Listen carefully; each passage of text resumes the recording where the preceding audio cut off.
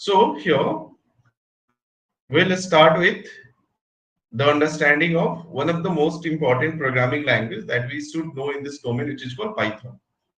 Okay, so many of you may have some basic understanding of Python. Okay, many of you may not have. Okay, but I'll consider I'll not have any kind of a thought in my mind that whether you are knowing, whether you are not knowing. I'll consider everything like I'm just teaching to an absolute beginner, right? So we'll start with the basics of Python and just understand like how this programming language can be used, right? Once we did it, okay, that will hardly take I guess 1 or 2 sessions, right? Once we did it, thereafter we will start with our data science part. Okay, so in the data science part, we'll just explore few things. We'll explore some statistics. Okay, like how the understanding of statistics, like inferential stats or descriptive stats. Okay, so those things like mean, median, mode that we already know, standard deviation, variance, hypothesis testing, and all. Okay, just to understand, because without a statistics you can't identify what your data wants to tell you. Okay, what is the insight within a data, what is a story that is present within a data, right? Or what kind of information that can be explored from that data, that can be only possible through statistics, or that can be possible through visualization. Okay, that means creating some plots and charts kind of stuff. All right, next we will work with the analysis part. Obviously using those things we'll analyze it, right? And then we'll work with the cleaning, data cleaning, and pre-processing, right? Because a raw data can have so many things which is not expected, right? Some missing values may be there, some kind of outliers may be there, some data type may be different. Okay, the mixed data type may be there. Okay, let's consider a situation. I am having a data column in which mileage is mentioned. Okay, like I'm working for automobile project, and there is a data column in which mileage of car is mentioned. Okay, now the person who collected the data, the person had collected all the data in a single sheet. All data means what? Mileage of diesel car, mileage of petrol car, mileage of CNG car, mileage of electric cars. Right. Now, in that column only mileage is mentioned. Now, for each of these car, okay, the mileage can be, the unit of mileage can be different. Suppose for petrol and diesel it can be same, right? For CNG, for electric, it can be slightly different, right? The unit should be different, the measurement will be different, the range will be different, right? So those kind of problems happen in the data. So missing values, outliers, data type mismatch. So these kind of things we need to fix. Then only we can identify the better insights out of the data. So we'll explore it in detail. So data cleaning and pre-processing, that is called preparing your data, right? And thereafter we can see over here the next step that we'll go, that is called machine learning. Okay, once we will have the better set of data, because if your data quality is good, machine will get trained better, right? If the data quality is not good, there is no way you can train a better machine learning model. Okay, so if you want a machine learning model to be good, quality of data should be good, right? So later on we'll go with the machine learning model, in which what we will explore, we are going to explore different kinds of learning, like supervised learning, right? Unsupervised learning, right? Reinforcement learning, right? Regression, classification, isn't it? Thereafter, in unsupervised, clustering, association rule mining, right?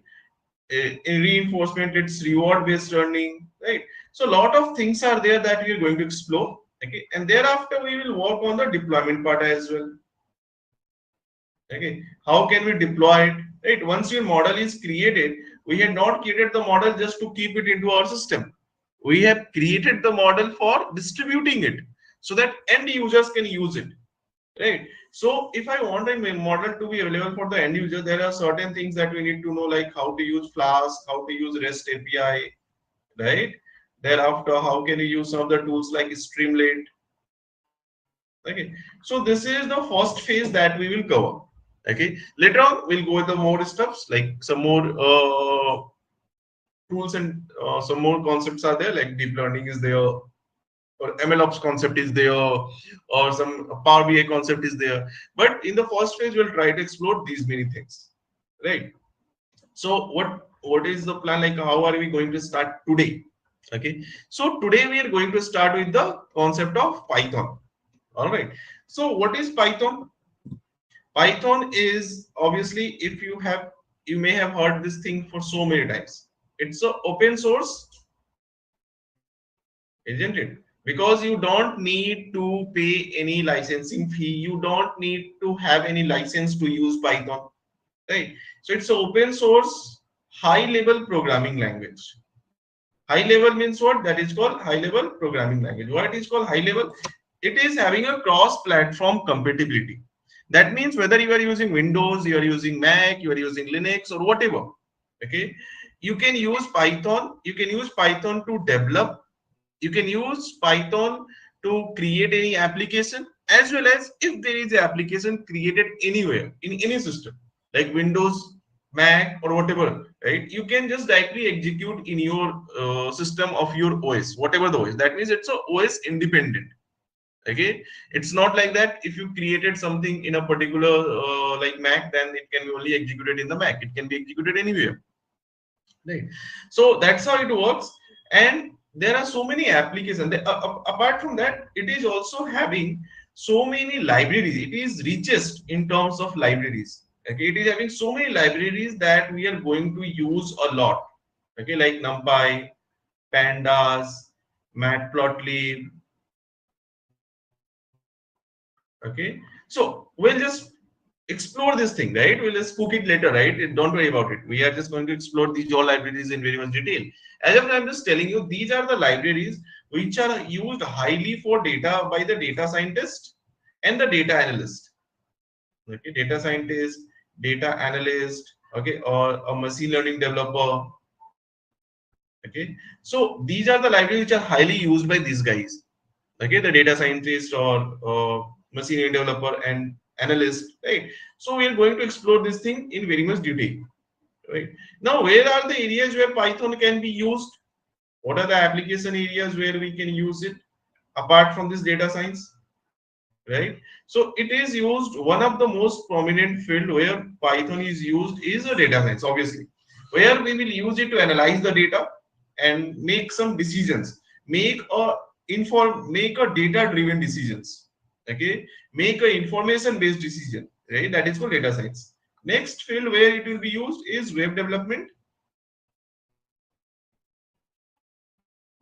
Okay, here we will use it. So web development is like, developing or building up some websites or creating some sort of web applications, right?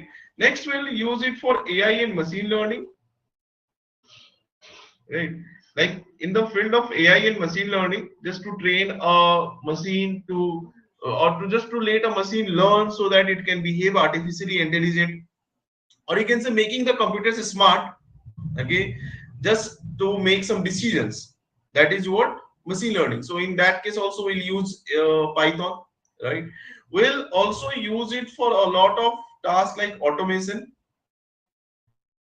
Okay, Python is also used in the case of automation. Automation is like if we have some repetitive task, there is a task that is going to be repeated again, and we have to do it, right? So instead of kind of doing it every time manually, we can create some automated application, right? So that's how we can use it over there in the field of automation. Also, Python is used highly. Now, question over here is how. Okay, where we will use it, that we will see. How can we use Python? So to use Python, you have multiple options. Okay, to write a Python script, to write a Python code, right? To write a Python code or script, okay, to create something for a system. It can be any application, it can be any software. Obviously, if you have to create a software application, you can't use our own communication language. We have to use a programming language that the system can understand, right? So here we are going to use Python. So to write the Python script, we have two options. Option one, we can use some cloud-based tool. Okay, cloud-based tool are like Colab or Kaggle, right? And so many tools are there that are cloud-based, or Databricks, that is a Microsoft. tool, right? Or we can use what, our system, like independent ID, or you can say it's a independent system ID, independent system ID. That means you can install everything into your system and can use it.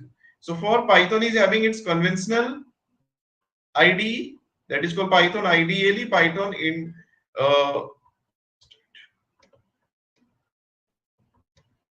so Python is having its own interactive development and learning environment.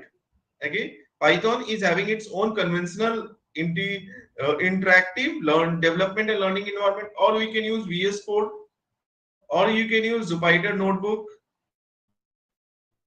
So in case if you had not heard about this thing earlier, don't worry, we'll explore it. Okay, so if I want to write a Python script, I need a software, right, where I can write my code. Okay, so first what I mentioned over Python IDE. Ideally, we'll go to cloud-based later on, but first let's explore these guys. So Python ideally we can access from here. We can just go to Google, can search for Python some 3.10 install like this. Okay, use slightly older version for better stability. Okay, you can use the recent version as well. Most current version maybe 3.13, but use slightly older version just to have a better stability, because recent version used to have some bugs, and most important, there are some libraries which may not be that much compatible with the very recent version. Okay, libraries are more stable with slightly older version. Okay, so you can just use it, right? So I'll go with Python 3.10. From here I can download it. I'll also share the link with you. So we have a Mac and Windows both, right? And we have a Linux as well, right? So I can just access it from here. I'm sharing the link with you. In case if it is downloaded and installed into your system, please don't download and install again. Okay, please don't do it once again. All right, that was for Windows, and this is for Mac. Okay, now the question is, how do you know that whether Python is there in your system or not there? So very simple. Before installing this thing, do one thing. Just use Windows plus R. Press Windows plus R, you'll get the run over here. And over here, launch command prompt. Okay, what I did, I just pressed Windows plus R and I typed CMD over here. What? CMD. As I press CMD, as I enter CMD and I press enter, what I get this thing, that is your command prompt. Or in short, you can start your command prompt and just type Python over here. Okay, if you type Python and you get the interface like this, that means Python is already installed into your system. Okay, so if it is installed, no need to install it. If it is not installed, then you can install it.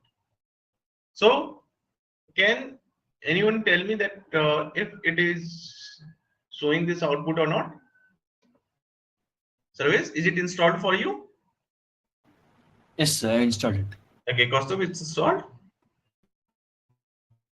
It is opening up the Windows Explorer, and it says Python 3.13 something. It's saying I had installed this. It was I had installed Anaconda and all that, but I'm not sure right now. I understand. What's the problem is, I understood it. I'll help you. Nitin, is it installed for you? Yes, sir. Okay, Ram, done? You installed? Ram? Ram, are you there? I can't hear you. Okay, you are using Anaconda. That's fine. That's fine. Okay. So, Kaustubh, are you comfortable in using Anaconda? I normally use Colab actually. Okay, fine. You can use Colab, but the point is, see what happens. Yeah. There used to be some situation where you have to kind of switch to your own environment. The reason is you want to deploy. Okay, Right. so for deployment you need server and all, right? Right. So initially we'll create a local host server to test our application. So using Collab we can't do that. Okay, Correct. Correct. because like Collab we can just execute the program, but Collab will not let you create a server, Got isn't it? it. Same thing. It's suppose some kind of so many. Suppose we are working with a database, right? Correct. So again, if you're working with a database, so if you have an actual database, some actual database, then you can connect with the actual database through Collab. But if you're using a localhost database, then again you Right. require your own system. Correct. Alright. Correct. But anyway, if as of now you are comfortable with the Collab, you can just go ahead with that. Or if you're comfortable with Anaconda, you can use Anaconda as well, right? Yeah, But I have Anaconda. Yeah, I have right, Anaconda. right. Yeah. Okay. And the reason being why it is not showing, because you have already installed Anaconda into your system, and your Python is basically within that Anaconda environment. Oh, got it. So it is within that particular isolated environment. That's why you can only access Python through Anaconda. Sure. Okay, Sure. right? So that's why it is not showing that. Yeah. If you want to use it separately, then you have to again install on Python independently into your system. But I'll not Sure. Yeah. recommend you. I'll not recommend you installing Python independently with Anaconda existing. The reason is if Correct. you install two different Python versions, then they will start conflicting the things. And suppose sometimes you are installing a package in version 1, they will get installed in version 2. Then after Right. installing, it will keep kind of facing the issue like I installed, where it gone, and all those things. So just work with a one tool, right? Sure. Sure. No, I'll go with Anaconda only. If I face any problem, I'll ask you. Sure, definitely. Okay. Okay. So right. So now, as it is already installed in my system, what I do, I'll just launch the IDLE. This is a Python IDLE. Okay. So when I launch a Python IDLE, I got this environment. This is called what? This is a Python interactive environment, right? Which is a Python cell. All right. In the Python cell, what can we do? I can just ask it to do something. Let's say I'm asking it to print hello world. So it will just follow my instruction and do the job. If I'll ask this guy to do something else, okay, it will just follow my instruction and do the job. Fair enough.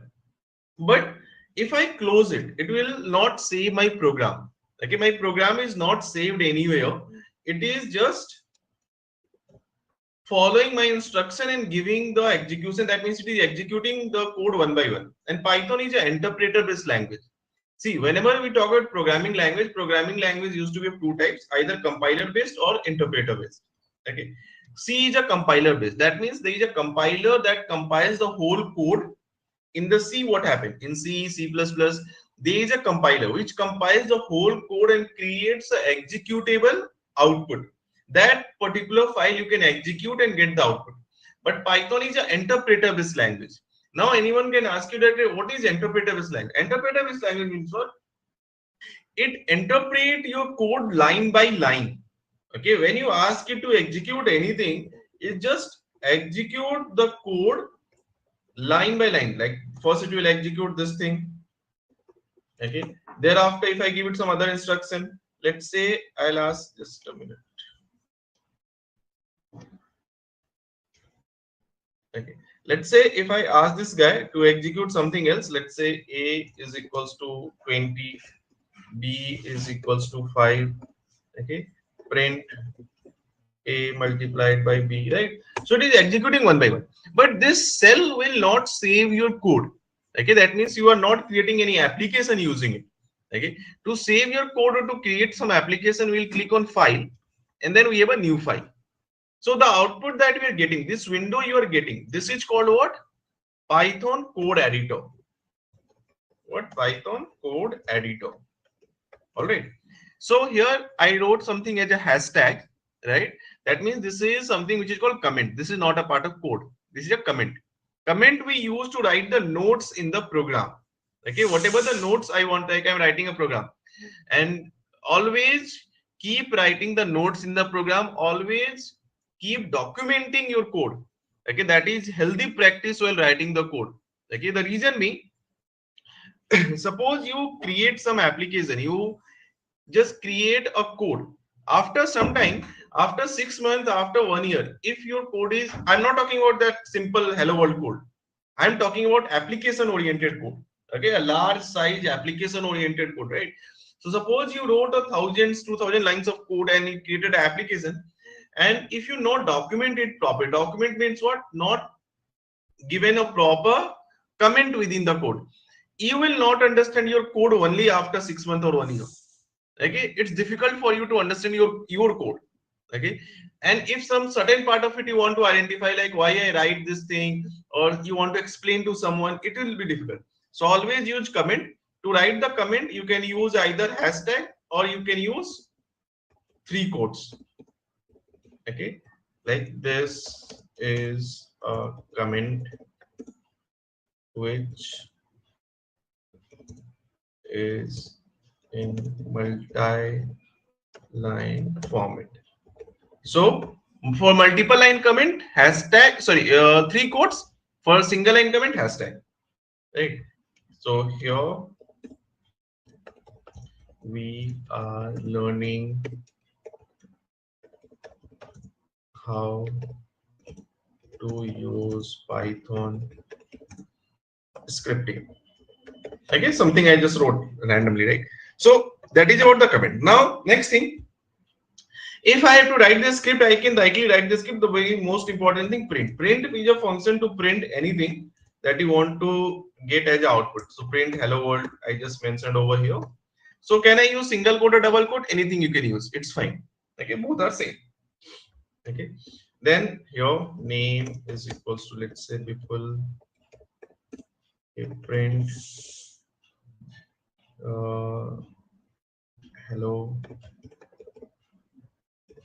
hello comma name. Okay, then after age is equals to, let's say, 20, print age plus 15. Okay, here I just mention something, the age is, okay. So if you see what I did here, it is simple hello world. Here there is a variable I defined and I'm calling the variable as it is. Here I can't write it like this. Okay, I can't write it. Okay, let's write it like this first. Okay, thereafter you'll understand why I can't write it, right? So that's it, like this. Okay, now I'll execute it. To execute, I can click on run button, run module. Okay, so when I run it, it will ask me to save the file. Obviously, I'll save the file somewhere, right? So let's save it to here. Let's save it in D drive. I'll create a new folder, and the folder name I can give as your AI console.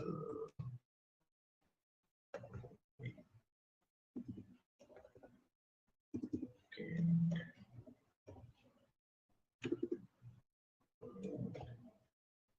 Okay. Fine. So this is a new folder, Python demo. Alright.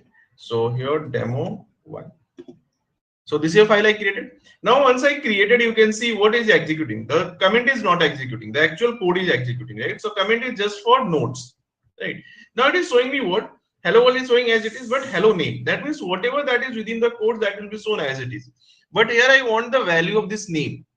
Okay, value of this name, that is people, right? So I can't use this quotes for this guy. I have to put the quotes over here. Now will it work? Let's try to run it.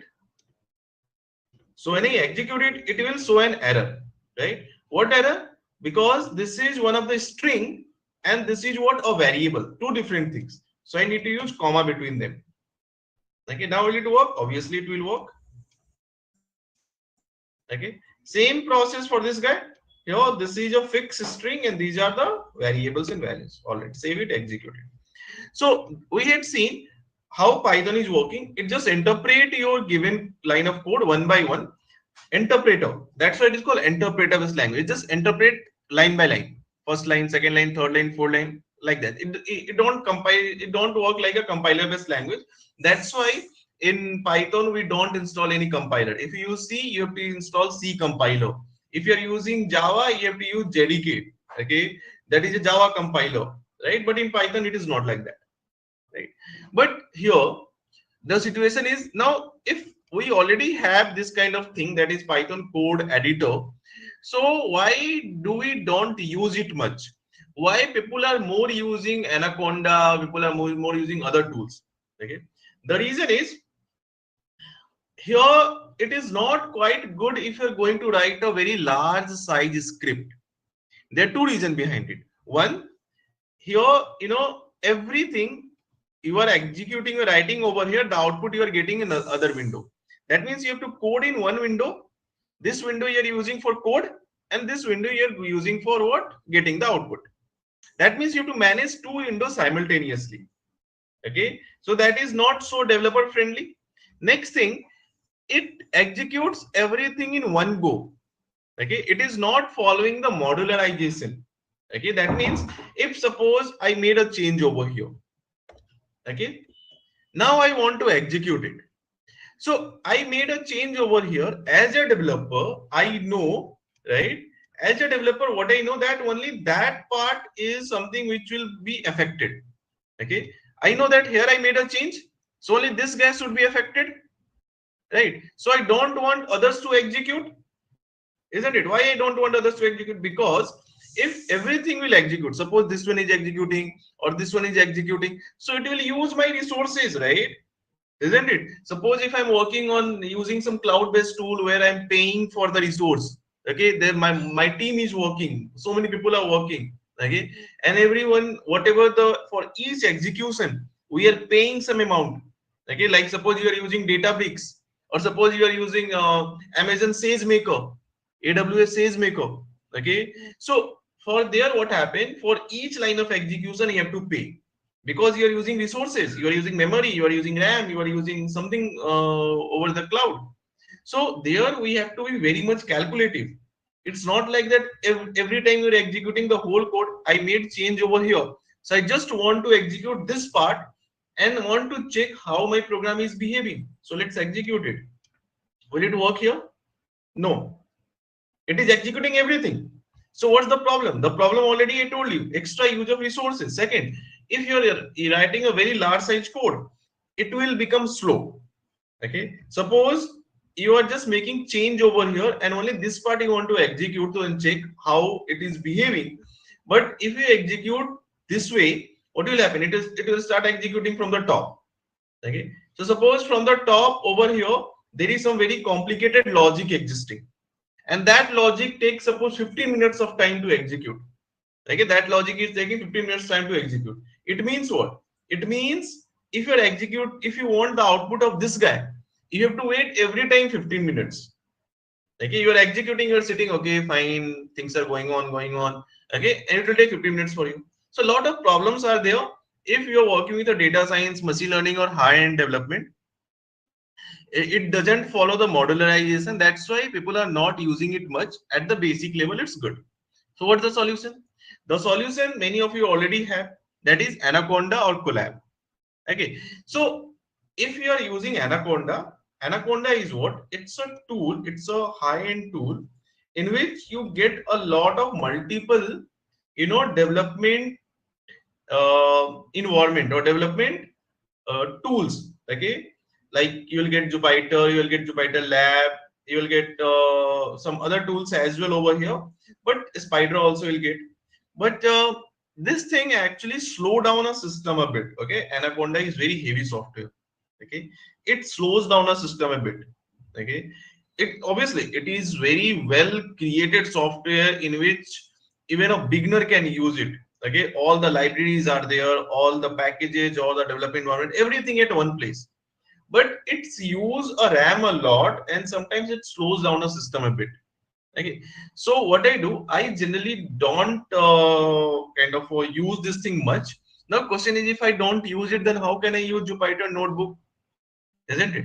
So if you want to use this thing, that is Jupyter notebook. Why I want to use Jupyter notebook?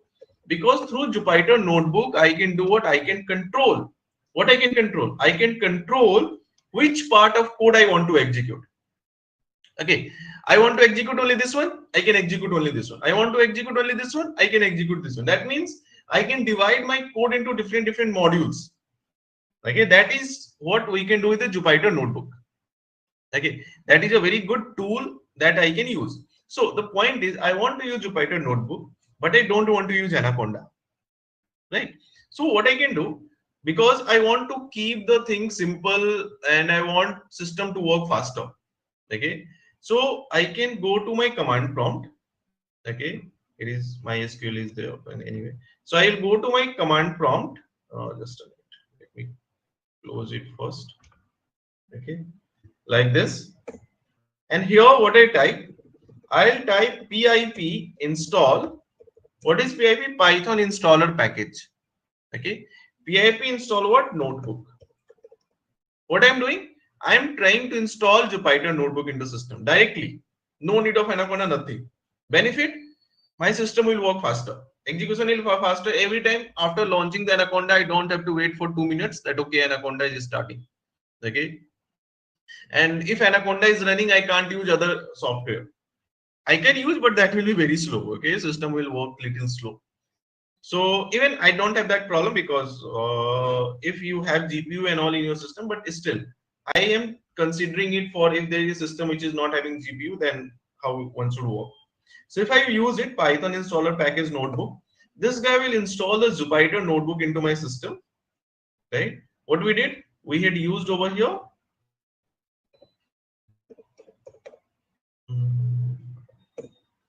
Okay, let me write the comment notes later on. I'll share this thing with you. Install Python. So first we had seen how can we install the Python. So for Python installation, we can make use of this thing. From here we can install it, right? Okay. Thereafter install Jupyter. In case you already have Anaconda, then no need. Okay, you can go ahead with the Anaconda. Open command prompt. See, whatever I am telling you, if you find anything which you want to do, okay, and you are feeling difficulty, please let me know. We will sort it out. Okay. So in the command prompt, when I use it, it will get installed. Right. Once it installed, I want to use it. So I'll just type Jupyter notebook. Okay, what I type? Jupyter notebook. As I typed it, it will launch the notebook. Okay, that I can use in my system for the Python based development. So this is my notebook that I got. Okay, so what I did over here I opened up the command prompt, type this one, and then Jupyter notebook. Fair enough. So we got a notebook over here. Right here, some codes that we did earlier, it is present over here, but here I want to do a new code. So I can click here and new Python 3. All right. So as I click here, I'll get the interface where I can write my Python script. Okay. So here I can write a Python script. How? Let me just type it. Print hello world. Okay. Shift plus enter. Right. It will do it. Right. Next one thing that I want to execute over here is this one. All right. Next thing I want to execute over here is what? This one. Like this. If I want to make any change, okay, let's say I will make the change over here. Okay, let's say 30. Right. So these code I don't have to execute. I don't have to execute these guys unless this is dependent upon them. Okay, unless this is, suppose if I write one line of code over here, print money is, let's say, okay, then it is dependent. Without executing this guy, this will not work. It means what? It means that if I will kind of just restart the kernel, let's say I restarted the kernel. Now if I'll execute this guy, now it is showing an error. Okay, why it is showing error? Because now this line of code is dependent upon this guy. right? If this is not executed, name variable is not defined. If it is not defined, obviously it will show error, right? So it is fine. But suppose if I'm not making any change here, I'm only making change over here, right? So in that case, I don't have to execute this one again. Okay, I just made change here. Okay, name is same, so I don't have to execute it once again. All right, so that is the benefit of using Jupyter notebook, right? So I can use AIC demo data science and machine learning one. DS1, and here it is. I'll share all these things with you. Fine. So this is a purpose of using Jupyter notebook. Okay. Later on, for high-end coding or for like for you have to deploy something application-oriented coding. Okay, application-oriented coding. What we use? We use Visual Studio Code. What we use? VS Code.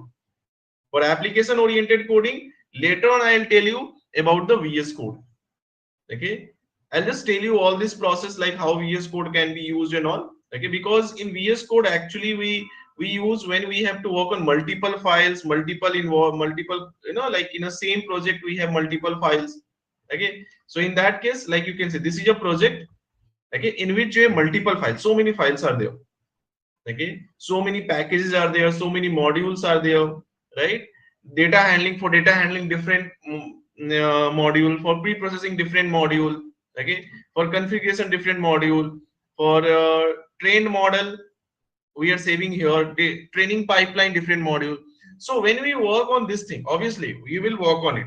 Okay, so when we work on this thing, I'll tell you how to use VS Code. As of now, VS Code is not required because we are just starting. So as of now, we'll stick our all the actions to Jupyter notebook. In case if you are familiar with the Colab, you can go ahead with the Colab. Okay, I'll also use Colab. Don't worry, I'll also use Colab. But as of now, I'm starting with the simple Jupyter notebook. Now, before going ahead, is there anything to ask? I just want to confirm. Then only I'll proceed. If you have anything to ask from here, with the environment, with the tools, with the installation, anything. Yeah, yes, no, anything, please tell me. All good?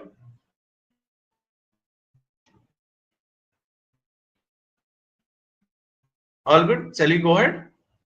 Okay, thank you, Kaustubh. Yes, sir. All right, thank you. So now what to go ahead, what to understand over here. So we have this thing that is your all the this one, that is your library. So all the installation, all the environments, we have seen how it works. Next, what are the things that we need to understand? See, if we are starting with the Python, there are a few things that we need to understand over here. Let me just write it first and thereafter we'll explore. Concept of Python. First thing, variables and values. Okay. What is variables and what is value, that we need to know. That is very simple thing to understand. Next, we need to know over here the data types and data structures in the Python. Okay. Next, we need to understand the operators and operand, or operators only. Let me just write it. Next, we will explore what? The conditional programming. Okay. Next, we'll explore what? Loops, for loop and while loop. Okay. Next, we will explore what? Functions. Okay. Next, it is file handling. Thereafter, it is exception handling. Okay. So these are the things that we'll explore one by one. Okay. If we have this much understanding, we can easily use these things for our data science and machine learning programming and how to implement it, right? You know, we can also go for object-oriented programming, that is class and all. Okay, but if you have to just start, okay, you don't require that much deeper understanding of class or abstraction or inheritance. Okay, but is it like class or object oriented programming is not important? I'm not saying it is not important. Okay, it is actually very important thing. Okay, but as a beginner level, okay, if you can skip that, if you are skipping that part, then also you will not find many problem. But when we will go for the higher end, like suppose from the beginner to intermediate, when we shift to the intermediate level, at that point of time we want a more structured coding. Okay, and to have a better structured coding we required object oriented program. So then we'll explore that as well, like what is inheritance, what is abstraction, what is class, how can we just use all those things for a more structured scripting. Now, what is variable and values? Variable is something that is used to store a value that can be recalled later on. Okay, like this is a variable if it can store a value. Okay, this is a variable which can store a value. As it can store a value, it can be recalled later on. Okay, like we had recalled it. Okay, I can just say over here key my name is, okay, something like this, isn't it? So that's how we can record it, right? So a variable can store values of different types, like it can store numeric, it can store non-numeric, it can store kind of sequential data, it can store non-sequential data. So what a variable can store, that are called data types. Okay, there are multiple ways of defining a variable. This is where you can define a variable, or you can define it like this: a comma b comma c is equals to 10 comma 12 comma 15 16, like this. So this is also a way you can store a variable, right? We have three variables stored in a single line. Okay, or we can store it like this: x is equals to y is equals to z is equals to 25. Print x, print y, and then print. Okay, this is also how can I store, right? So these are the ways of storing variable. Next, data types. See, data types is something which that a programming language actually understands. Okay, what are the types of data? Like over here, it's a numeric data. Okay, over here, it's a non-numeric data, right? So if I talk about non-numeric data, okay, like we did here, okay, so this non-numeric data will be what? If you check the type of it, what will be the type? The type will be string. Okay, the type is what? String. For numeric data, it can be a integer, it can be a float, or it can be a complex number, right? So if I will say over here, let's say age is equals to 25, weight is equals to, let's say 55.7, right? Now if I'll print age along with the type of age, okay, and if I print weight along with the type of weight, okay, this is called what? Integer. Integer, if I don't have any decimal values, it is called integer. But if I have some decimal values, that will be called as what? Float. Okay, thereafter Python also supports complex number. Let's say I'll write it over here 3 plus 4g, print complex number, and the type of complex number is what?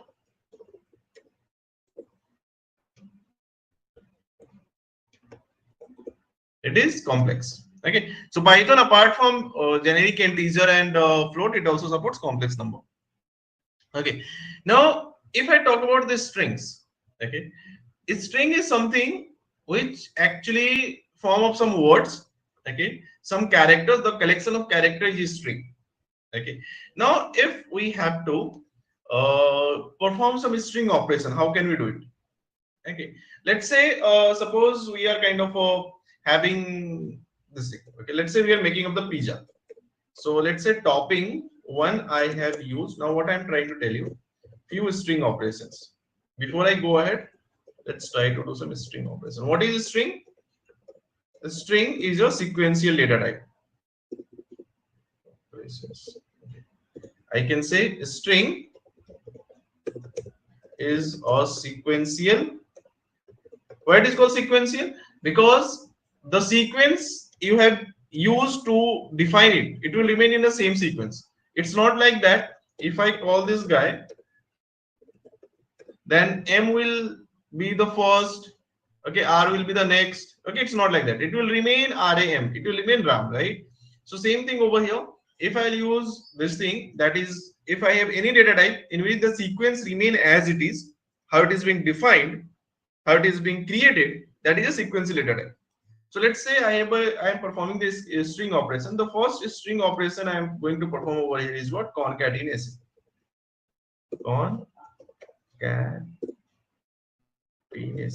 Concatenation means what? If I have two strings, let's say the first string is over here, let's say tomato.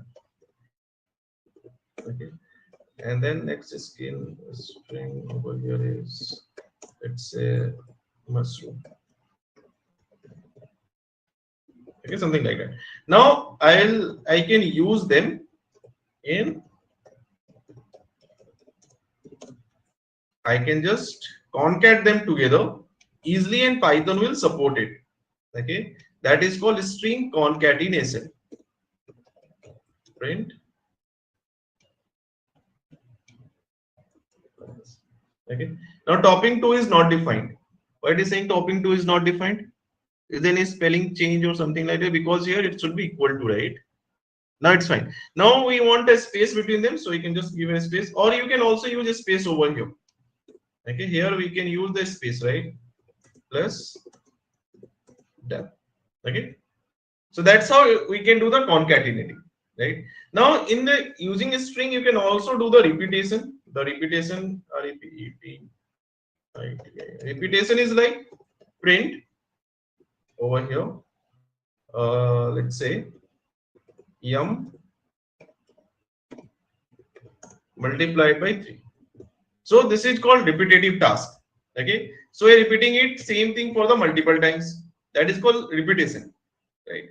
And whenever we have any kind of sequential data, we can also perform slicing. Okay, slicing means what? Let's say I have a particular word over here. It can be Margarita,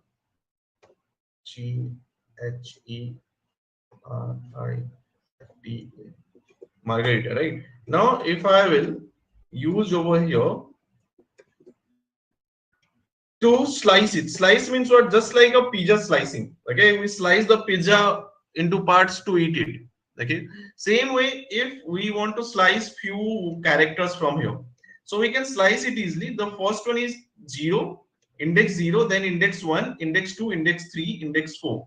So if I will say over here pizza, okay, from index 0 I want 4 character, so 0 plus 4, it would be 4.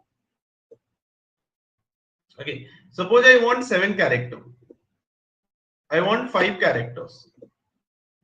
Okay, so we can do it like this. Okay, this is called what? Slicing. We are just trying to slice the characters from here. All right, am I clear? So apart from that, we can also find out the length of this thing. We can just use length to find out number of characters within this, right? Or we can also do what? We can just use over here string operation as dot upper, that will convert everything into uppercase, or we can do what? Dot lower, that can convert everything into lowercase. All right, there are few string operations that we get seen over here. What is string operation? What is a string? It is a collection of characters. Right? What is a string? Characters defined within quotes. Okay. Now we are doing some operation concatenation, repetition. slicing, and some upper lower, and we can also find out the length of it.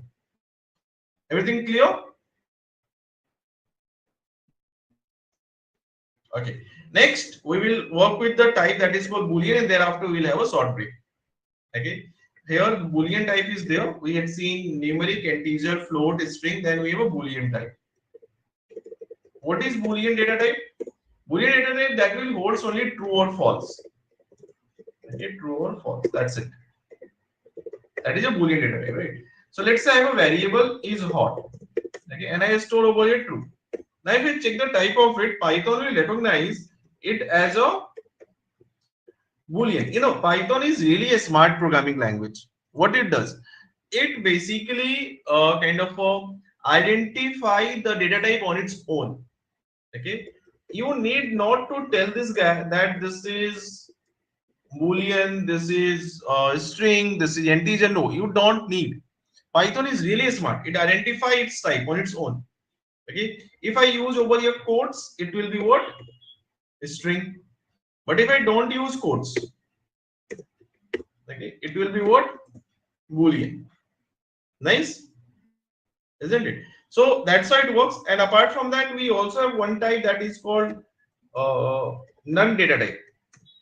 Okay, if I just store none, okay, and I'll ask this thing that what is it? No pizza, and I'll check the type of it.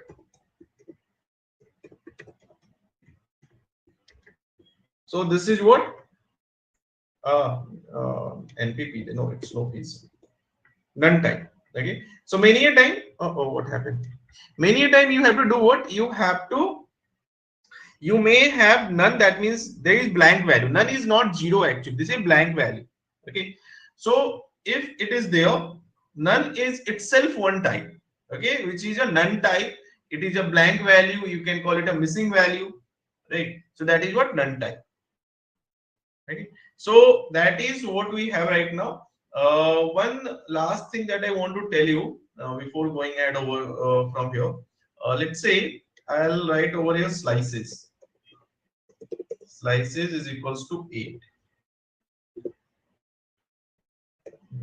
Now, if I will do it slices multiplied by 2, it will work. Okay. But if the same thing is within the quotes, then you can see it is working like a string operation because it is a string, right? So in a case where your data type is actually a string, okay, but you want a numerical operation, right? So what you can do, you can just use it over here like a typecasting. This is called convert. Okay, this is called what? Conversion.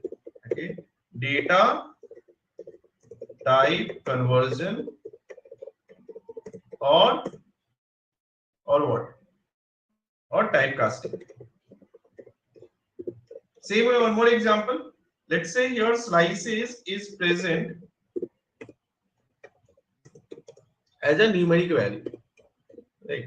Now I'll print it over here. Print. Let's say you have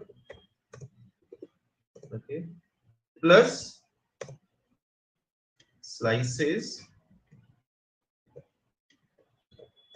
plus slices left. Okay. So what I'm doing concatenation. Okay, I'm doing three string. I want to concatenate, but will it work? It will not work. Why it will not work? Because this is a string, this is a string, but this is not a string. But through typecasting, we can make it a string. All right. So if it is numeric, I want it to be in string form. I can convert it. If it is non-numeric and I want it to be numeric form, I can easily convert it. All right. Same way, let's say I have a price is equals to 3.99, and if I will use integer over here, what will happen?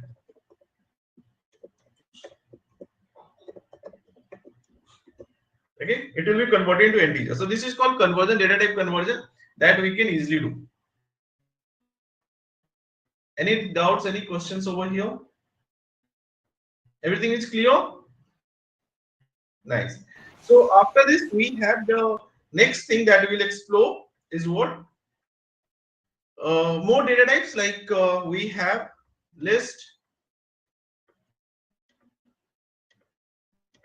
The next sequential data type is what? List and list operations. Okay. Thereafter, the next sequential data type is what? Tuple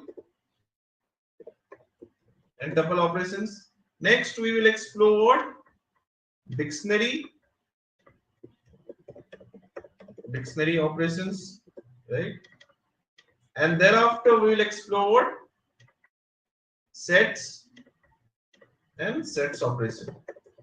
Okay, these are the data which are very important to understand. These are sequential, set is non-sequential, and thereafter we'll go for the operand. But before going ahead, okay.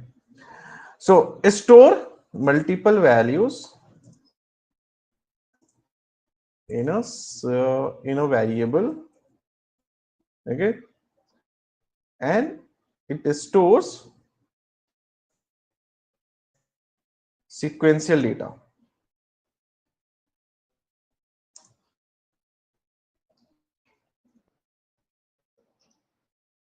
Okay, it just stores a sequential data. What it means?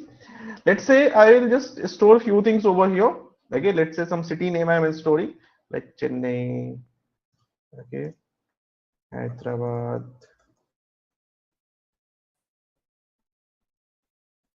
Okay, let's say Mumbai. Okay, Delhi. Okay, like this, right? Now this is called a list in Python, right? And it is sequential and it is also mutable.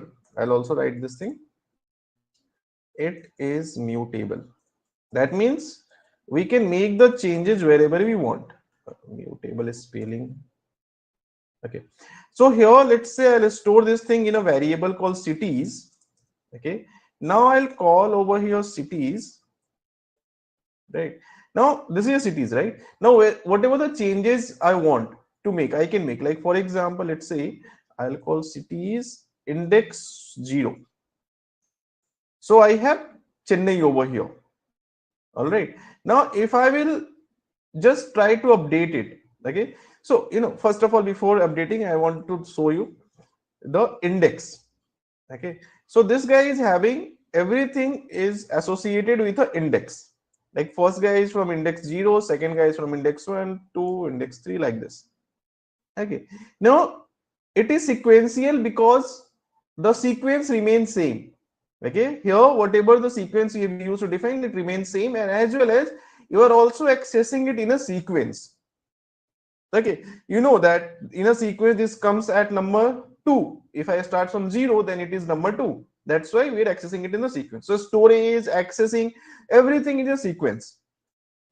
Next, it is a mutable. Mutable means what? If any value I want to change. Okay, let's say I want to change this value.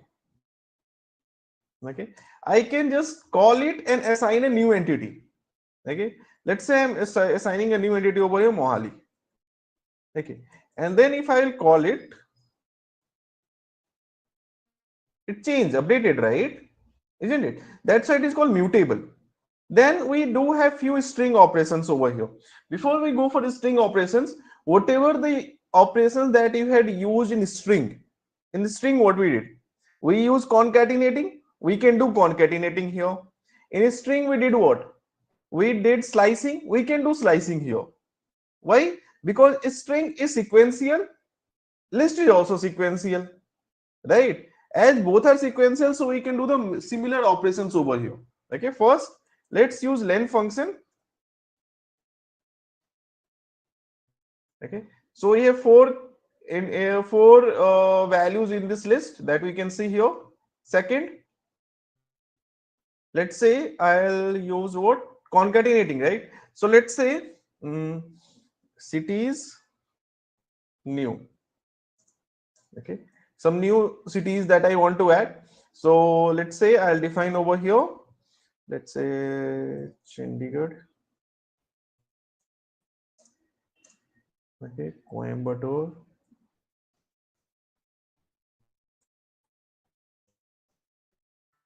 Okay, Vizag.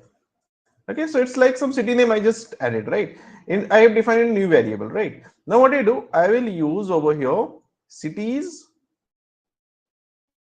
plus cities new.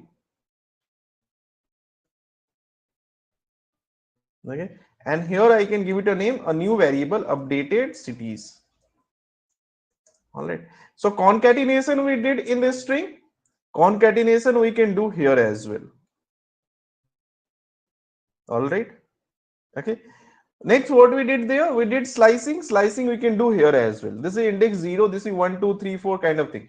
So it means what? Let's say I want to start from index 1. Okay. So I can do what? Print updated cities. Okay. What? Index 1. So it will do what? It will give me everything from index 1 onwards. I sliced everything from the index 1. Concatenation. Okay, here what we did? Slicing.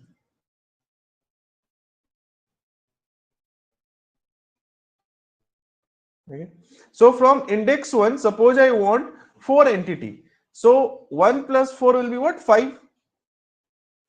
Okay, so the rule is what? The rule is you have a name of your list or list variable. Okay, then I have an initial index. Okay, colon whatever the initial index you have plus number of values.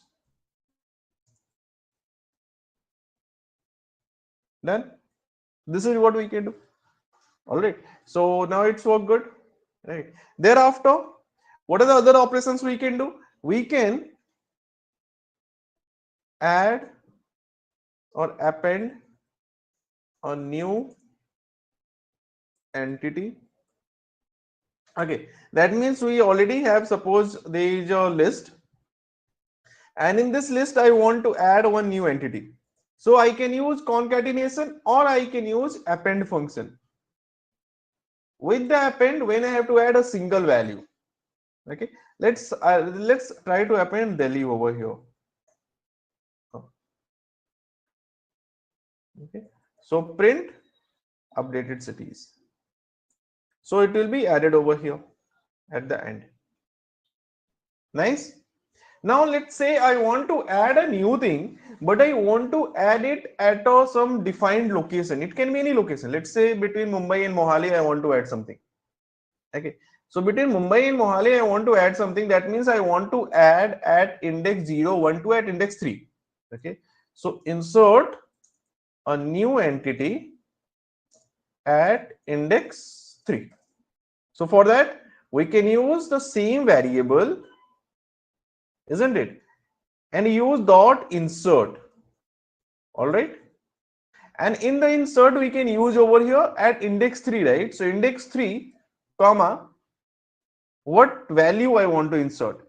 Okay. Let's say I want to insert Dehradun. Okay. And thereafter, I will call this guy. You will say this will get inserted.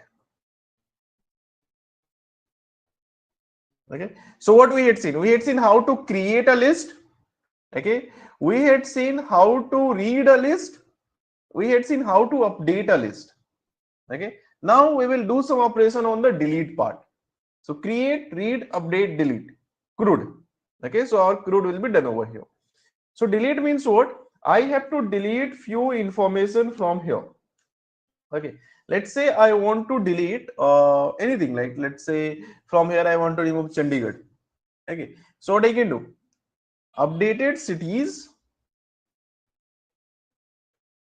remove an item.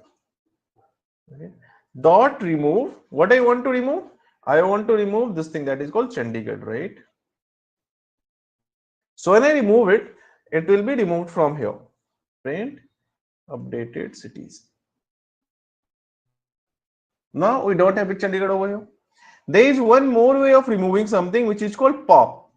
Okay, remove an item using POP.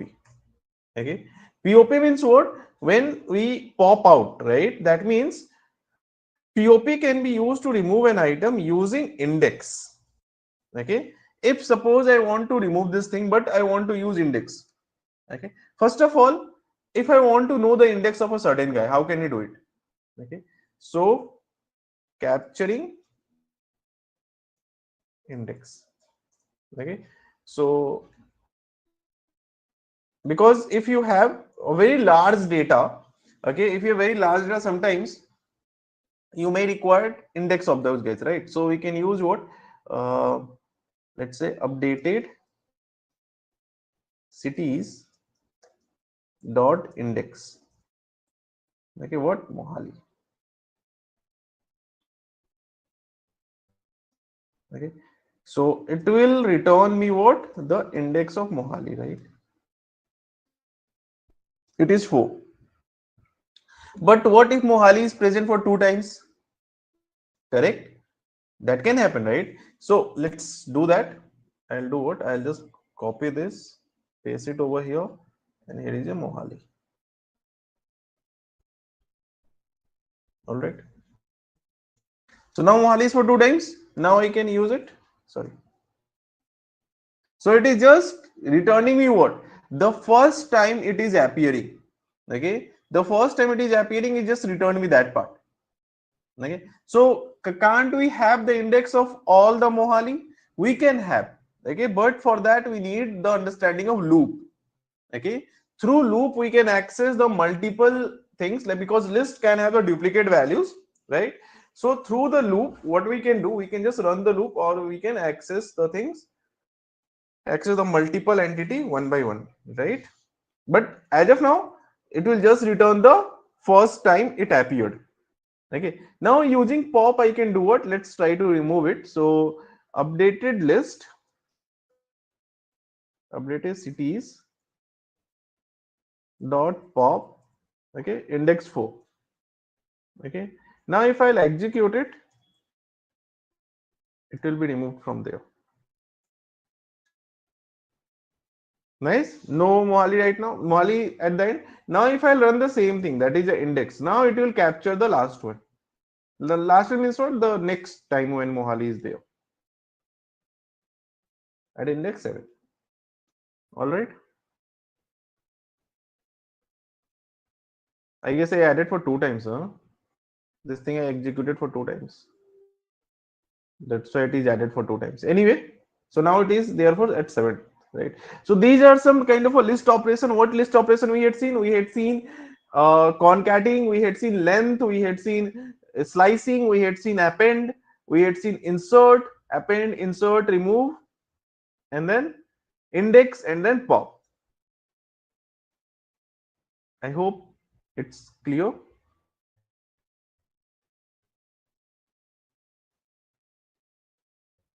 Next, we have a tuple. Okay, so what is tuple? Tuple is also I'll copy the same entity from here.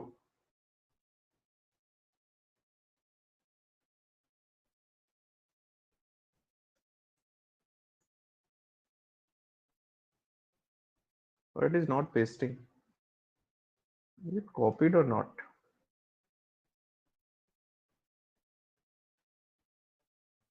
Okay. Tuple also stores multiple values in a variable. This is also a sequential data, but it is immutable. Okay, this is non-mutable, you can say. Okay, that means you can't make any change over here. Alright, that is how tuple works. Okay, let's say I'll define a employees. Okay, and this time it is parenthesis. List is what? A square bracket. Tuple is what? Parenthesis.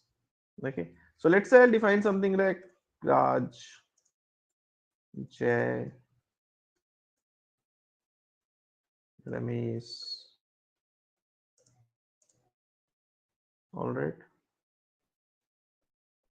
Shivam. Okay, like this. Okay, now I'll call it print employees.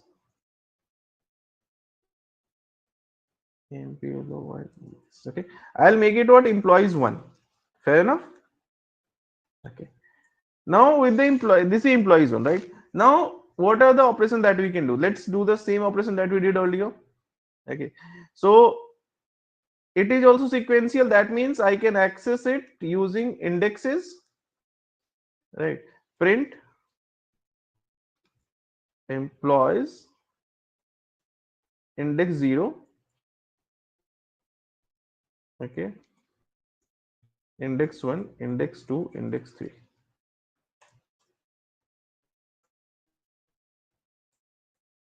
Okay, that is showing error because the variable name is incorrect. It should be employees 1.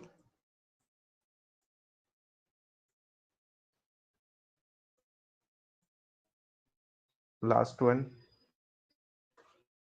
Okay, now next thing that we did, what concatenation can we do? Obviously here we can do, let's say employees, let's try to do it. Employees 2 is equals to, let's say Ragini, let's say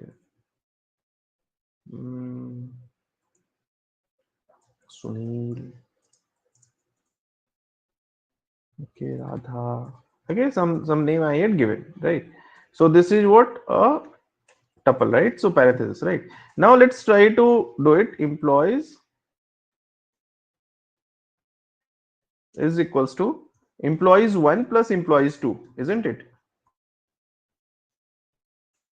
Employees 1 plus employees 2, right? And then I'll print the employees. Okay, so we can do the concatenation. Can we do slicing? Yes, we can do slicing as well. I'll take it from here. Let's say employees index 2 colon this one. That means from index 2 I want everything. How many values I want? Let's say I want 4 values. So 2 plus 4, 6. Nice. Okay. Next, what we do? Then what is different from the list? See, we can't make the changes. That means if I want to add a new value, okay, if I want to add a new value in this, I can't do it. That means let's say employees, or I want to make some changes. Let's say employees index 2. Index 2 is what, Ramesh? I want to make it something different. Okay. Let's say I want to make it Ram. So it will say that no, we can't make the changes. Okay, same way we can't append or delete any new value or any existing value. That means here if I want to append something, employees dot append. Okay, let's say I want to append something, people, it will not work. Appending will not work, updating will not work, because it is immutable data type. Am I clear?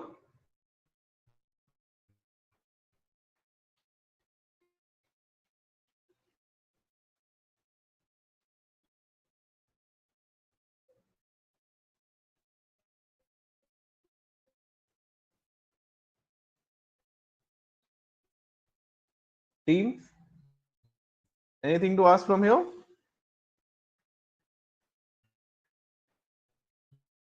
Okay, I consider it's to be done. Next, dictionary. What is dictionary? Dictionary is also, now dictionary is sequential or non-sequential. So there's a very interesting story with the dictionary. Till Python 3.7 it was non-sequential, but now it is sequential, right? So it depends which Python version you are using. What I mean, dictionary is basically a key value pair. Okay, so key value pair. Okay, that means for every value there used to be a key. Okay, so let's say I'll use over here something like, what should I, employee details I should use, or what should I use? Just a minute. Okay, so let's say here I'll use student details. Let's say student details. Okay, so let's say here the first entity is name. I want to store the name with a key name, right? So name of the student can be, let's say, Pawan. Thereafter age. Age of the student, let's say, is 19. Thereafter, let's say we have a What? It can be subject. Okay, let's say subject is or stream, better than subject. Stream, let's say electronics. Okay, like this. Okay, now I'll do what? Print. So this is now sequential, that's why it will keep the things in the same sequential form. But earlier it used to change the sequence, like before Python 3.7, if you use it, it gets sorted based on alphabetical order or some other order. Age goes over here, name goes after that. So but now after 3.7 it becomes sequential. So it is within curly braces. So can we access anything using indexes? No, here we can't do it. Okay, if I'll use index over here, let's say index 0, it will say what are you doing? Incorrect, because for every entity, for every item in the dictionary, we have something that is called key.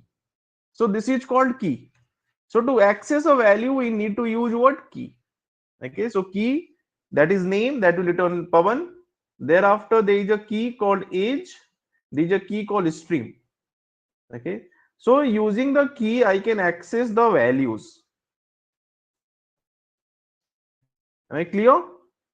Thereafter we can have the method that is called keys and values to separate them, like print student details dot keys. This will give me all the keys. Thereafter student details dot values. This will give me the values. Okay, so I have 3 keys and 3 values. Fair enough? Okay, now can we add a new entity into the dictionary?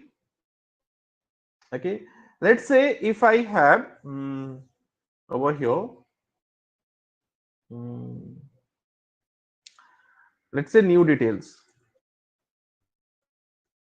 New detail is equal to, I'll add let's say city name, Jaipur. Okay, concatenation will work or not? Let's try. Okay, we'll try for what? Concatenation. So print this student detail plus new detail.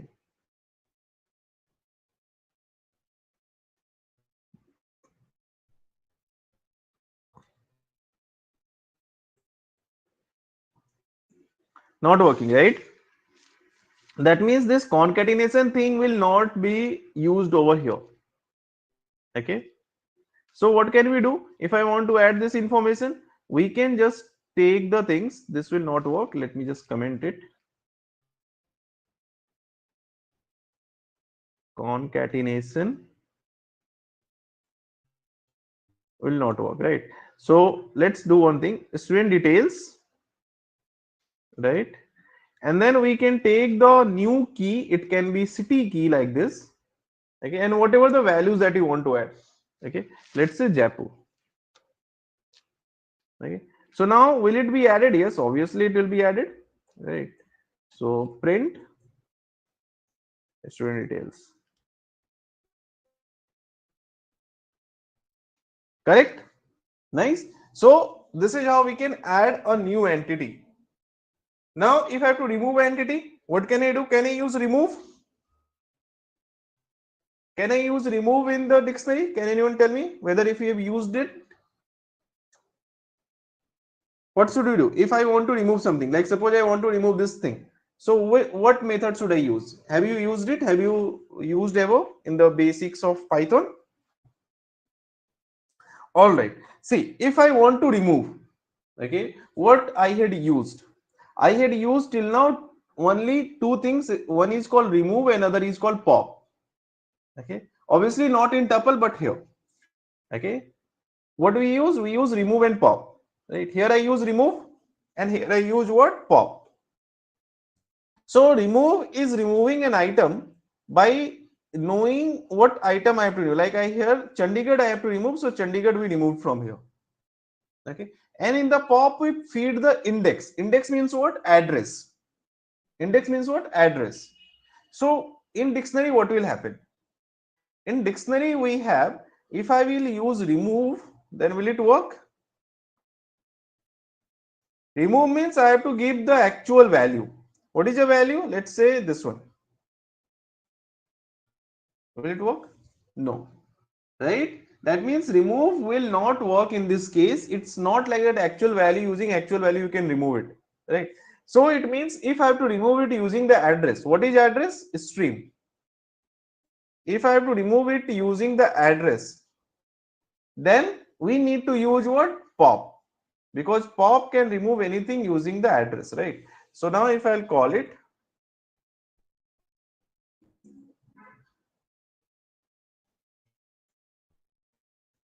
all right, or I can also use del, okay, delete.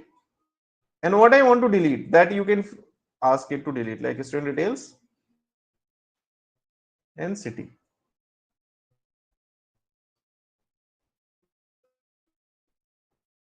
So this is how we can delete it, right? Now I can again call it.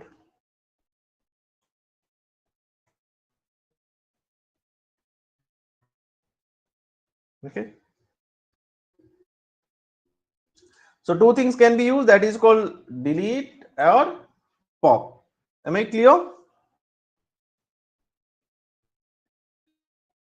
All right. So almost we had seen integer, we had seen float, we had seen complex, list, tuple, dictionary, boolean, none type.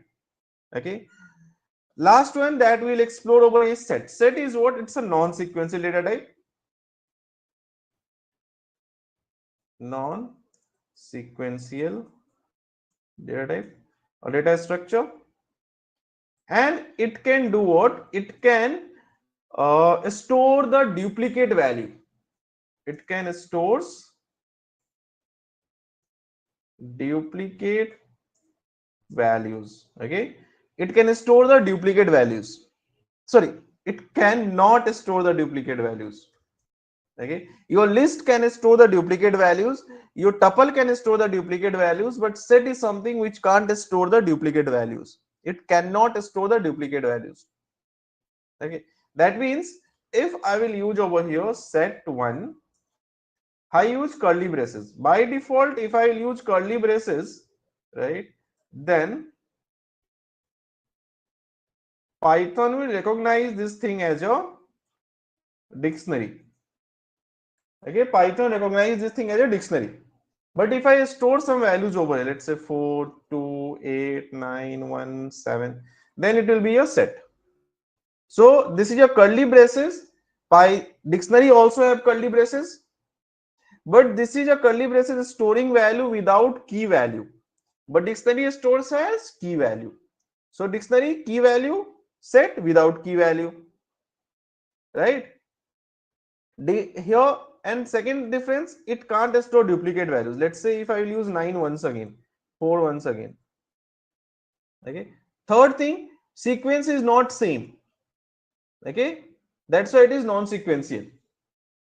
Okay. Then it means if there is no sequence over here, that means can I access using index? No, you can't access using index. There is nothing like index for it. Okay. You can't access a single value using index. If you want to access it, you can convert this thing into list and then you can access it. Okay. So set is something which is non-sequential. It is mutable. Yes, it is mutable. This particular data structure is mutable. That means if I have to add a new element in the set, can I use append? Where we use append? In the list. Can I use it here? Let's check. What value I should use? 1, 2, 3. Will it work? Append will not work. Then what will work? For the set, it is simple add. Okay. Simple add will work only in a case when the value is not already existing. Okay. If it is already existing, then it will not give you any new change. Okay. That is called set. So what is set? Set is a non-sequential mutable data structure which can store only the unique values. What it can store? It can store only unique values. Am I clear? Any question to be asked from here, Sarvesh, Nitin? Is it everything clear? Yes, sir. Yes, sir. Okay. For Kaustubh, it's fine. We can go ahead. Yes. All right. Thank you, everyone. So next thing that we will work on is operands. Operands means what? Obviously, when we have so many data structures or so many informations that we have, we also need what? We need these things to be operated. Okay, we need these things to be operated. That means we want operation between them. Okay, like adding, subtracting, multiplication, comparison. Okay, so many operations are there, right? So if I have to do the operation between them, that is called we need to use operands. Operations and operands. Okay, what is it? See, when I talk about operations, what kind of operations that we can do? We can perform arithmetic operations. Okay, arithmetic. That is numerical operations. We can perform over here what? Comparison. Okay, or we can also perform over here one more, assignment. So arithmetic is mathematical assignment, then comparison thereafter. Any other operations?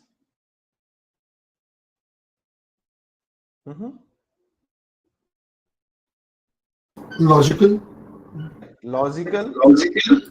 Yeah, we can do logical, or we can do what? Membership. Okay. With logical, we can also understand bitwise. Okay. So let's try to use it. So arithmetic is very simple. Like I have x is equal to 17, y is equals to 5. So if I want to do it like this, x plus y, this is what? Arithmetical operation. Similar to it. Okay. If I will, so plus is what? Plus is basically the operand over here. Okay. So plus, minus, multiplication, division, raised to the power, okay, floor division, and then modulus division. Okay, so these are the operands. Raised to the 17 raised to the power 5, 17 by 5 integer output, that is 3, and this is what? Remaining value. 17 by 5, 2 is remaining. So these are arithmetic operands. Thereafter we have assignment. Assignment we already use a lot. Here if I use x is equal to 17, this is plus equal to sign is what? Assignment. Okay, this is, let me just write it over here. Arithmetic.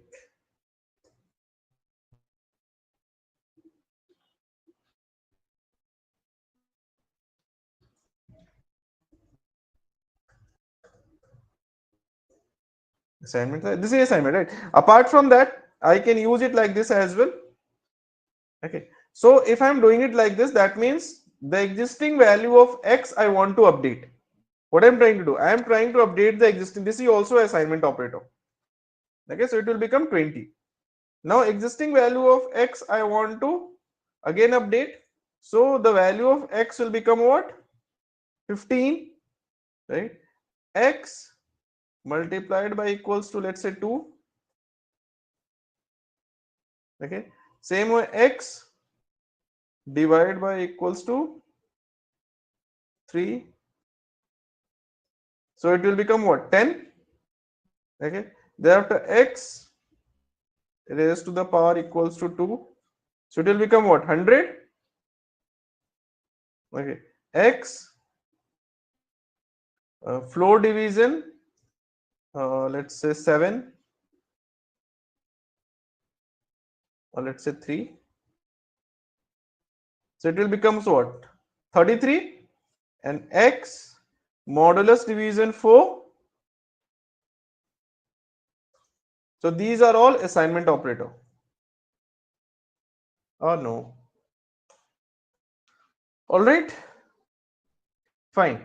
Next thing that we have is what? Comparison. Comparison is like comparing two different things. Okay. So we have comparison. Many of these things you may be knowing, but if something new, if 10% is also new, then it will be good. Comparison. Okay. So comparison is like comparing. When we compare something, we get the output as a true or false. All right. Like when we do login, okay, your login ID and password gets compared, then we get the login, isn't it? So comparison only help us in kind of a compare and then do something, some activity. So for the comparison, we can do what? Let's say here I am using age is equals to 21. Okay.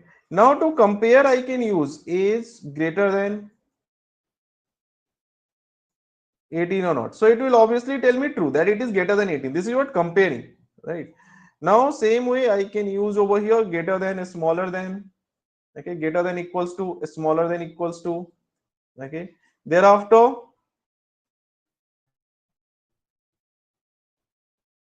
double equals for and not equals, okay. So here greater than, smaller than, here greater than equals to, smaller than equals to, it is what? Double equals. Is it equals to 18? No, it is not equals to 18. Is it not equals to 18? Yes, it is not equals to 18. That's why true. That is what comparison. Quick, very simple, right? Next, we have the logical, as you said. Logical will do what? You used comparison, you compared something. Now, multiple comparison you want to combine. Okay, for example, let's say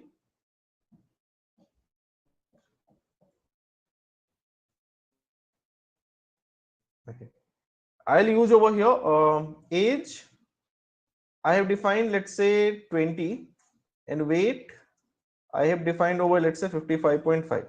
Now here I am comparing age is greater than 18 or not, and weight I am comparing is it greater than 50 or not, right? So two different things I am comparing.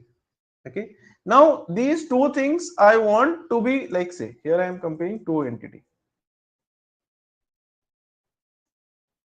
So both will give me separate true or false, right? Now if I want to compare and find out whether both are true or not. So if I want to find out whether both are true or not, I can use what? AND operator, right? AND operator will help me to understand whether both the things are true or not. Okay. If both the things are true, then only AND operator will give me what? True. That is your logical operator, isn't it? If any one of them is false, right, then AND operator will tell me what? Final outcome is false. Okay. Let's say if I compare this thing, this is false. Okay. So true and false will give me what? False. Okay. Thereafter false and true. This will also give me what? False. Okay. Thereafter false and false.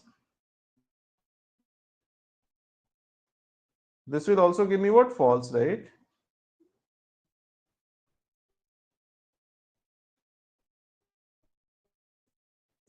Okay. All right. That's looking good. Next thing that we have to do what? That is or just like logical and we have a logical or. So logical or basically tell us what? Logical and. Okay. True only if all compared conditions, all compared conditions is not true. Okay. And what is or? Any one of them. Okay. If any one of them is true. Okay. True if any compared condition is true. Okay, that means here if I'll do the same thing, and here I'll use or,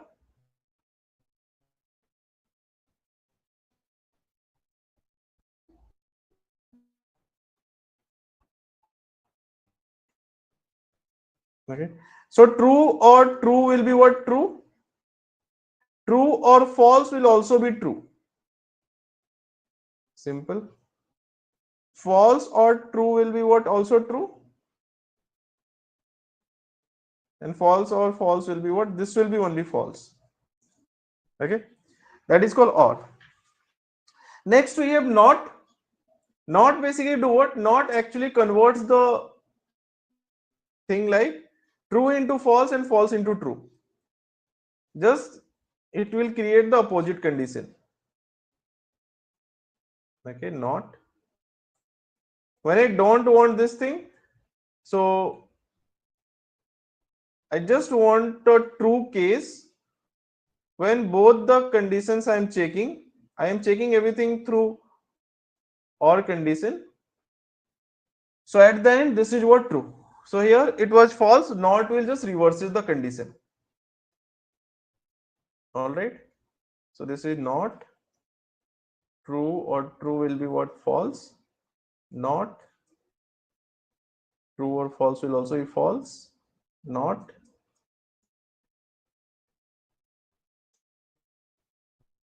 not. Right. So let me just use it. Only here it would be true. Done. Okay. Next we have bitwise. See, bitwise and logical is very much similar to each other, but with a slight difference. Bitwise. Okay. What I mean, let's say if I'll use over here print 5 and 7, what I get? I'm getting 7, right? And then if I'll do the same thing, 5 and 7, I'm getting 5. Okay. So which one is correct? This one is correct or this one is correct? All right. So if I will again, let's do one thing again. Print 7 and 5. Okay. Print 7 and 5. Okay. Now just try to understand which one is correct. Okay. If you can understand it, you can understand the bitwise operator. All right. See what happened. We have a 5. Okay. How can I represent bitwise form of 5? 1, 0, 1, 0. This is 5. All right. How can I represent 7? 7 can be represented by 0, 1, 1, 1. Right. If I will do the operation, that is an AND operation. Okay. AND operation I am trying to do. So 1 and 1 will be 1, 0 and 1 will be 0, 1 and 1 will be 1. This is 0. This is equals to what? 5. That means this one is correct. Okay. That means if I have to do the bit by bit operation, what? Bit by bit, then I have to use what? AND. Please do take care. This AND is representation of bit. Okay. If I will use AND, then it is doing nothing. It is just giving me the last value over here. So this is how I can't do the bitwise operation. Okay. Bitwise operation can be done through AND symbol or symbol. Okay. Like here is your OR symbol. So obviously it will be 7, isn't it? If I do OR operation between these two guys, so what will happen with the OR operation? OR will be what? 1 or 1 or 1. It will be 1, 0 or 1 will be 1, 1, 0, right? So this will be 7, right? So if I have to do the bit by bit operation, it is symbol. And if I have to do logical operation, okay, logical. Okay, this is one logic, this is other logic, then it should be complete AND. So it can be asked somewhere, can you tell us the difference between AND and symbol AND? Right? So symbol AND is for bitwise operation. if we have some numeric value and I want to do bit by bit operation, that is called symbol and.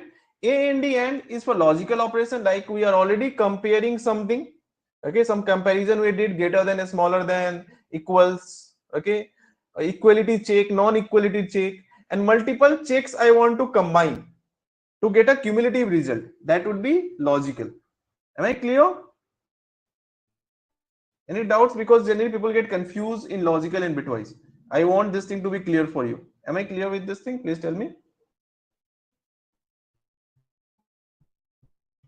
Yeah. No question? That's good. So let's proceed. So next operator is what? Membership. Membership is very interesting operator. Why? Let's say if I have a name over here, it can be used in a lot of sequential data. And later on, if you are working with generative AI part or NLP part, right?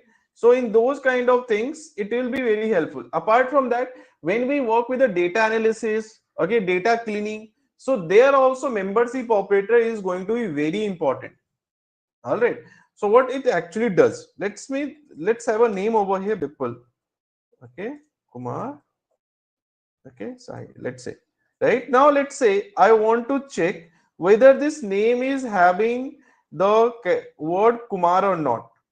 So Kumar in name. So it is what? False. It is not there because it's capital K. Right? Same way, let's check over here. This name is having Amit or not. Amit is not there. So it is what? False. We don't have Amit over here. Okay, we have Kumar over here. Nice, isn't it? Now that is called what? Membership. Okay, the opposite of in is what? Not in.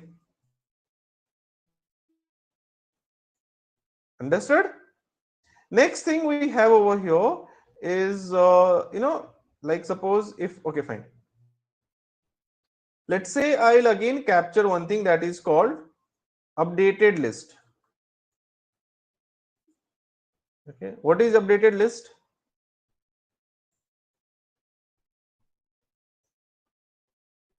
Sorry, updated cities, right?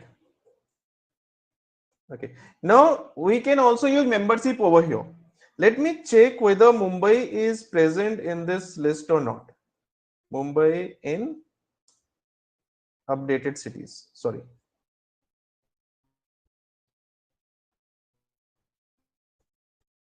Okay, false. Right. And then you can, because Mumbai is there, right? What is showing false? Because spelling. I just made the spelling mistake, huh? Mumavi, I write. Mumavi. It's Mumbai, huh? All right. Thereafter, if I will check something else, okay, let's say if I will check over here, Kochi. Okay, is it there? It's not there, right? Because Kochi is not there, right? So in not in, that is a membership. Just in case if you have a sequential data or a collection of data, then these guys can be used to check that a particular entity is a member of a particular collection or not. Fair enough. Next, what we will do?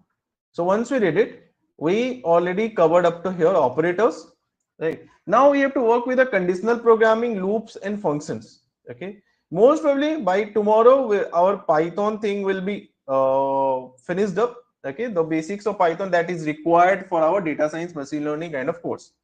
All right, so we'll just start with the conditional program. If you get some time, please do go through the things. I'll ask the team to share some notes with you along with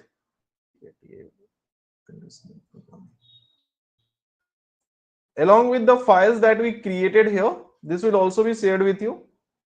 So in the conditional programming, I'm just giving you a brief over here. Here we do a condition check and then trigger activity. Simple. If there will be a rain, I will carry umbrella. So what I'm doing? I'm carrying umbrella is like my activity, depending upon what? Condition check. What condition? Rain is there or not. Right. So here what we do, if true, if some condition is true, I want to trigger an activity, right? That can be done like this. Okay, it means what? Here we will write a condition check and here we'll write the activity. Okay, here I have to follow this space. This is called indentation. In Python, what we call it? Indentation. Okay, if I don't follow this indentation, after this condition check, Python can't understand what to do. But if I do this, give this indentation, so it will check the condition after colon, this will work. That means, let's say I'll use age is equals to 22. Now I want to do the condition check. So if age is greater than 18, print what? You are eligible to vote. Okay, so it's like if it is greater than 18 it will show, but in case if it is not greater than 18 it will not show anything. Okay, so if it will not show anything, then what to do? Then we can use else, right? Here else, print you can't vote as of now. Right, so if that means if the condition is true, this will happen. If condition is not true, then this will happen. Okay, and can we have multiple conditions as well? Yes. What we can do, if age is greater than 60, we'll say what? Print you are eligible for senior citizen discount. Okay, and then if age is greater than 20, print you can avail the minimum discount of 10%.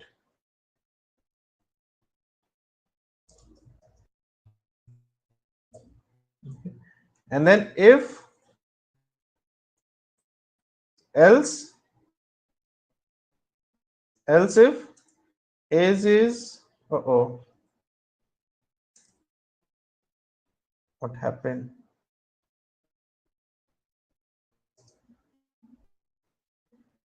I had not mentioned quotes over here.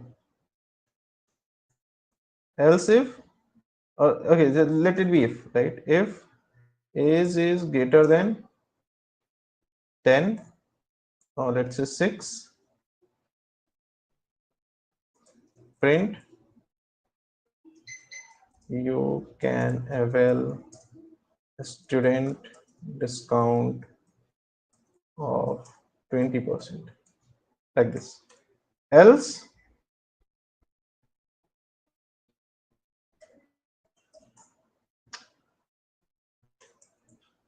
so multiple conditions I'm trying to do. Else print not eligible. Okay, something like this, right? Now if I execute it, here age I have to define first. So let's define the age equals to 45. Okay, so as I defined 45, two conditions are satisfied, isn't it? Okay, but if I define, let's say 75, now three conditions are satisfied. I don't want like this. I want only one condition to be satisfied, others. So if one of them satisfied, then it should not check others. That we can do through elif. Nice. So last class we discussed the last thing, your conditional programming, right? So we'll start from there only. Okay, so let's try to create a conditional program like login activity. Okay, conditional program to simulate login activity. Okay, just for an experience, very simple program. Here what we have to do, we need to define, let's say we are capturing user ID and password from the user. Okay, so to capture user ID and password from the user, we can just use the function over here, input function in Python, input. Okay, print is used to print something, input is used to capture something. So input, what input? Enter your user ID. All right, thereafter we can capture the password. User password is equals to input, enter your password. So this will be used to input the things, right? Enter your password. All right, now once we captured it, okay, as I executed it, what I'm getting? A space where user can enter something. All right, suppose I enter over here admin, I'm entering password something. Now I want a conditional program which can check these two things, that whether user had entered a correct user ID and password or not. Okay, so to do the same thing, we can compare it with by using comparison operator. This is a comparison operator we discussed. Double equal, we'll check what? Equality. So it means what? I want to compare this guy with admin. I just want to check whether the entered value was admin or it is something else, right? So when I compare, I'll get true or false. If I enter admin, then I'll get true. If I enter something else, I'll get false. Let's say I enter something else, right? So I'm getting false. Same way I can compare user password, right? Like it can be any password. All right. So let's say here I can use admin and password, right? Okay, so let's say I'll enter over here admin and here I enter password. Okay, so I want to compare these two things, but I want to compare it together, right? That means if this is returning true and this is returning true, then cumulatively, collectively, it should be true, isn't it? If these two entities is true, then overall it should be true. So for doing it, I can use AND, isn't it? AND is what? Logical operator. So ultimately, if the first entity is true and second entity is also true, then this is what? True. Okay. All right. If any one of them is not true, that means suppose user entered incorrect user ID, okay, but a correct password, okay, then it is false, right? So we can use this thing with the if condition, right? So if this condition is returning true, do one thing, print login successful, okay, else print incorrect login credentials.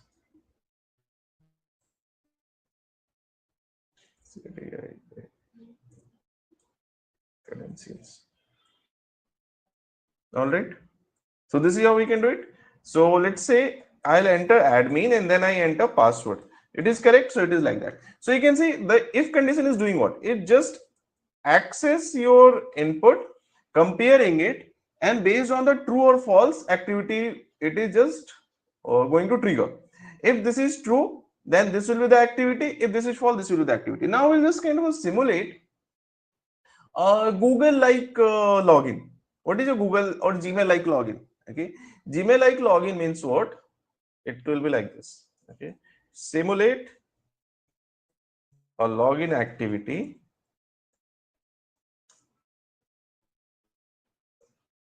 like it can be user entered user ID. Okay, so now we have to make sure if user ID is correct, then only password will be asked. Okay, if user ID is incorrect, then print invalid user. Okay, it means what? It means in the first case we were fetching both the things all together and comparing them all together, right? We're just comparing them all together, right? But here what I want to fetch only user ID.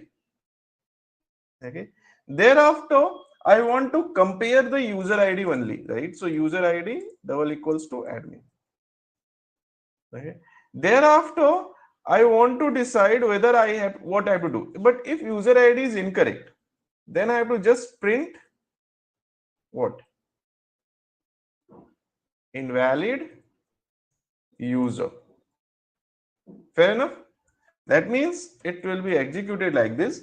So if I enter a correct output, then I have not decided anything, nothing decided. So that's why I mentioned pass. Why I mentioned pass actually? Because if I don't mention anything, it will show an error. I have to mention something. But what to do, I have not decided yet. Okay, as I have not decided yet, so just define pass just to create a, you can say, a kind of a layout, or you can say frame, a kind of a frame in which I will put the code later on. Okay, so this is a kind of a structure I have to follow, but I have not decided what to write. That's why I mentioned pass. Okay, but in the else part I decided invalid user. That means here I will do what? If I enter anything, then it is invalid user, right? So I checked that, okay, with the else, that means if this condition is not true, then what will happen? But now I have to decide what if this condition is true. So if this condition is true, I need to fetch the password, right? So just fetch the password, copy, paste it over here. Okay, so now if I will execute it, if I enter a correct ID, suppose I enter incorrect ID, then it will not ask me the password. But if I enter a correct ID, then it will ask me a password, right? So if I enter the password, what it will do? It will do nothing. It is doing nothing because nothing is defined, only password fetch, and that's it. So now I have to decide what to do. So if user password is equals to password, nice, then what we have to do? Print login successful.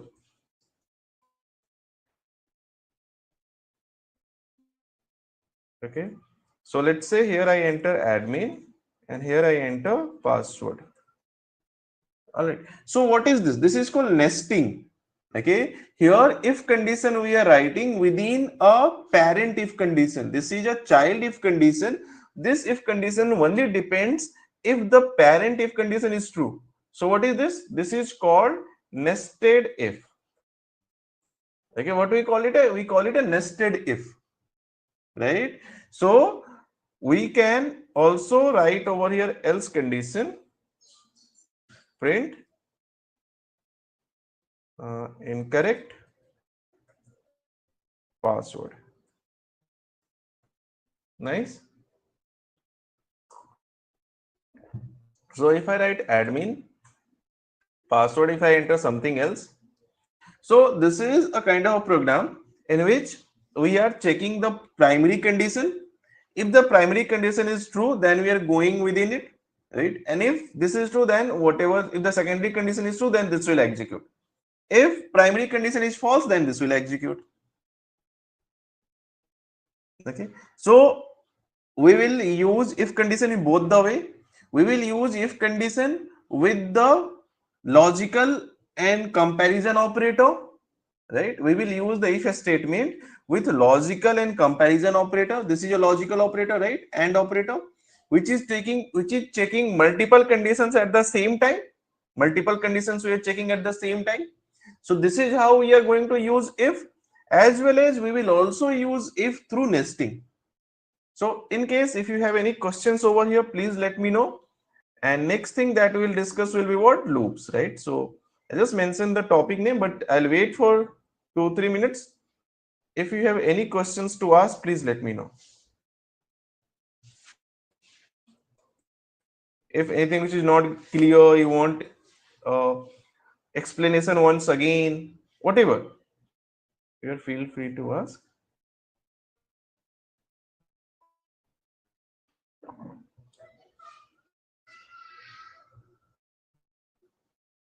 All right, it seems everything is fine and we are good to go, right? So now loops. What are loops exactly? See, everything that we do till now, they were executing for only once, okay? But it is not necessary that every time everything will just execute for once, right? There are so many times we have to do the repetitive task, right? Okay, repetitive task in the sense like, okay, fine. I'll give you example. Let's say when we do the login, okay, when we do the login, right? So if you enter, suppose incorrect user ID, okay, or incorrect password, incorrect user ID or incorrect password, right? So is it like the page don't allow you to enter the correct user ID password again? No, page do allow to enter the correct user ID password once again, right? Or let's take a condition in like when you are going to log in on a bank page. So what happened? You enter incorrect for the first time, suppose incorrect user ID password, second time, third time. After third time, they will say that your account get blocked for 24 hours. It means what? It means that in the backend there is a loop running. Okay, that loop makes sure that you will not get more than 3 chances, isn't it? After 3 chances, it will say that your account is blocked or you can try after 24 hours, right?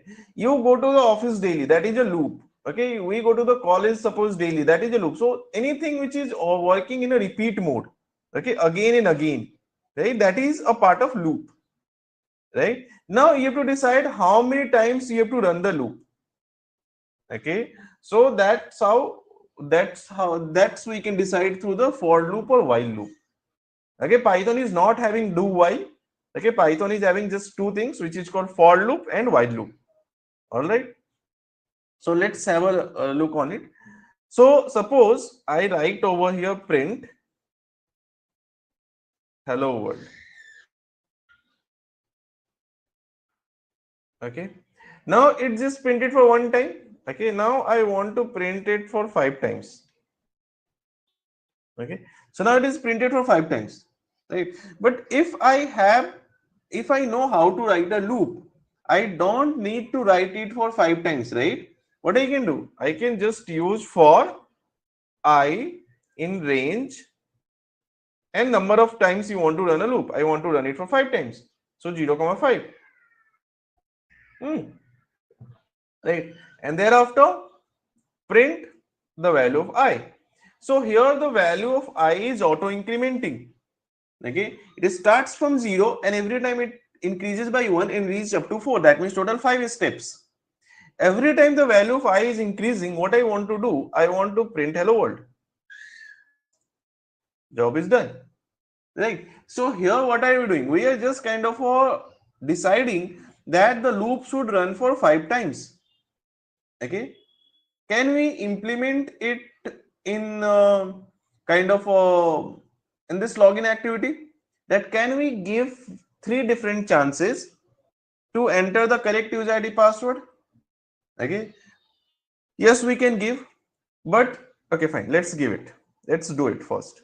Okay, let's copy this thing and paste it over here. Okay, now what happened? Let's give it 3 chances. So if I want to give it 3 chances, what I have to do?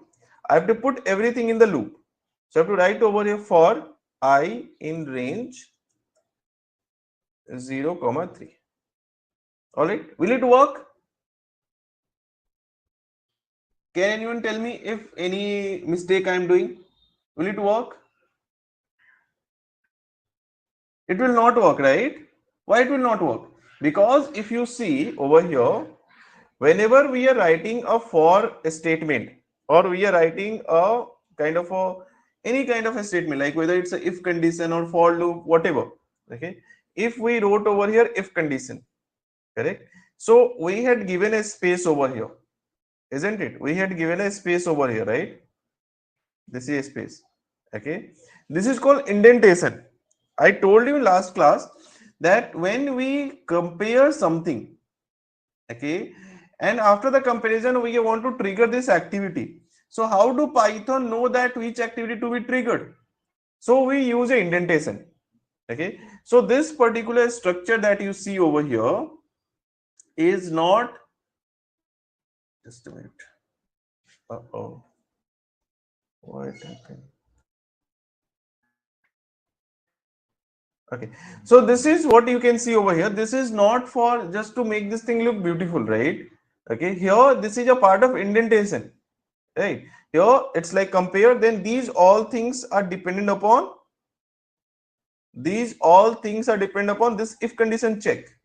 This is dependent upon else condition over here, right? So indentation is very important. So same thing we need to do over here.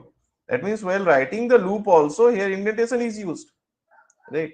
That means these all guys, these all thing, this all entity needs to be there within the loop, right? As it needs to be there within the loop, that means I have to use indentation over here by using one tab space.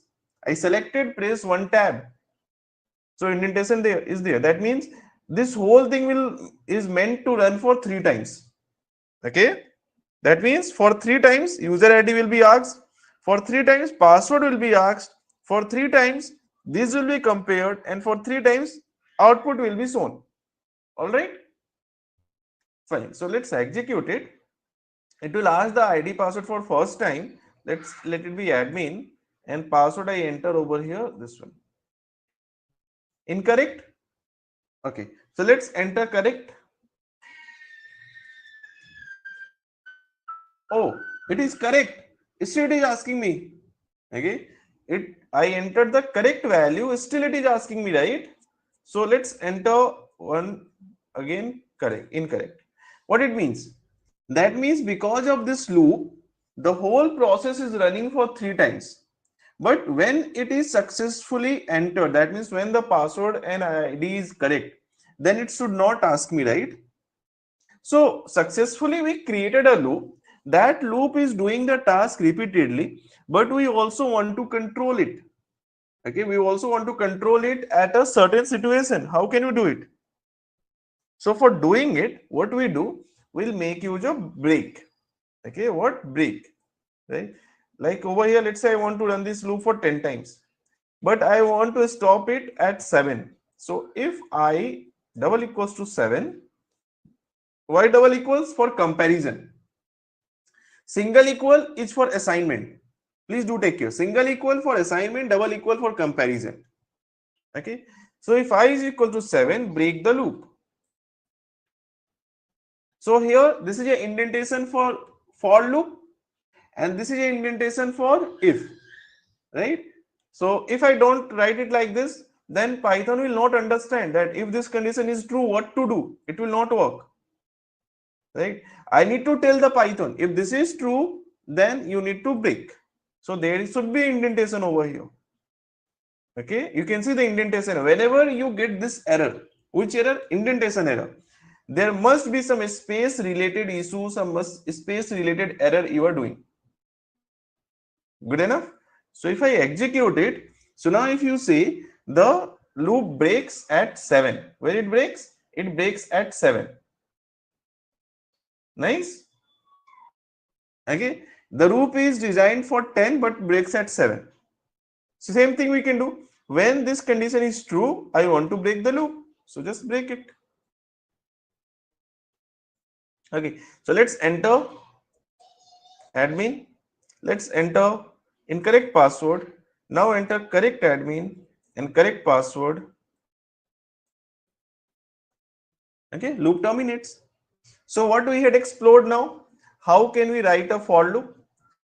We can use a for loop like this, initial index and then number of steps. Okay, so when for loop is running, it will be okay.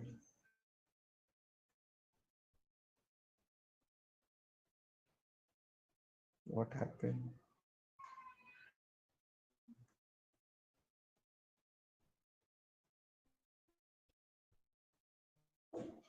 Okay, so when the for loop is running, okay, you can control the loop by using number of iterations. Okay, by using like, okay, how many times we have to run it, how many times we have to run it, right?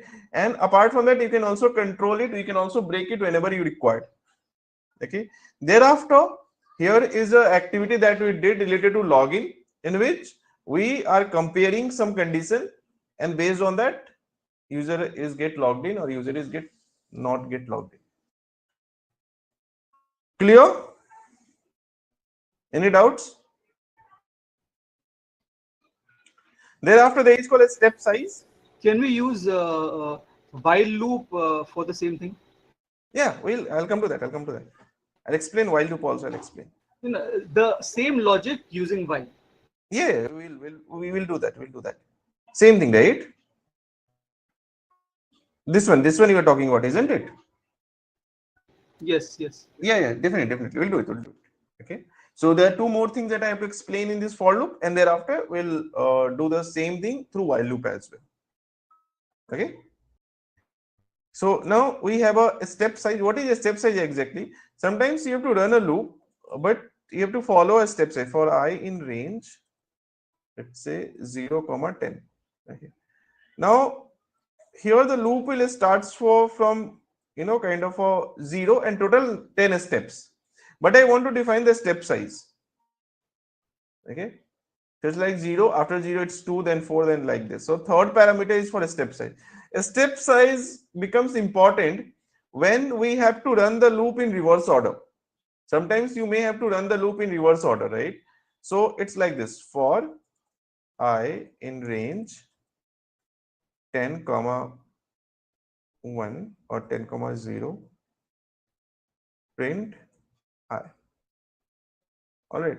Now it is doing nothing, but if I will use a step size -1, okay, so from 10 it will go whenever you are running a loop in reverse order, okay, we will create such logic.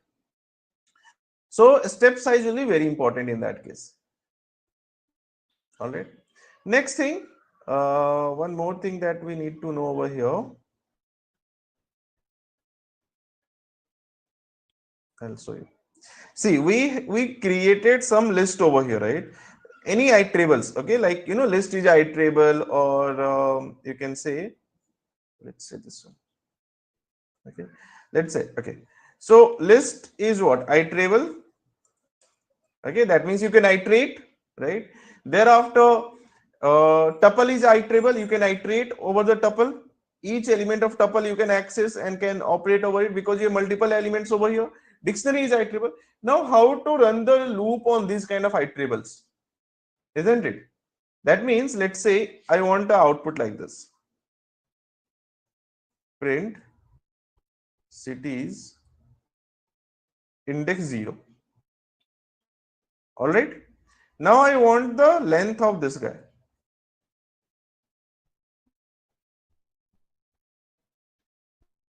Okay. So this is done. Now same thing I want for the second, third. That means 0, 1, index 1, index 2. Okay. So how can I do it? Just a minute. Okay. So now here index 1, index 2. All right, done. Right. So this is what? This is kind of a activity we are doing repeatedly. Okay. We operated the first entity, then second entity, then third entity, then fourth entity, then fifth, sixth, seventh, like that. Right.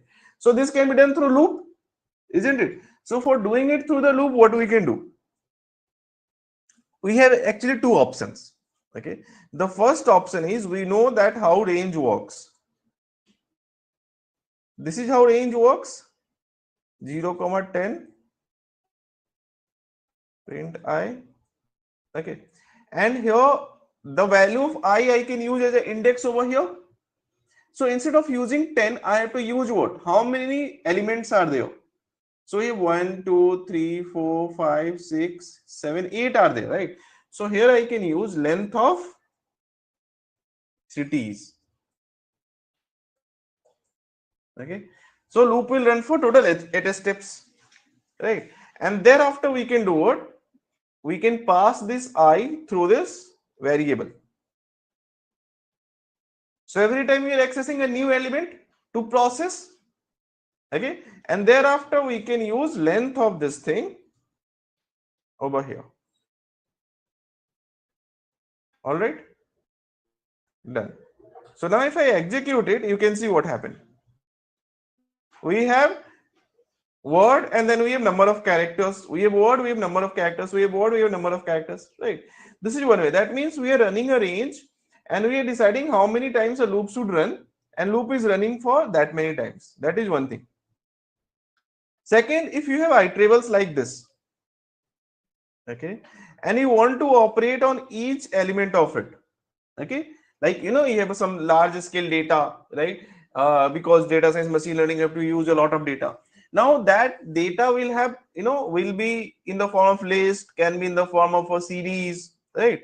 Now if you have such data, then obviously we need to operate on each value of the data, isn't it? Like for example, the data given to me is in degree Celsius, okay, and I have to convert all the temperature value into Fahrenheit. Or suppose I have a combination of degree Celsius and Fahrenheit. Okay, someone had given me a data, and the data has been, that is a temperature recorded data. Suppose there is a temperature recorded data, right? So, and that is stored over here in a kind of a data column like temperature, right? So sometimes it is in degree Celsius, sometimes in degree Fahrenheit, sometimes in Kelvin, sometimes in again. So multiple units are there. That means the person who created the data was not so much disciplined. Okay, he captured data, or the sensor which is capturing the data is maybe some faulty. Now, as a data scientist, we need to do what? We need to make it uniform, right? So to make it uniform, what I need to check each of the value that in which unit it is, right? So suppose I want to convert everything into Kelvin, right? So in that case, what happened? I have to check if it is degree Celsius, convert into Kelvin. If it is Fahrenheit, convert into Kelvin. If it is Kelvin, then keep it as it is. So in that case, what? We have a multiple data points, and we have to operate on each data point one by one, isn't it? So it is a similar operation like this, right? That means pick one value, operate it, pick second value, operate it, pick third value, operate it, pick fourth value, operate it, right? So we need to know how actually it works. So one thing already we had seen, what, like how to use range, or you can also use for city in cities, okay, and then we can just print city over here. All right, thereafter I can have the, so in that case, in this case, we are not using range. No, we are not using range. Okay, range is not required if you are working on the iterables. You can use range, but that is not that much required. Okay, because range itself creates when there is no iterables, when we don't have any list, we don't have any tuple, we don't have any dictionary, or we don't have any such kind of a data structure in which we have multiple values are there. Okay, if we don't have multiple values stored in a single variable, then we use range to define how many times a loop should run. But here automatically this can control the number of times loop should run, right? And then we can use what? We can just operate on each of them. How many characters are there, isn't it?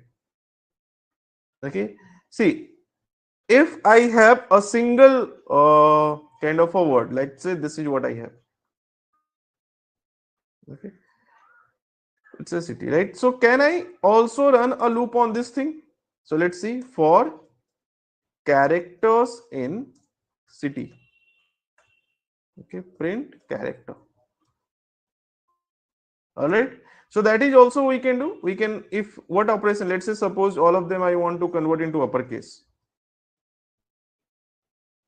All right, so if there is a word, okay, and we can also operate on each character one by one, because this is also sequential data. That means this for loop is we can use for any sequential data. Okay, if you have any sequential data, what are the sequential data do we have? Like string is a sequential data. This is a sequential data. List is a sequential data. Tuple is a sequential data, right? So as these guys are sequential data, you can directly use for loop on their variables. You don't need to use range and all. Okay, Can we do it on the dictionary as well? Yes, we can do it on dictionary as well. So let's take example of dictionary. Let's say, okay, a simple dictionary I had created, right? Let's say this is a dictionary, right? Now, if I will use the for loop over here, then how it will behave? So um, for detail and student details. Okay. So what it will access? Print detail. Okay. So it is just accessing the keys. Okay. It is not accessing the actual value. It is just accessing the keys. So if you want the actual value, what to do? Take your object, square bracket, close. All right. So we are just accessing it from here. So detail is what? Is a variable, okay, which is accessing the keys one by one, and you can feed the keys to the actual object and then you'll get the output. Okay. So different case scenario of for loop we had seen. First we had seen how can we create a loop which can run for up to certain extent. Thereafter we had seen how can we create a loop which can break. Apart from break, we can also use continue, which is called skipping. Okay, let's say if I'll use over here continue, okay, then what happened? Sorry. Okay, if I use over here continue, right? Break, continue. So it means what? I want to skip. What I want to skip? The seventh event. The seventh event I want to skip. You can see I don't have 7 over here. When 7 came, a particular event came. So generally what happened? How loop runs? Generally the loop runs like this, like, how actually, just a minute. Okay. So how a loop runs? Loop runs like this, like, we have a, what is this? Okay. So first it will run for the event 0, then it will run for what? Event 1. Okay. Then 2, then 3, then 4, then 5. For each value 5 it is running. Okay. Now what happened? What we did exactly over here? We make sure that when the loop is running, okay, it is checking over here the value of I. Okay, so when value of I is not 7, so this execute, this execute, this execute, this execute, this execute, this. When the value of I is 7, okay, so in that case it did not go to the next line. Okay, it will not go to the next line. Okay, it will go back to increase the value of I. Okay, it will go back to increase the value of I, then 8, then 9, like that. So it can also skip using break and continue. You should know about it because there used to be some kind of a logical, some kind of interview questions used to be there, like what is the difference between a break and continue. So we can explain like that. Break is something, isn't it, which can be used to break the loop under a certain condition or terminate a loop if a condition matches. Break is to terminate a loop when a condition matches, right? What? Let me write it down. Break is to terminate a loop when condition matches. Fair enough. And continue will do what? Continue will skip the execution, skip the next execution. Next execution means what? After this we have a next execution is this one. So skip the next executions when the condition matches. Okay, it will skip the next execution when the condition what matches. All right. Thereafter we had seen how can we create a loop for user ID kind of thing. Here we are giving 3 kind of chances to enter correct user ID password. If in between, if someone entered the correct ID password, we break the loop. Thereafter we had seen a step size, and thereafter we had seen a step size in a reverse order. Okay. Thereafter we had seen a list, right? That is iterables. Okay, so we will see implementing loop on a list. Okay, so now as we are implementing loops on a list, so we have two options. We can use range. If you're using range, that means we are controlling it like this, that for I in range 0 to whatever the length of your list we have. Okay, so based on that we can do it.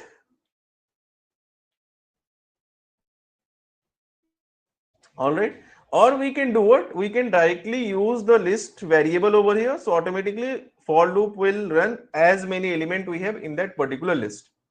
Okay, so that is done, and thereafter we have these things, that is called running a loop on a particular string and then running a loop on a dictionary. Let me know if you find anything which is not clear. Yeah, Vipul, I have two questions. Mhm. So first is, can we start range at 0? Sorry, at 1 instead of 0, or should it always be 0? Yeah, we can. Second question is. Okay, second question is, so just like you showed, so just like you showed that string is an iterable, right? And we can do the for loop there. What happens if it's a number, right? Let's say 1, 2, 3, 4. Do we have to first typecast it to string and then run the loop? Like how should we do that? Correct. So if you want to run a loop, you can start it from any kind of a initial value.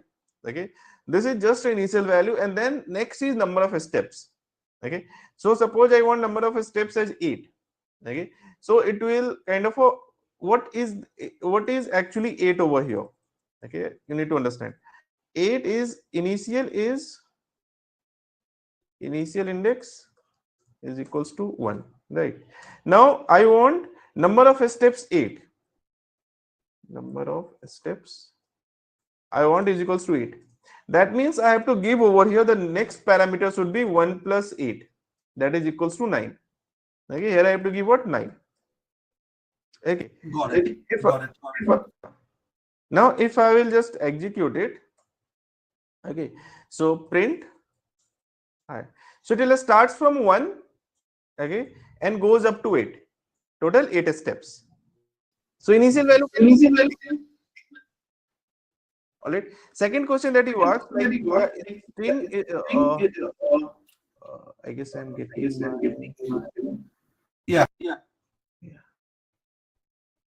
okay, so a string is iterable. Okay, obviously string is iterable, but yeah, numeric values are not iterable. That means if I have some numbers over here, let's say 1, 2, 3, or anything like 6, 7, something like that. Okay, now if I want to run a loop over here, so for I in numbers, print I.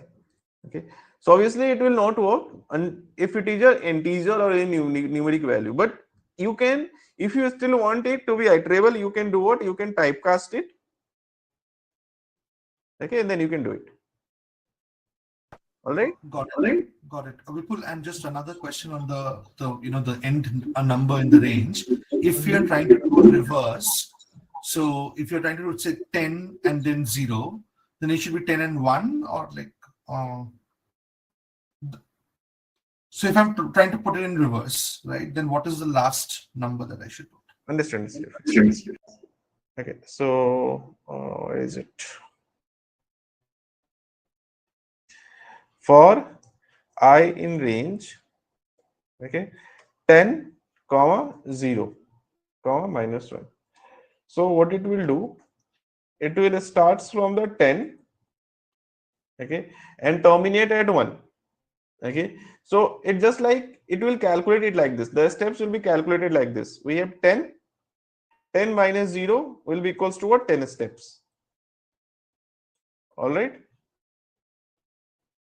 Okay, so that's why it is going for 10 steps, right? Suppose if I will use over here 10, 1. Okay, so it will be calculated like this. 10 minus 1 is equals to 9 steps. Okay, thank you.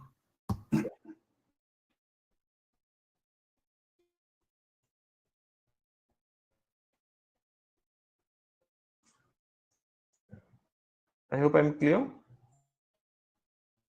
Yes. Okay.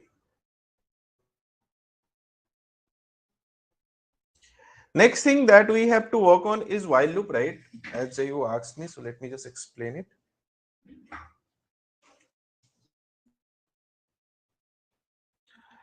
Fine. So while loop is people generally get confused with the while loop, but it's really easy to understand. Okay, if you understood if conditions, okay, if you understood if, okay, then it is while you can consider as a elder brother of if. That's it. Okay, why I'm saying so? See, if true, okay, print hello world. Okay, so what it does, if the condition over here is true, then just hello world will be printed, right? While also the format of writing the while loop is also exactly same. Okay, I'll copy this and I'll paste it and I'll replace if with while. That's it, nothing different. Okay, in the if we use else, in the while also we use else, right?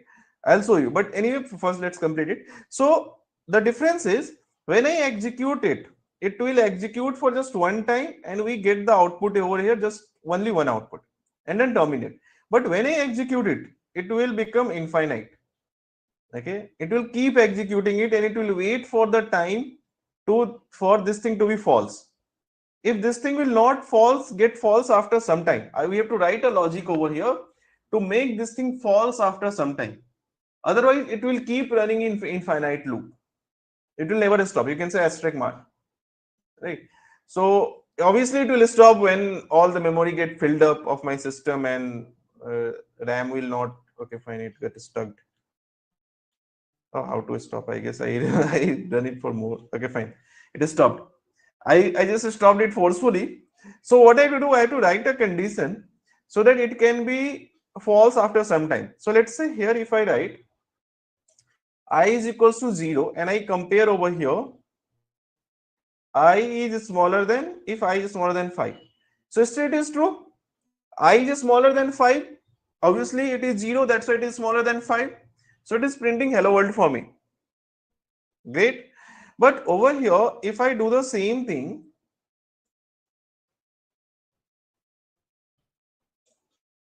okay, what it will do? It will print hello world, but it will print for infinite number of times. So I have to stop it forcefully. Okay, somehow.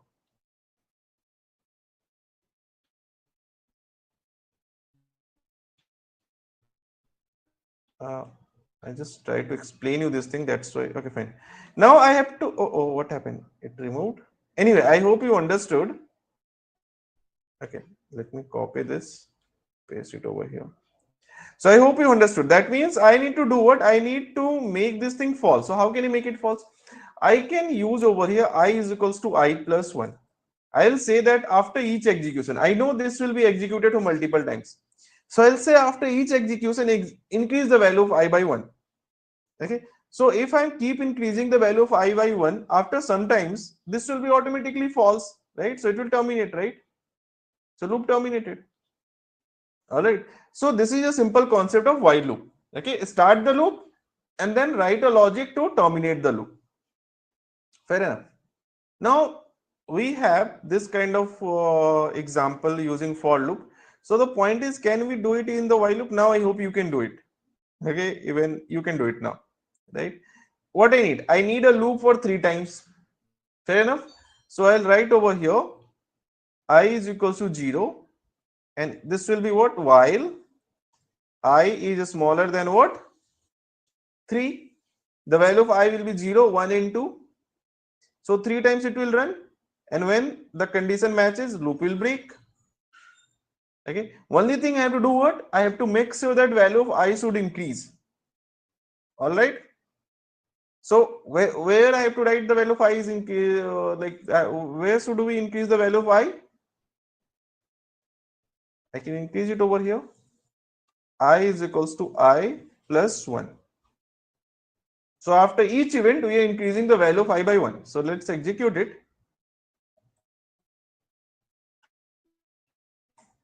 Okay.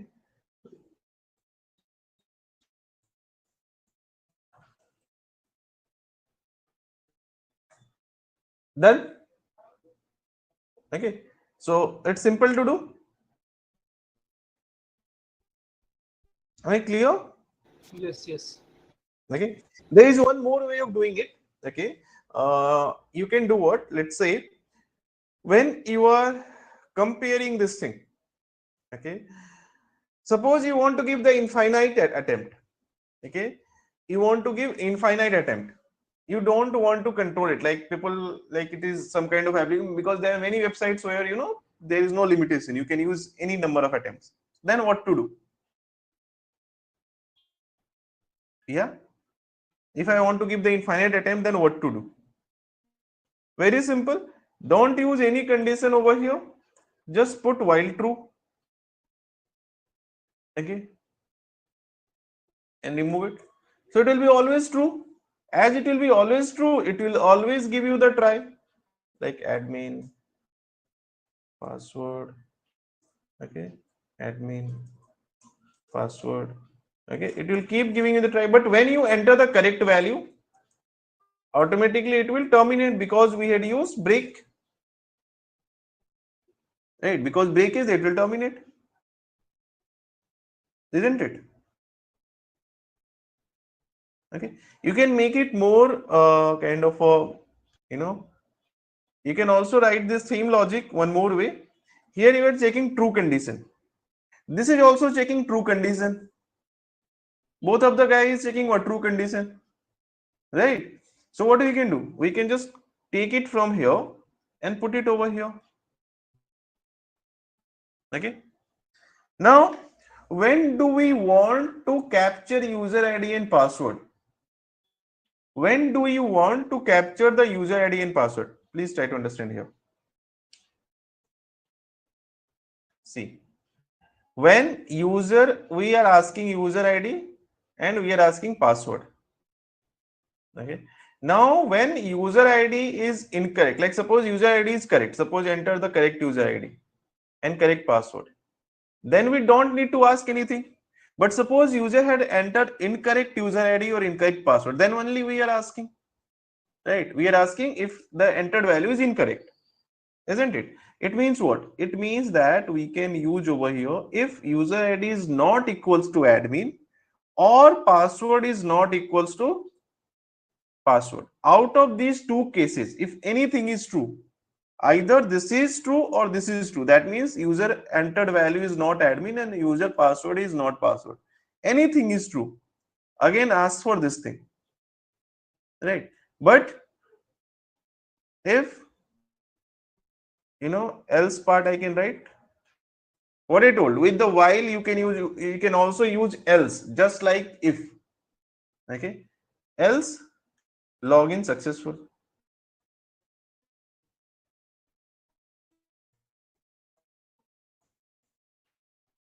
Okay, and then we can do what?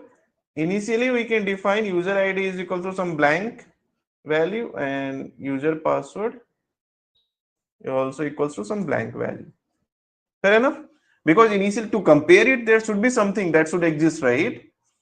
With whom it will compare? So first it will compare with some blank value and then it will trigger it, right? So let's say here no break, nothing is required. Automatically, suppose user had entered the correct user ID.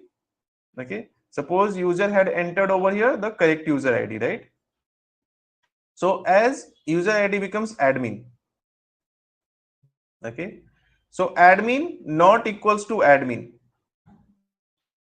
Okay, will return you what? Will return you false because both are equal, right?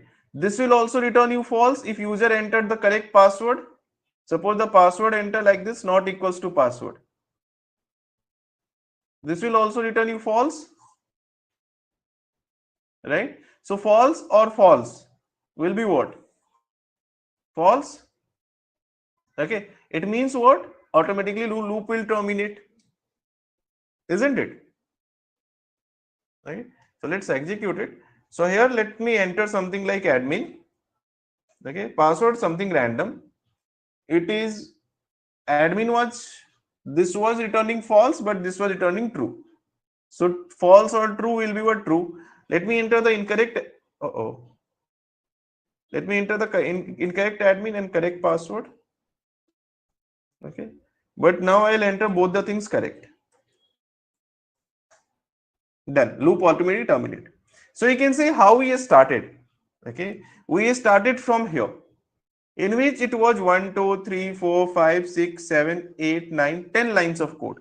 Next time it was 1, 2, 3, 4, 5, 6, 7, 8 lines of code.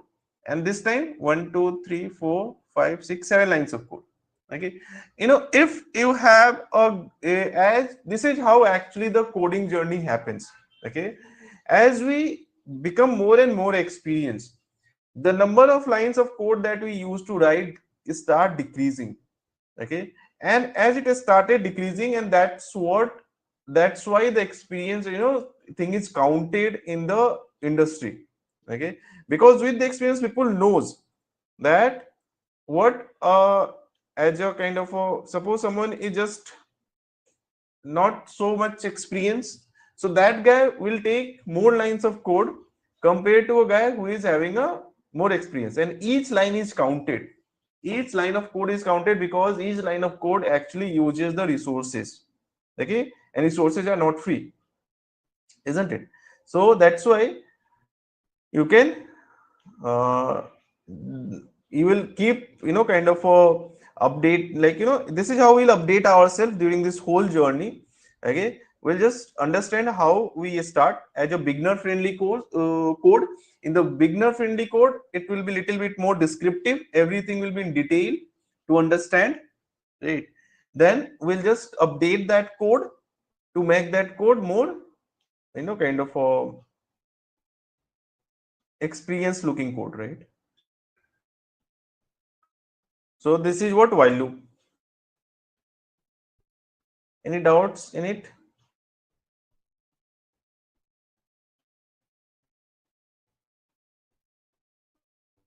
All right, so after the while loop, what we need to discuss? A for loop is done, while loop is done, and thereafter I guess we should go for the functions, right?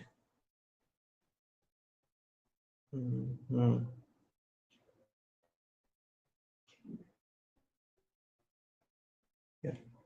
Next is functions. Okay, so I'll explain the functions, but before I start explaining the function, what we do, we'll just take a short break, right? Get refreshed, and then we'll start with the topic of functions. And after the functions, I guess whatever that is required, the level of Python which is required for data science or machine learning, we will reach up to that extent. Okay, and thereafter we'll start using Numpy, Pandas kind of thing, and along with that we will explore the advanced Python. Okay, with the data science case studies we will explore more advanced Python, but whatever that is required to start, we guess up to function it is mandatory. All right, so we'll take a short break, 10 minutes. Is it fine for everyone? And then we'll resume. Is it good? Yes, yes. Yeah. So in 10 minutes we'll resume. So just get refreshed, have your coffee, water, and then just join back.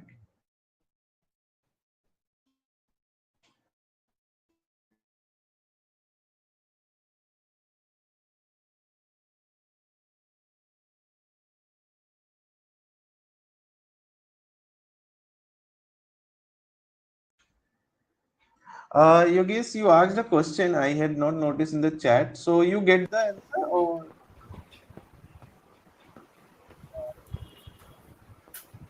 you understood it? Why we break it? Sorry. Hello. So here, the break actually we did. Where we did it?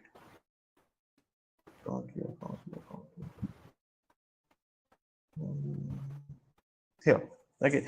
So break, I was just trying to explain. Okay, over here that if you are running a loop for a particular number of times, but in between, okay, between the start and the end, if there is a requirement to break, okay, terminate the loop, so we can compare the condition to break it. Okay, so it is just to explain how break works. Now, for example, see over here. Here we are running a loop for what, 3 times, right? So 3 times is like what? I am capturing the user ID for 3 times, password for 3 times, and I'll compare user ID and password for 3 times. Okay, so now if I run it, so suppose if I enter the correct user ID and correct password, okay, then also this loop is being meant for running for 3 times. Okay, this loop will run for how many times? For 3 times. Even I entered it correct. Okay, it will again ask me, right? Then again I entered correct. Okay, so even I entered correct or incorrect, it will keep asking me for at least 3 times. Okay. But that is how things don't work, right? So when you enter the correct user ID password, why it should ask me for the next time? No, it should not ask, right? So between this initial and the final point, there is a condition. The condition is correct user ID and correct password. Okay, at that point the loop should stop working, the loop should terminate, right? So for this condition we can use what? Break. Okay, so now if I'll enter the incorrect user ID, it will ask me, but if I enter correct user ID and correct password, it will not go for third time. You can say now it is not going for third time, right? Yeah. Okay, so that is why break is required. Here I just use an example to explain that this loop is being created to run for 10 times. So But it's like only if you enter the correct password, it will not ask again. right. It will not ask again because the condition we checked and we said break. Okay. So the loop will break over. That means this is a complete loop, right? Just a minute. Got it. Yeah. See, this is a complete loop we have, right? This is something. So we said that if this loop is being created to run for 3 times, so now if this condition matches, we are saying break the loop. So loop will break. So it will not go for third time or fourth time or fifth time if this condition matches. Yeah. Right. So break is used to break a loop, some loop that is already created and that is meant to run for sometimes, like here it is being created to run for 10 times, right? But what we said that when the value of I becomes 7, okay, so at that point break. So it is not going for 8, 9 and 10. It is not going for 8, 9, 10 because at 7 it breaks. Yeah. Right. So break will just break it, and continue will do what? Will skip on a certain condition. Like here, when the value of I is increasing, okay, what happened? It's the value of I becomes first, it is the value of I is what? 0, then 1, then 2, then 3, then 4, then 5, then 6, then 7, 8, 9, 10. So when the value of I becomes 7, okay, loop says what? Just continue. So that's why you can't see 7 over here. Okay. Okay, it just continue, just skip that step. Okay, so if you remove the condition continue, then it will add up 7 as well, right? Yeah, right. Obviously. See, here we don't have. Let's. If I will not use it, let's say by default the loop is created to run for all the 10 steps, right?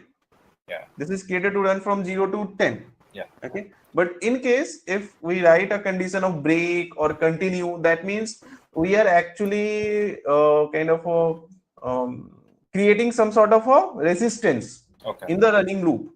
Okay. So it's like with the break, we just applied, like for example, you are meant to travel from Bangalore to Hyderabad, right? But if you applied, if someone stopped you in between, so you apply a break there, right? And you stop there, you will not go ahead. So same thing over here. Okay, it's like it is designed, it is created to run for go from 0 to 10, but in between, if certain condition matches, it will stop. If it will, that is a break, right? If condition will not match, it will not stop. Okay. Yeah. So yeah, right. Same thing we did for the while loop. So please just have a look what I do. I'll share this file with you before moving ahead.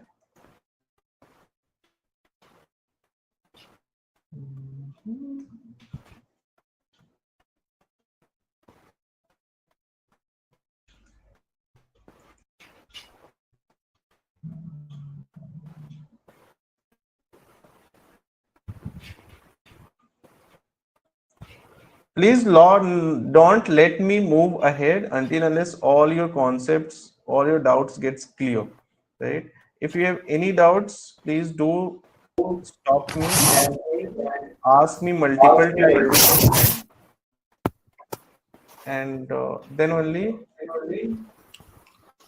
of Hey, Vipul, I had a question on slicing. Please tell So me. for slicing, just like for the for loop, like range, right? Slicing also needs to have, like, when I'm stating the initial index and the end index, will slicing work only for the end index -1 or something like that? Right. Correct. Get it right. Yes, Okay. slicing is also similar to that. Just a minute. I'll show you. See.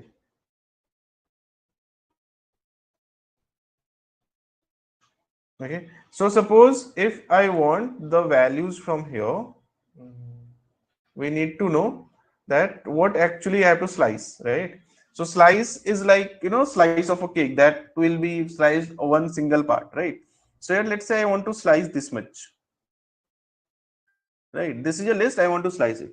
So I know the index of Mumbai is what? 2. Okay. So I have to use what? 2 colon, how many values I want? 2 plus 4. Okay, I want 4 values. So it will be 2 colon 6. Right. So let's say 2 colon print, just a minute. Print city is 2 colon 6.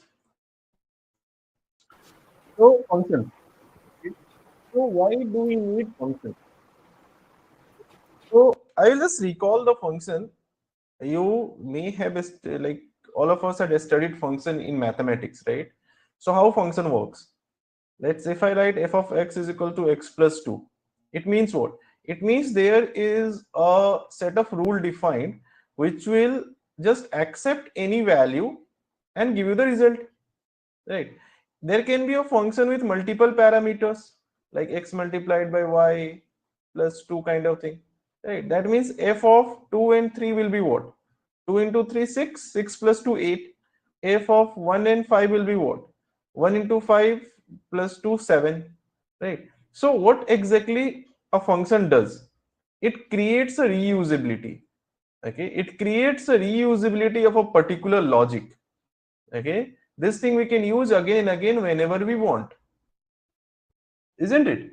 So same thing a function do in programming, nothing different, right? It means what? If I'll write it here, let's say the same function I have to create. Okay, so function I can define like this: reusable, reusable, uh, mm, code, or you can say the usual piece of logic defined within a enclosed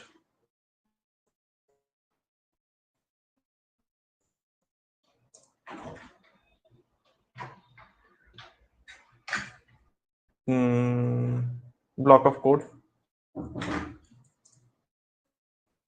Okay, like this we can understand, right? So it means what?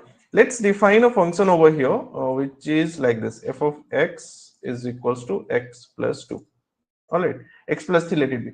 So if this is a function I have to define, it means what? How can I define it in Python? See, every programming language is having the properties of function. Okay, the only thing, the way of defining a function can be different.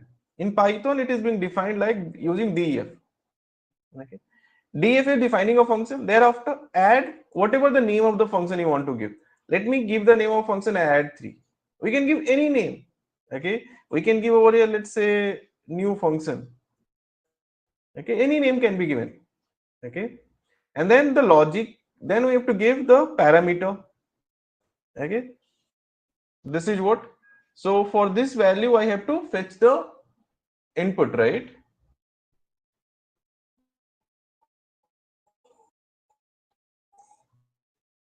Okay, just 1 minute.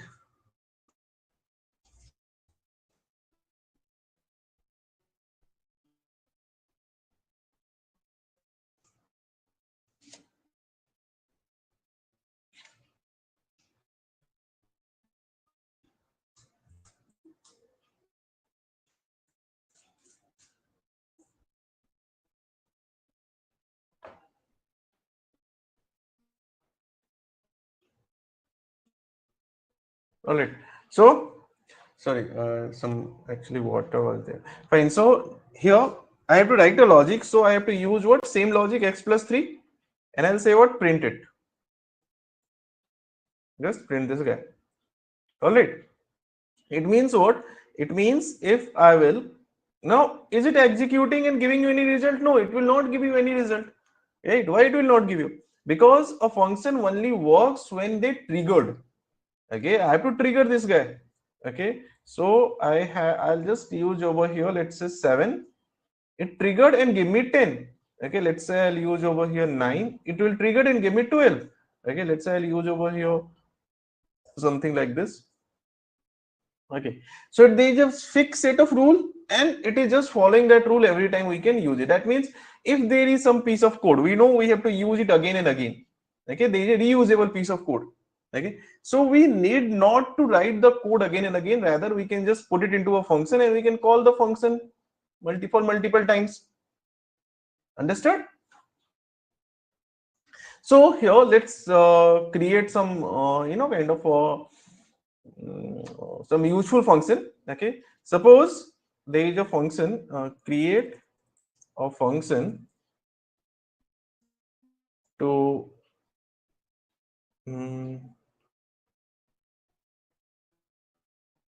identify a given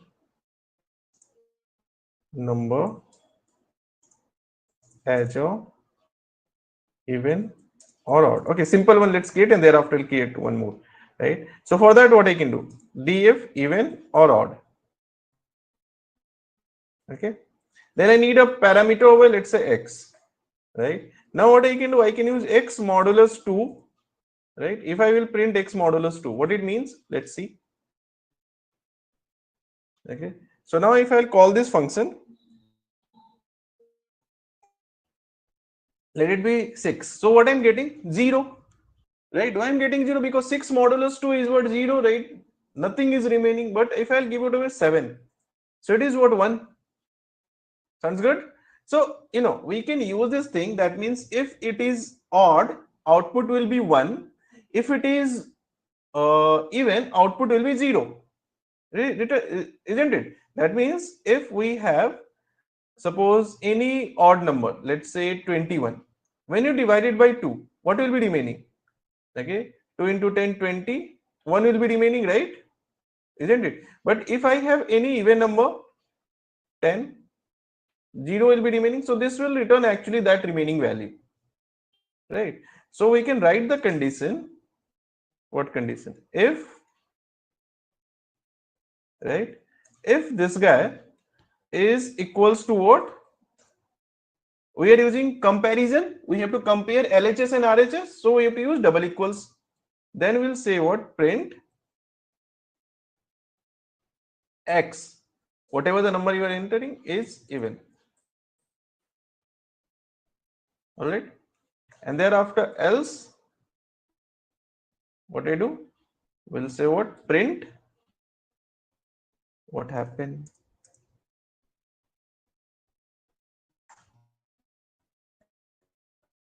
What? X is odd.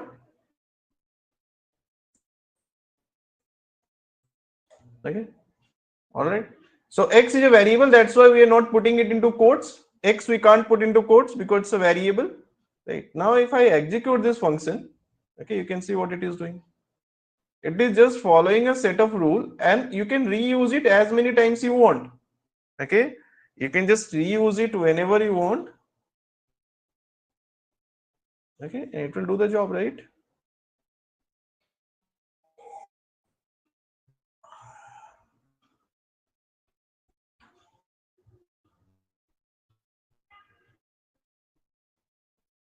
Understood?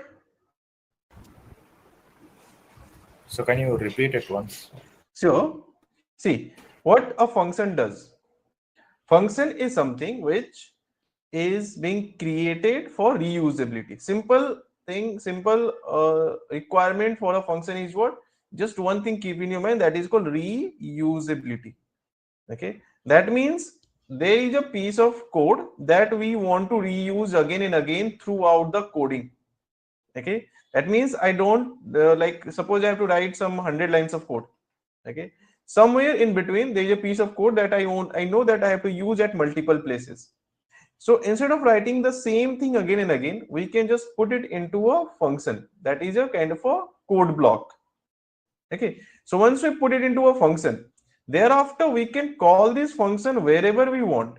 Okay, let's say this is a function named it can be anything like my function.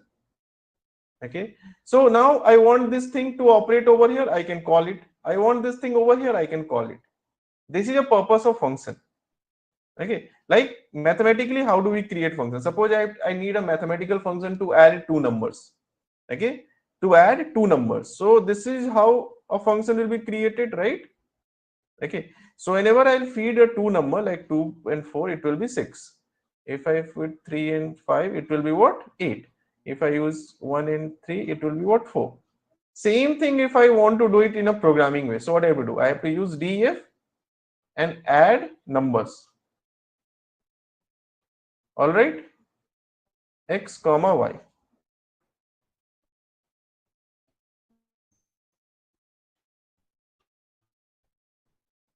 X comma y. Okay, and then I do what? I'll just print, or I can use over here z is equals to x plus y, and then print z. Right, because in programming I have to write everything like calculate. Here I just calculated because in mathematically it's simple, you will just feed it like this, right? But in programming what happened? We have to define like what to calculate, and also have to write the print thing, isn't it? So let's do it. What do we have to do? We have to create a function which can add two numbers. So def add numbers. Okay, x comma y. Okay, then after I can use z is equals to x plus y. Right, now print z. Right, now you know this is a function which can be reused. That means I can call it as many number of times I want. Okay, so here I can just use x comma y, and here I'll give the value 8 comma 3. So I called it. I can call it again. I can call it again. I can call it again. So it's what? It's a reusability, right? Even suppose after this I'm doing something else. Let's say after this I print hello world. Okay, then I called it with some other values like 4 and 2. Okay, then after this I did something else. I am learning Python. Okay, something like this. Okay, and then again I called my function to do its job. Okay, let's say 9 and 1. Okay, then after this again I did something else. Print Python is really of fun. Okay, and then again I called it using something else. Let's say 12, 9. Okay, so you can see there is this thing we have defined once, but we can reuse it as many times as we want and wherever we want. Anywhere we want, we can reuse it throughout our coding. Purpose is clear? Is the purpose of function is clear? Yeah. Okay. So if you understood why we required function, okay, now we just need to understand how to create it. So basic, kind of a structure you must be knowing. Okay, define a function, then indentation, whatever you put within this indentation, that is a part of function. I just created a new function here. What I'm trying to do, I will try to take the value from the user. Okay, here we are taking some numeric value. Then we are comparing it like this. Okay, suppose user entered a value 9. So 9 modulus 2 will be equals to what? 1. So that means here it is 1. 1 is equals to 0. No, it is not equals to 0. 1 and 0 is not same. That means for the value 9, okay, this will return what? False. As it will give me false because 1 is not equals to 0. Then that means this will execute. Right? Suppose the entered value over here is 8. So 8 modulus 2 is what? 8 modulus 2 is equals to 0. That means 0 over here is double equals 0 and 0 both are same. LHS is 0, RHS is also 0. Okay. As both are 0, LHS and RHS both are same, that means it will return true. That means this will execute. Isn't it? Right. So that's how this is a function which is doing what? It is just kind of a trying to perform this thing. Okay.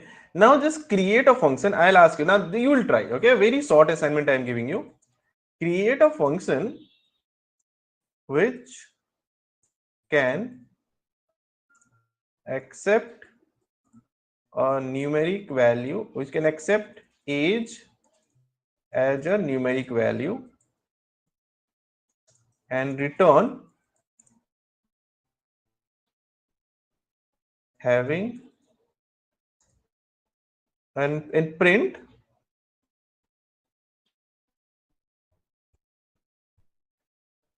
having voting right if age is greater than 18. That means you have to create a function. Okay, there can be a function you have to create, right? F of age kind of thing in programming, right? This will do what? This will just compare whether age is greater than 18 or not. Okay, so this function just try to convert it into Python. Okay, like Python script. Just try this and share it in the chat. I'll be waiting for you. Right. So what I can do? df. Okay, that's a function name. Votings. Okay, what is it? First function name is required. Then we define a parameter. So parameter I need age because age is something that I have to accept from the excuse me. So age is something that I have to accept from the when we are going to trigger it. Okay. So here it would be like this. Like when I have to trigger this thing, that is a voting. What I have to feed? I have to feed over here the value of age. Let's say 22 or whatever the age. Okay. Let's say 17. Okay. Or whatever the age. Let's say 12. Okay. Or like this. Okay. Now it is doing nothing. Why it is not doing anything? Because pass is there. We have not mentioned what to do.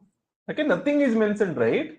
So what to do? If age value is greater than 18, all right, then we do what? We will say print you have the voting right.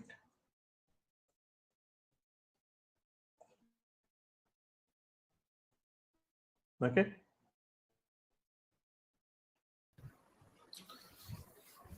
Hey Vipul, I have pasted the code in chat. All right. Let me check. Yeah, nice. Correct. But when you are calling it at the end, when you are calling it, you have to feed some. But you know there is just one error. Okay, everything is correct. Just a very small error that you have. I'll show you. See, when you are doing it, see, this is correct. This indentation is also correct. Comparison is also correct. Everything is correct. Okay. Only thing, like you are saying that you are comparing age, correct? But age should also be picked up, right? So I will define this thing as a parameter. Okay, fine. You are taking fine. Oh, fine. You are taking. Okay. You are taking as an input. So you know, you can also do it like this. I'll show you. That's fine. If you're taking it as input, it's okay.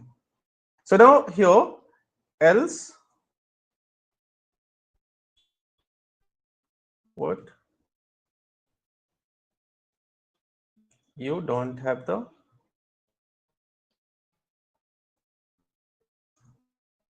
voting right? Okay. So if I execute it, all right. Now here, what you did, you just kind of define this age value. We can also do this thing over here.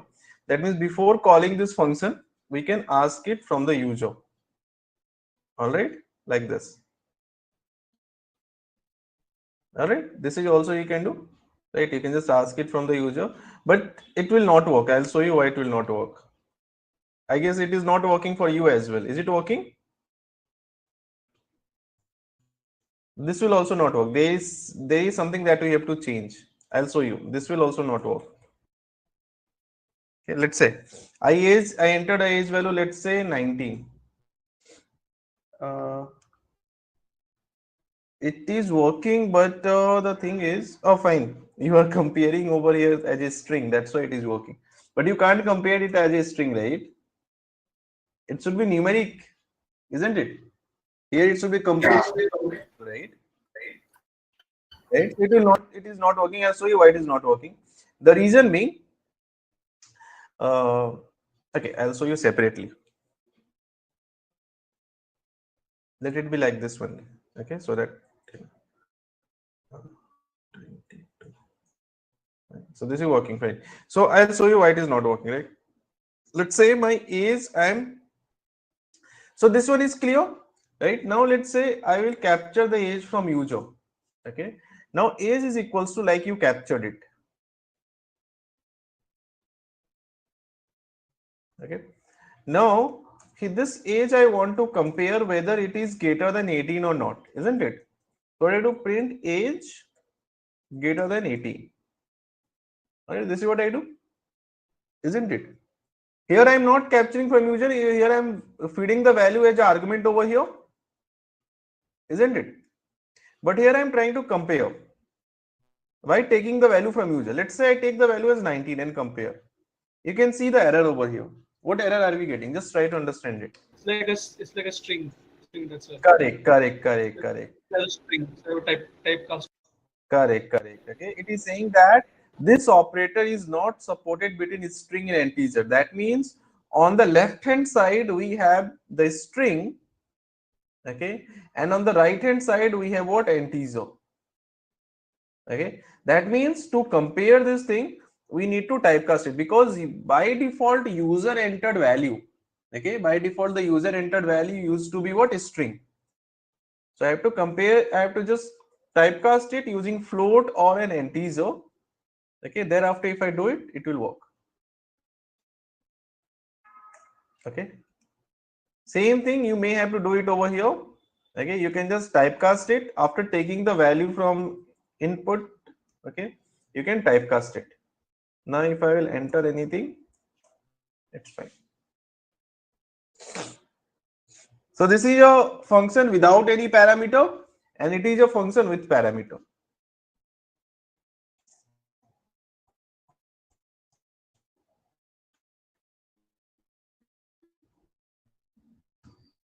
Any doubts? Okay, can we accept multiple parameters? Yes, obviously we can accept multiple parameters, right? Let's say name, okay, right, and then we say what? You or name, I can say over here hello,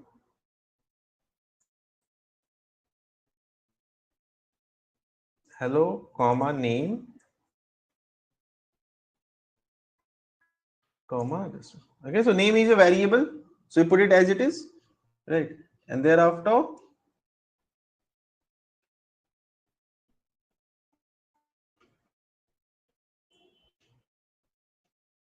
okay.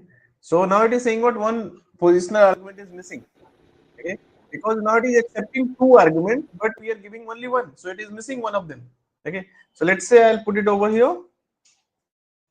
Raj, Ajay, Ramesh, Radha. Okay, so it's working good.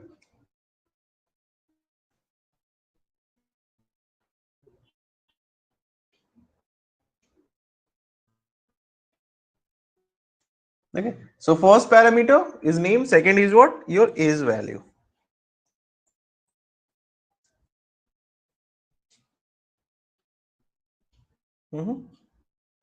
Now, can we create a function which can be used to check login once user entered the credentials. That means I know the logic of this one, that is your user ID password. Okay, this is what I know. Okay, but suppose during the whole program I have to do it for 5 times. So if I am writing the same code for 5 times, so instead of writing the same code for 5 times, what I can do, I can put into the function, okay, def login. Okay, this login requires 2 things: user ID, and it requires what? User password. Okay, now I'll remove it from here. Okay, and this can be the part of indentation. All right, it means what? It means that here, what happened? It means that whenever this function will be called, it can just check whether login is successful or not. Okay, right. That means now I have to just take the value from user. Okay, let's say user ID. I will take the value as an input. Enter user ID. Okay, and thereafter user password is equals to input user password. Input or enter your password.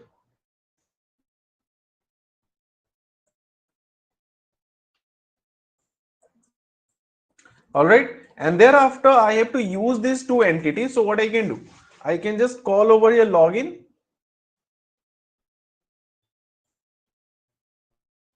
Okay, and can feed these 2 things. Okay, user ID, then user pass. Nice. So now if I call it, let's say I will use admin, I'll use password. Okay, so every time I don't need to think of what code I have to write. I don't have to write the same code again and again. Okay, whenever I am capturing the user ID and password, after that I have to just call this function. Okay, I have to just call this function wherever I am capturing user ID and password, right? And this function will take care of everything. That means whenever I call this function will do what? Will trigger this logic.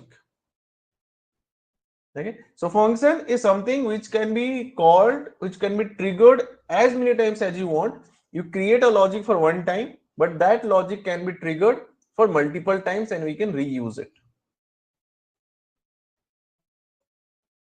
Understood?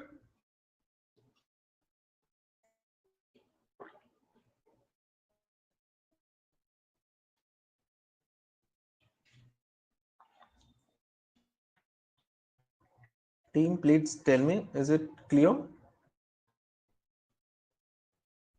Yes, yes.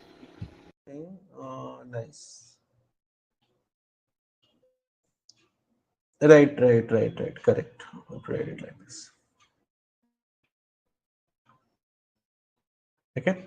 So I hope the concept of function you understood. Now with the function, there is one important thing that we need to know, which is called return type function. Okay. So let's try to understand what is return type function. Return type functions. Okay. What is return type function? See, if I will create a function over here, def, what? Let's say add numbers x comma y. We created earlier as well. Okay. Now I'll do what? I'll say z is equals to print g is equals to x plus y. Now I'll say print c. All right. Now I'll call it. So when I call it, I have to give the suitable value for x and y. Let's say it is 7 and 9. Or yeah, that's fine. Okay. Now, if I want to operate on top of this function, okay, please do consider the point that I'm writing over here. I want to operate on top of this function. Top of this function means what? That means like this, multiplied by 2. Okay. For example, if I have a value like this, let's say a is equals to 16. Okay. And if I will use print a multiplied by 2, it will work, right? It will give me what, 32? Okay, same thing I want. I want to do what? This is a function which is giving me some result. Okay. Now I want to directly operate on top of this function. Okay, like suppose I want to multiply 2 into it or whatever. Right. So will it work? Let's see. Not working. Right. That means if you are operating on any variable, it's fine. But if you have any function and the function is generating some result, okay, and I'm trying to directly operate on top of this function, it's not working. Okay, because the function is not a return type function. This function is being created just to do a single job, which is printing, right? It is calculating something and printing, and the job of this function is done. Okay, that means here it just calculated few things and it printed it, calculated this and printed it, calculated it, printed it, but this part is not working, right? So now what we do, if I want to operate on top of function, most of the time you require it, we will use over here return. Instead of print, what we do, we'll use return.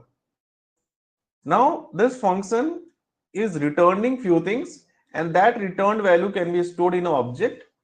Okay, so it is showing an error because of this indentation, right? Now you can see we can use it. Okay, so when we use return type function, what we can do, we can directly operate on top of this function, as well as the output of this function. What we can do, we can store in a separate variable as well. Okay, let's say here I use result, that would be equal this thing, right? Now print result. Okay, so if you see, this function is operated, okay, and the output is stored in a result. Why? Because this function is returning something and that returned value can be stored in a variable. Okay, if you are working with the same kind of thing, like suppose if you are using this function, okay, new function, this is not returning anything, this is not returning anything, right? So if I'll use it, let's say output is equal to this thing, and I use a value, let's say 7, and then if I will call print output, what is this? None. This 10 is not output, this 10 is the result of this guy. Okay, this thing executed and gave me 7 plus 3, 10. Output is what? None. Okay, why? Because the function is not a return type function. Okay, so what return type function actually do?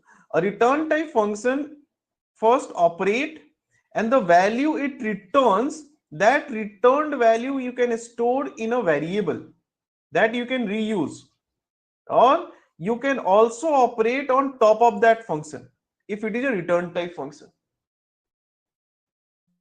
Understood?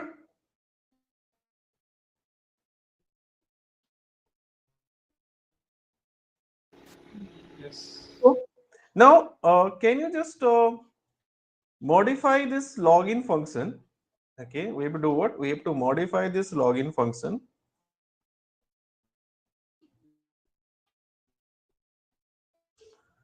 Modify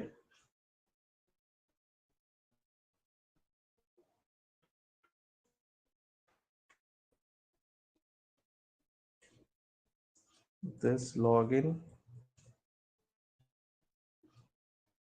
function to return true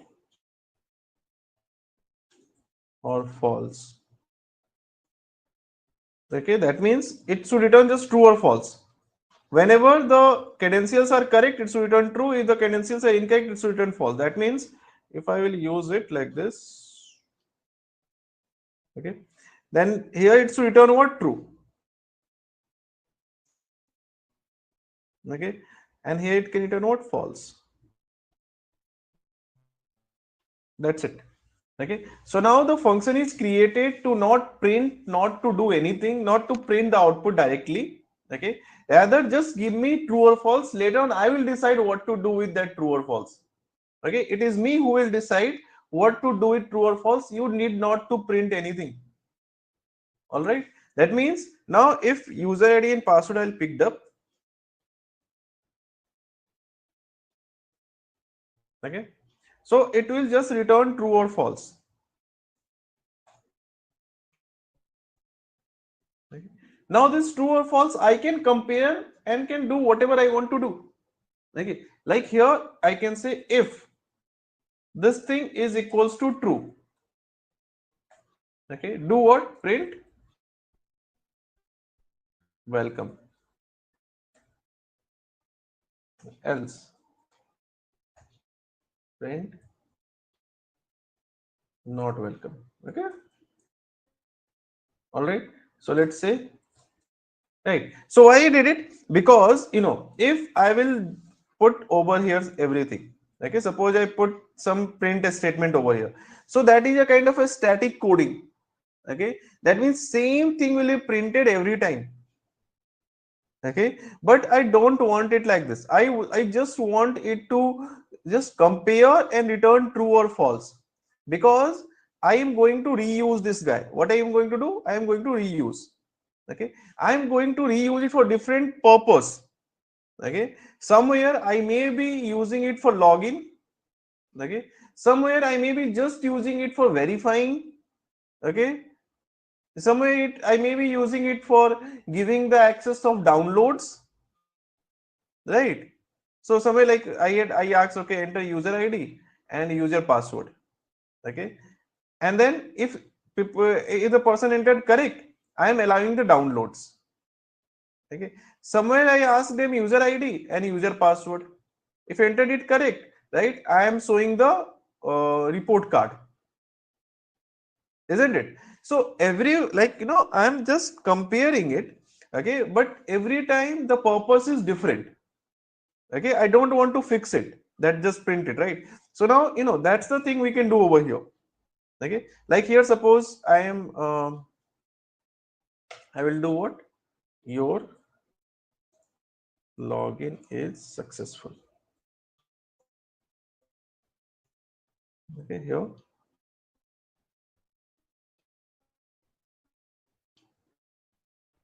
a login is not successful. Okay, like this.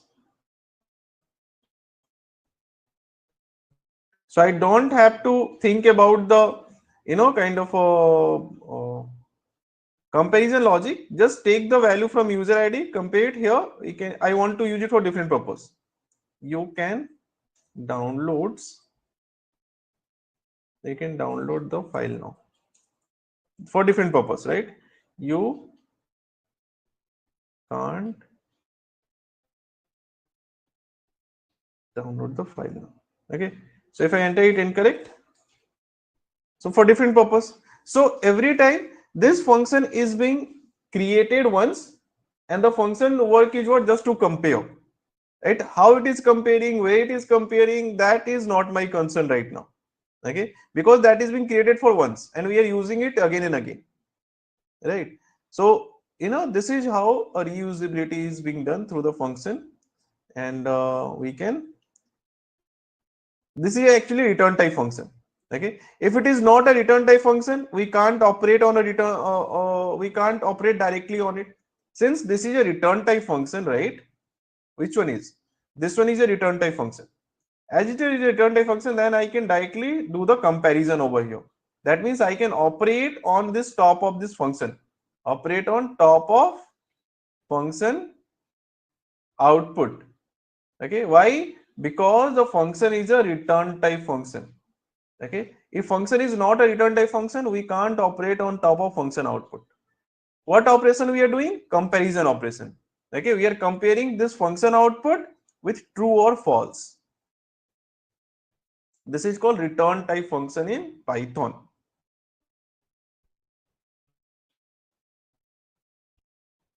All right.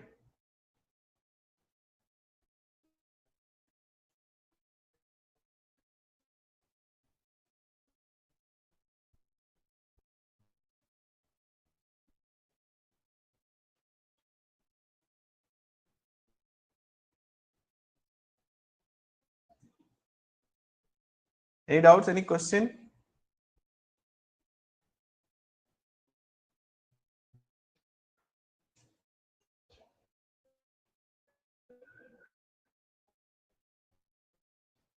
Okay. If it is clear, then do one thing: create a function to compare two values passed as a parameter as an argument as arguments and return the largest one. Okay, here df compare x comma y if x is greater than y, return x, else return y. Okay, now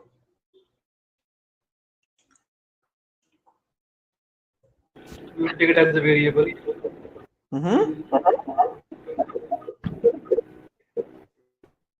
take it as a variable, return or something. I could not understand. As a variable. Okay, fine. You are just taking the value from the user, right? No, Result is a function, and then print the largest value result. Correct.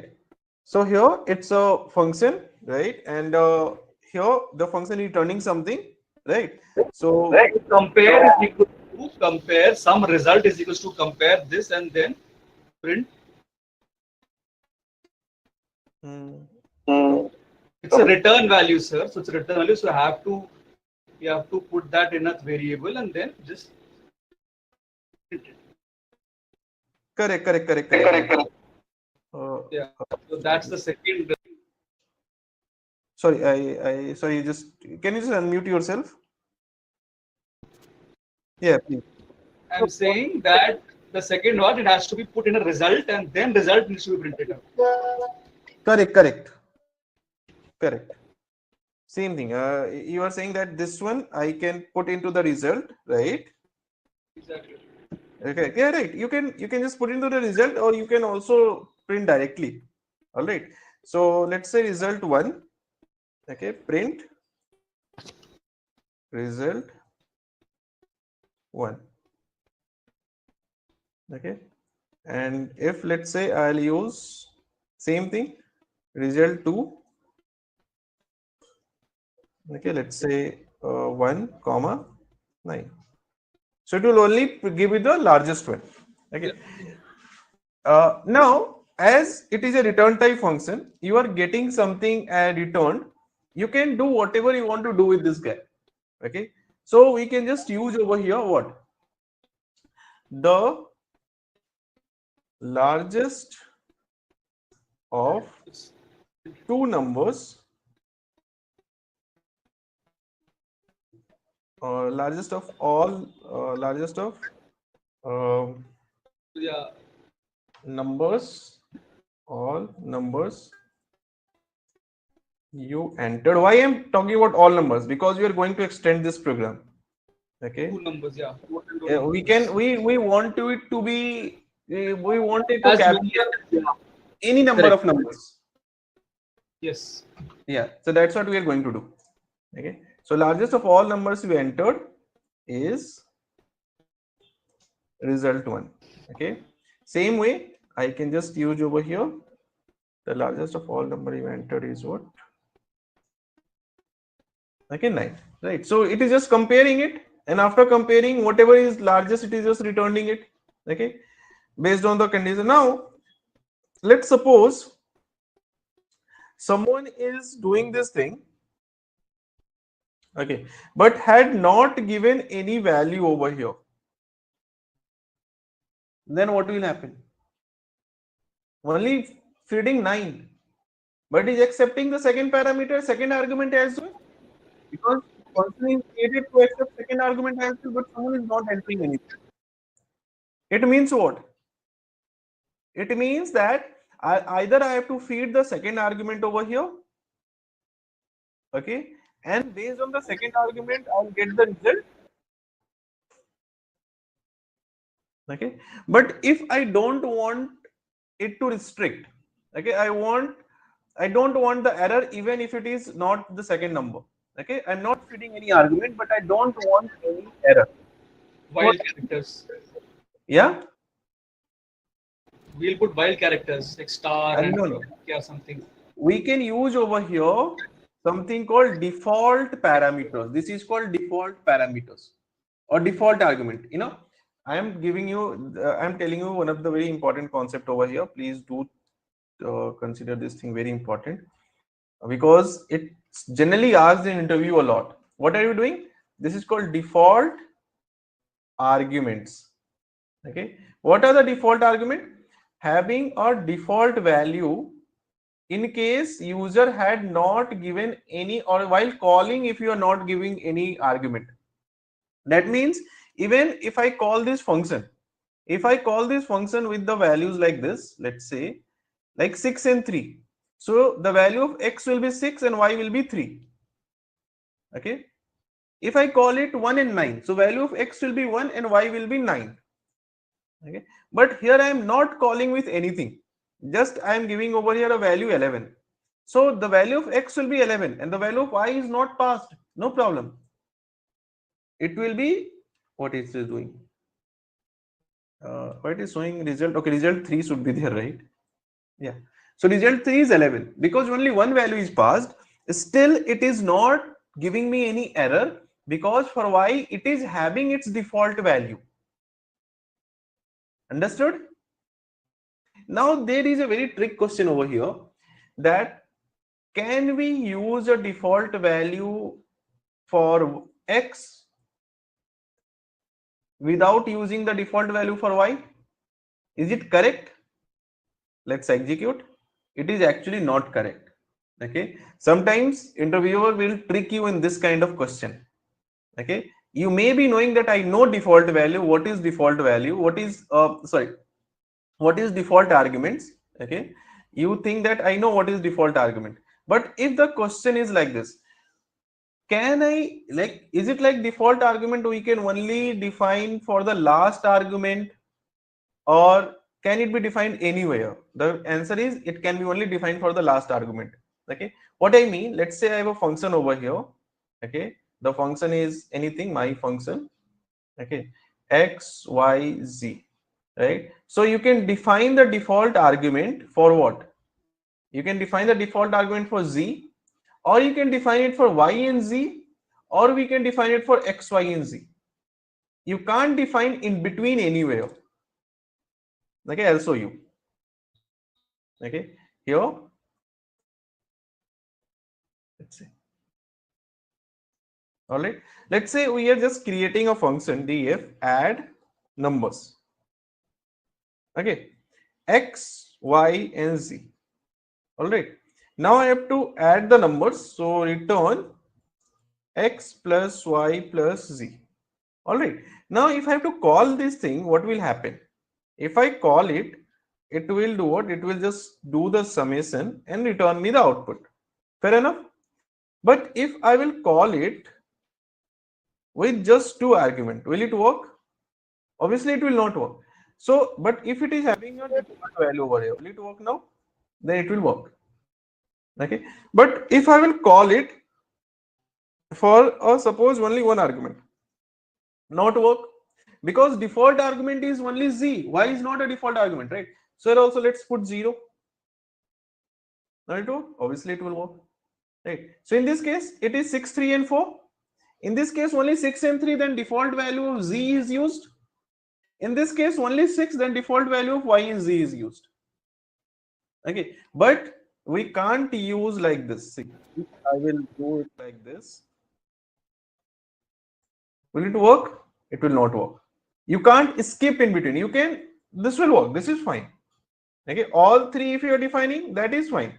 Okay, that means even you can call this thing without any argument as well. Right? It is 0.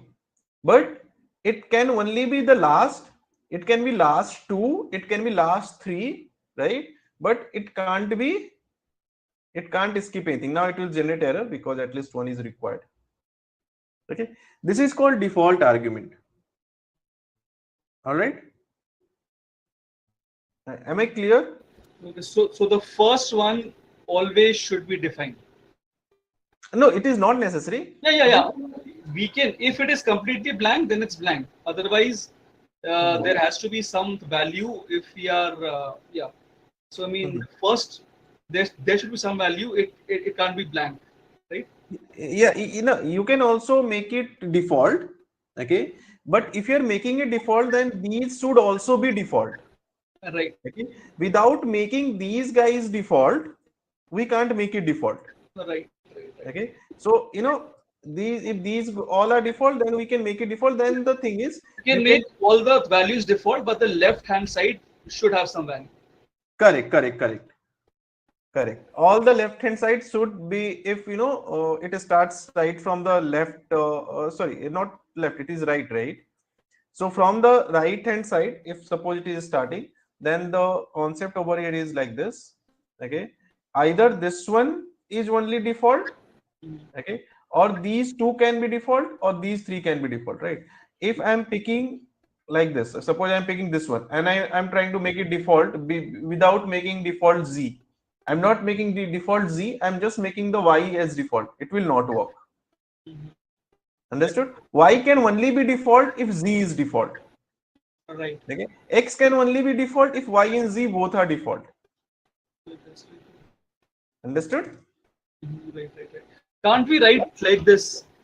Like x is like for x we define something, but for y we don't define anything, but we like comma, space, comma, and then we define some value for z. I mean, we actually, what we do is we are giving some default value for x and z both, but for y we are just writing space.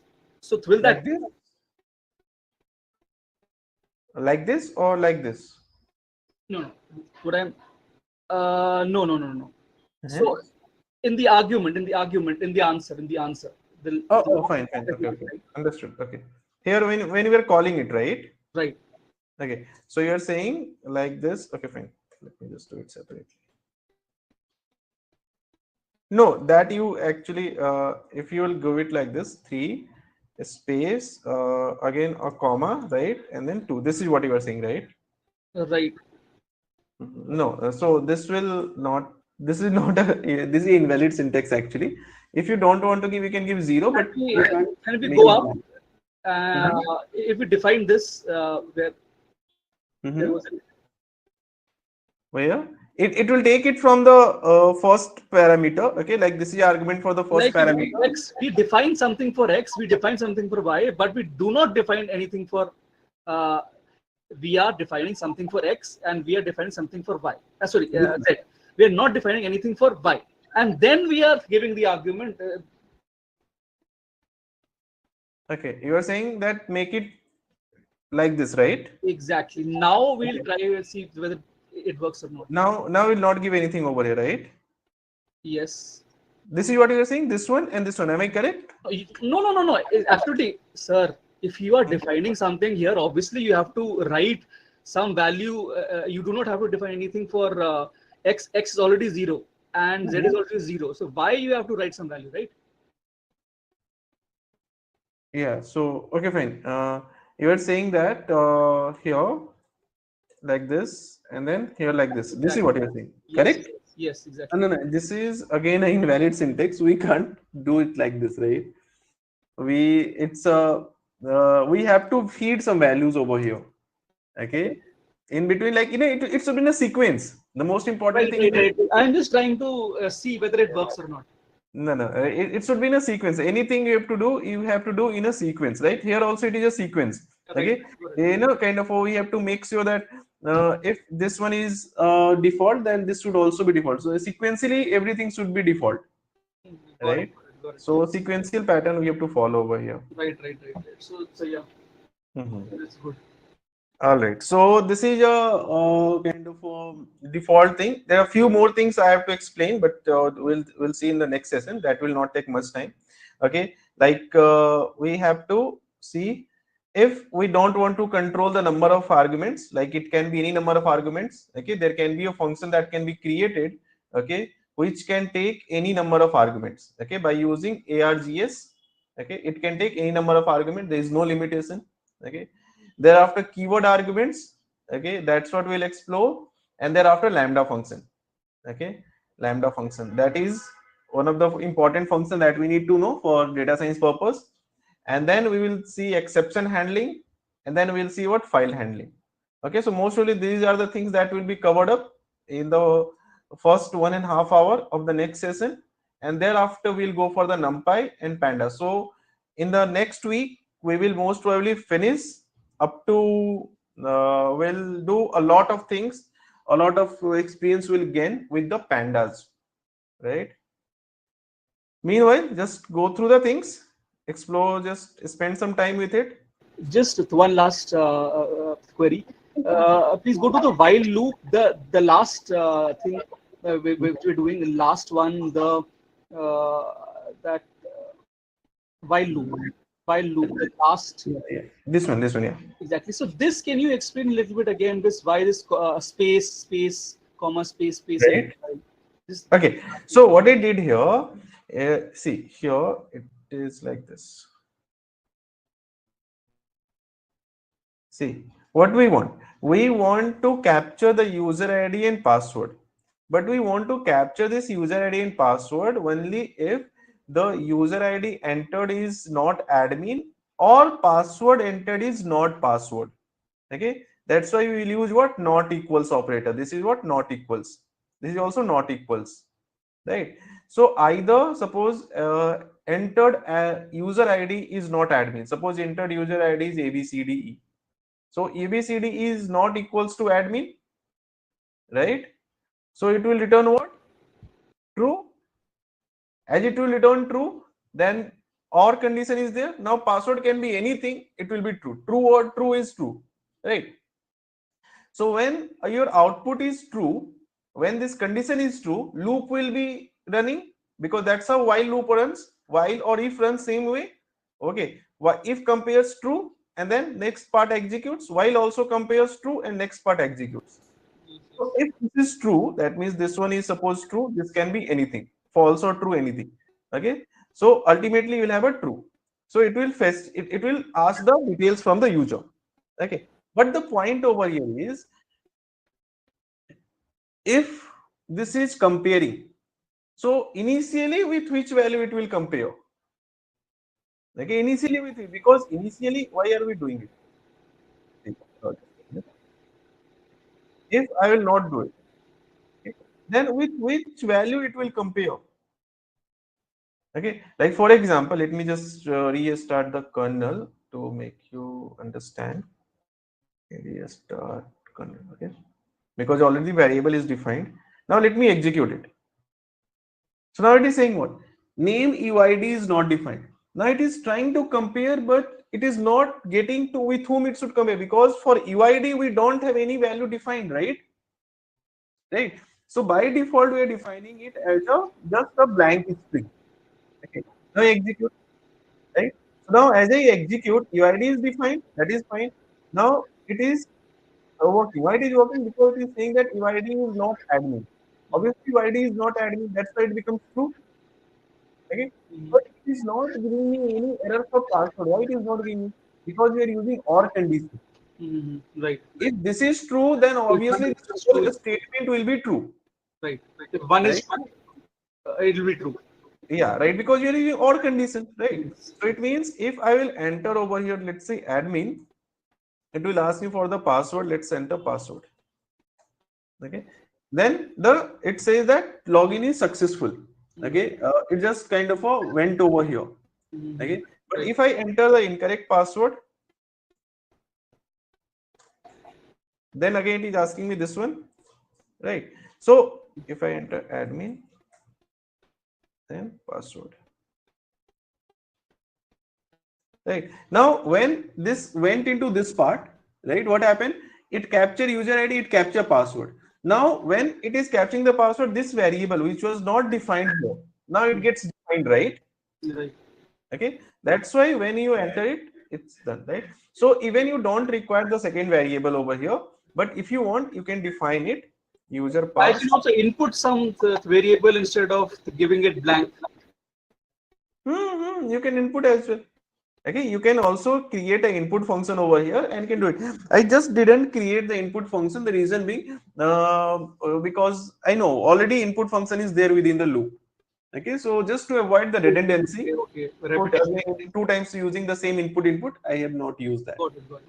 Just to avoid that redundancy. Fine. First, we'll start with the first question over here, one by one. So this is a question one, right? So two questions are there in the beginner level. So I'll just copy both of them and paste it over here. Okay, so this is our first question.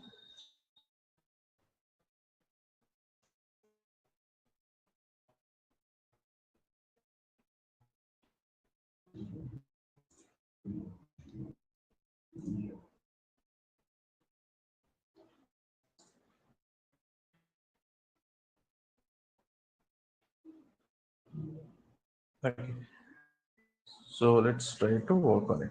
Okay, so write a Python program that simulates login activity. The program should be ask the user to input username. So this kind of thing already we did, right? So here we have to just ask the user. So how can we ask the user? We can ask the user like this: user ID, let's say, or username. Username is equals to I can use input, right? So enter username. Let me do one thing. Actually, adaptive AI system. Okay, enter username. All right. Thereafter, we'll ask over here the password. Okay, the program should include password, right? So user password, that should be equals to input, enter user password. Okay. Thereafter, if username is user, so that we can compare through if condition check, right? So if username double equals to what? User. Okay, so for comparison, we use double equals. For assignment, we use what? Single equals. All right. So that's what we are doing. We have to print what? If username is this one and password is Python123. And user password double equals to what? Python123.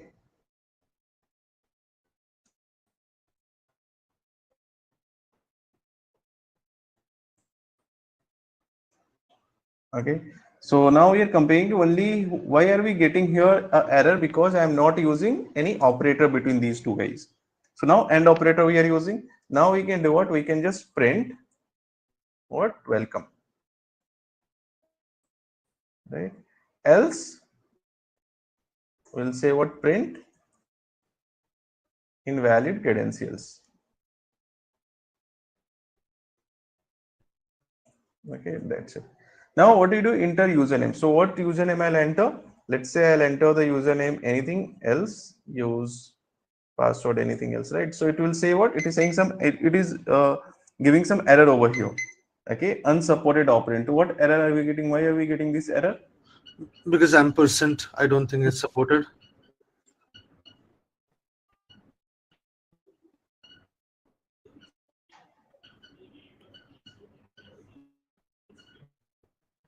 Because we are using over here what? This ampersand. Bitwise operator.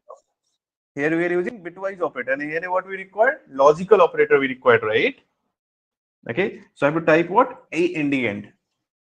Understood? So whenever we are comparing something, then we should use what? Logical operator. I explained what is bitwise and what is logical, right? Okay, I'll give you once again. So let me give an incorrect. So it is saying invalid credentials. And then if I'll give it a correct value, user, and here I'll give Python 123.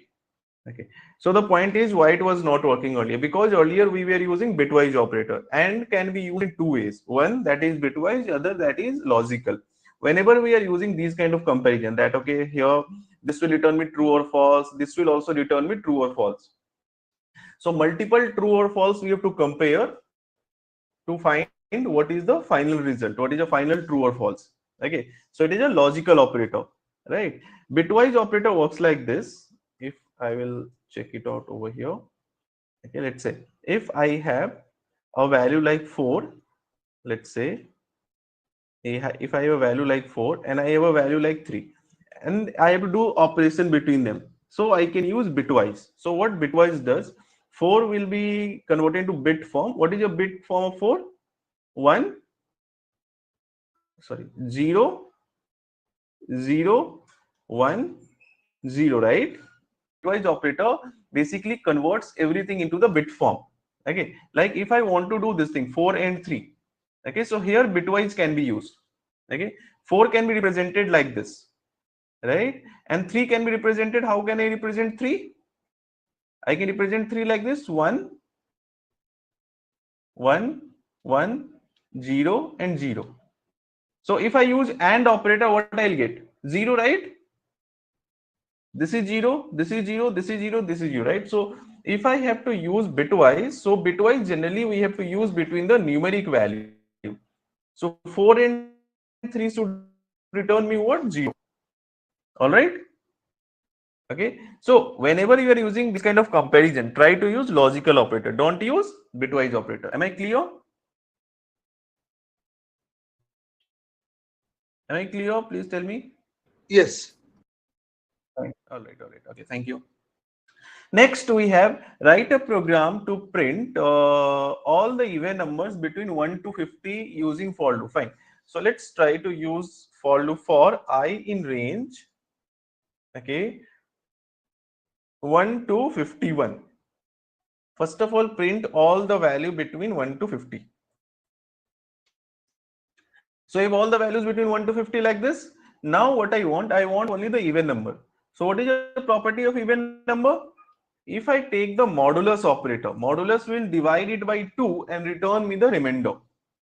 Okay, modulus will do what? Will divide each value by 2 and return me remainder. So for all the odd numbers, remainder is what? 1, and even numbers, remainder is what? 0.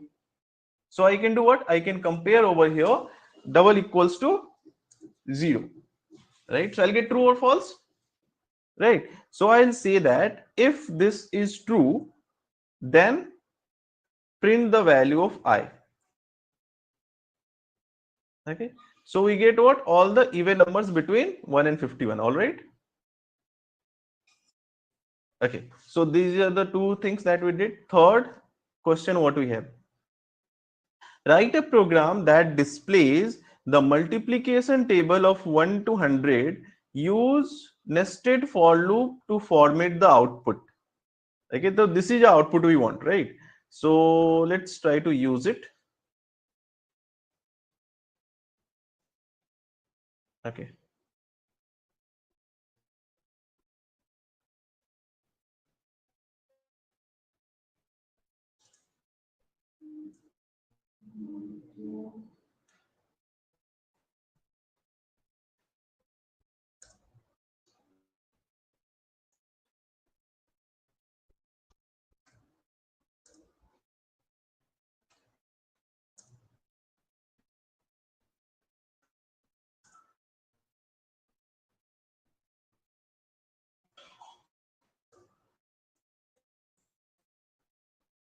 So question number 4, I'll just format it first.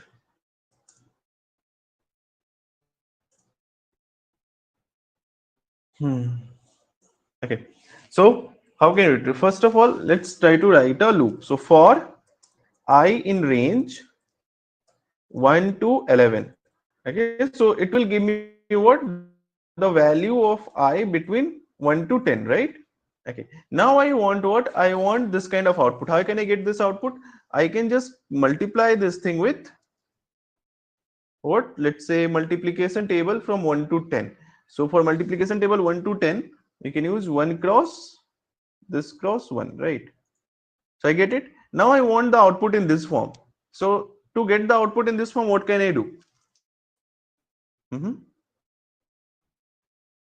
See, if I have to just print, let's talk about this first part. Okay, this first part I want to print, right? So can we do it like this? If I use quotes, will it work? Here it is working, but the problem over here is what? It is only printing what? 111, or we can just use it like this: 1 multiplied by I. Okay, so it is printing, right? 1 into I, 1 into I, 1 into I, but this I have to replace with what? 1, 2, 3, 4. I have to replace this I with these values, right? Okay, so how can we replace it? That means whatever the value of I we have, the value of I is what? 1, 2, 3, 4, 5, 6, 7. So that is a variable. I want the value of this variable. I don't want variable over here. I want what? The value of this variable, isn't it? If I want the values of these variables, so what should we do?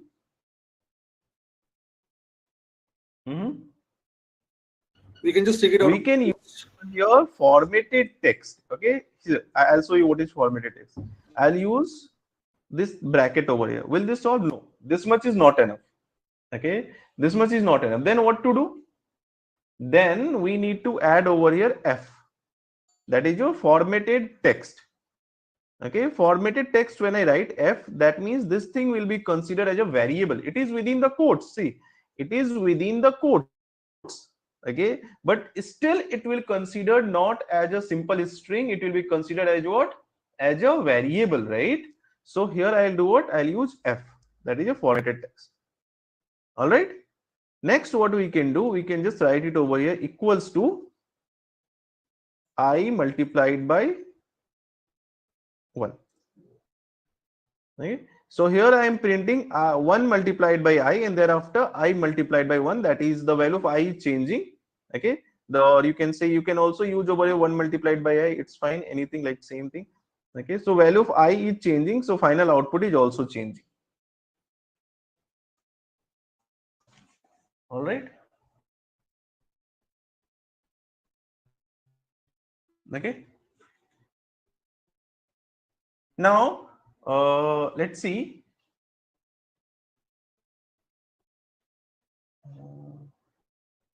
Okay. Next, what do we have over here? Here it is saying that we can use the nested loop. So what is nested loop? Okay. So for the nested loop, let's say I'll type for I in range 1, 11. Okay. So print the value of I. So this is normal loop. Now it is saying what? You should use nested loop. Same thing if I want to do through nested, that means loop within the loop. Okay. Loop within the loop means what? Here we'll again write for j in range again 1, 11. Okay. So print the value of j. Okay. So what exactly happened? Just try to understand. Here, first the value of I is changing. Let's say the value of I is 1. Okay. The value of I is what? 1. All right. So I'll execute it. See. The value of I is what? 1. As the value, okay, let's see over here. Let's try to understand. This is little, you have to focus over here. I'll take it. Okay. So the value of I over here is what? 1, as it is running, right? And as the value of I is 1, the value of j will change from 1 to 10. The value of I will remain 1, but the value of j will change from 1 to 10. Okay. So when the j ends, then again the value of I will be what? 2, right? And then again the value of j will change from 1 to 10. Okay. Thereafter, what happened? The value of I will change to 3. Okay. The value of I will change to 3 over here, isn't it? It is changing to 3. Okay. Okay. And then the value of j will change from 1 to 10, right? So it can be more intuitive. Let me just write it like this.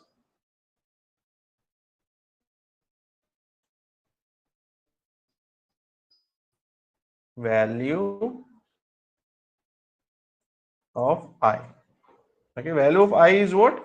Let's I. So I want formatted text. So I use F over here. Then I'll print value of J.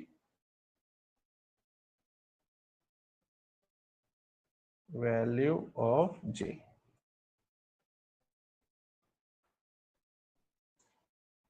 All right.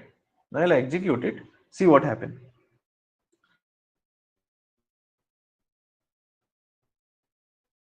Okay. So the value of I is 1 over here. Okay. When the value of I is 1, the value of J is also 1. Then value of I is again 1. Okay. Then value of J is 2. You can see the value of I is not changing. The value of I will not change up to, okay, let's put this thing in the same line for better. It's getting confusion, right? No, it's fine. Okay. So the value of I remains 1. Okay. For how many times it will remain 1? It will remain 1 for 10 times. Okay. Right. When the value of j is changing. Okay. Then again value of I becomes 2. Again the value of j will change. Right. That's how we are changing the value of I for once, and for each value of I, j value will change for 10 times. Okay. For each value of I, okay, I'll write it over here. For each value of I, the value of j will change for 10 times. Okay, how many times? 10 times according to this loop. All right. Okay, so it means what? I can use this thing over here. That means I can just write it over here, print. Okay, I multiplied by j. Okay, formatted text. Okay, so if I write it like this, what will happen? You can see the result. 1 multiplied by 1, 1 multiplied by 2, 1 multiplied by 1 multiplied by 10. Then 2 multiplied by 1, 2 multiplied by 2, 2 multiplied by 2 multiplied by 10. 3 multiplied by 1, right? And then I can use equals to what? I multiplied by j. So these kind of program actually helps us in logic building. Okay. So these are the kind of initial exercises that we are doing so that later on we can prepare a good sort of logics. Am I clear how is it working? Bipul, I had a question here.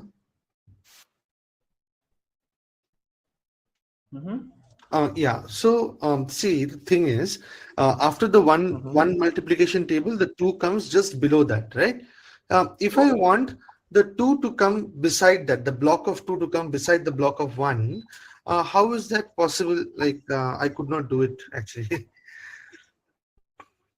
What? Okay, fine. Let me. You want it? So yeah, 1 into 10 is fine. You want it to be here, right? Yeah, exactly. I was like trying to do that, but I could not actually. Yeah. Right. This is what you want, right? Okay. So for doing this, just a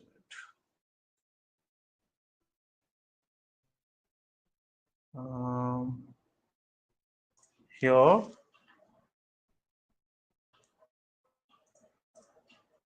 And is equals to space. But n is equal to space I will do then for after each loop it will be. So it is not, it will not be kind of put like this. For that we can do, but for that we have to convert it into a kind of a tabular data. Okay. And that we can do with the help of Pandas library. Okay. All right. No, this is fine. That's fine. I just want to. Yeah, so when we work on the Pandas library, I'll tell you what exactly the process to involve. I'll tell you briefly. First, we have to convert this thing into a structured form. Like in the structure form, this thing I'll add into a one column. Got This it. thing will add into the second column, then third column. That means data you have to arrange in like 10 different columns we have to create, Got right? it. Got And it. each column we have to add this information, and that we can do through Pandas library. So when we will discuss the Pandas library, please remind me. I'll show you how it can be done. Okay, thank you.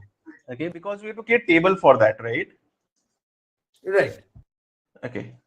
Next question that we have over here. Create a function of return type. Fine. That means I have to create a function of return type, right? So let's go for step one. And what is the function required? The function that we required is for, okay, let me just check it over here. Okay, the function is prime. Okay, this is a function we have to do, and that function needs to be of return type. Okay, so what it should return? It should return true or false.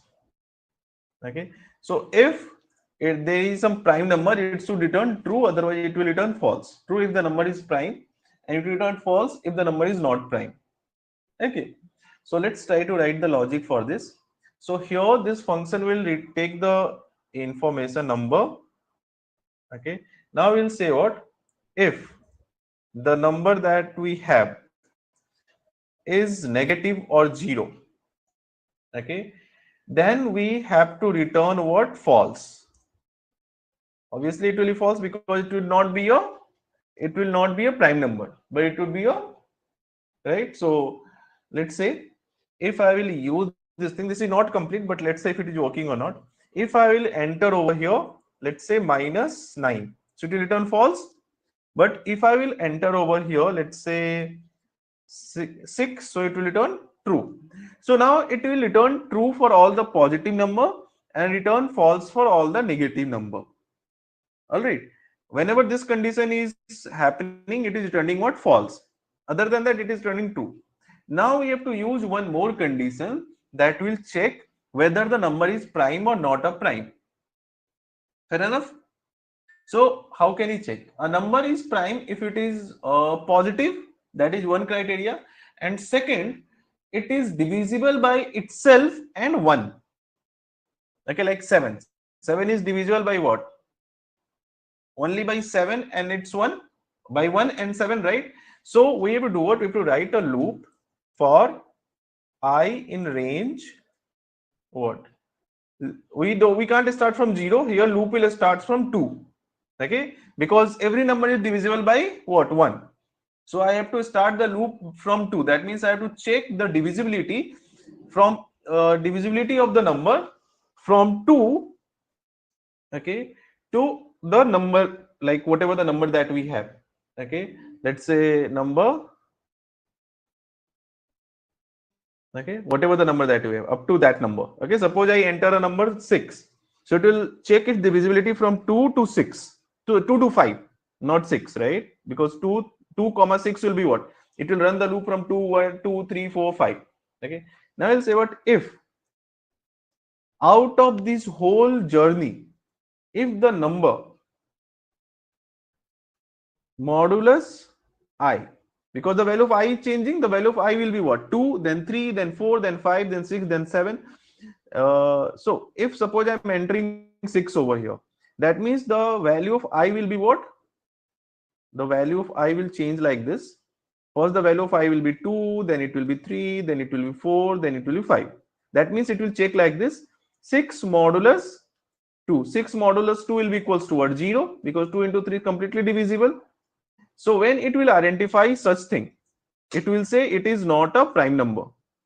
Okay, suppose I enter a value 7. So for the 7, loop will run for what? 2 comma 7, that is 2 3 4 5 6, right? So 7 divisible by 2, 7 divisible by 2, 7 divided by 2 will be what? Remainder will be what? 1, that is it is not divided. 7 divided by 3, the remainder will again be 1, that means it is not divided. 4 divided by 7, okay, 4 modulus 7, that will be what? The output will be what? 4, that means again it is not divided. 5 divided by 7, again it is not divided, the output will be what? 5. Okay, and thereafter 6 divided by 7, the output will be what? 6. That means none of these are dividing the 7. completely, right? So that means 7 is a prime number. All right. So we can do it like this. If any one of the number dividing and giving me 0, it means what? Return uh, false. That means it is not a prime number. That means if divisible, it's not prime. Okay. And if it is not divisible, it is a positive number. Okay. If at the end, if none of the condition is true, so not if no divisors found and it is a positive number, it is what? A prime number. Okay, so let's see. So it is identifying 6 as false, right? But at the same time, if I'll use over here 7, it is what? True.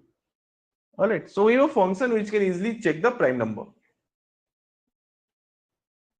Am I clear?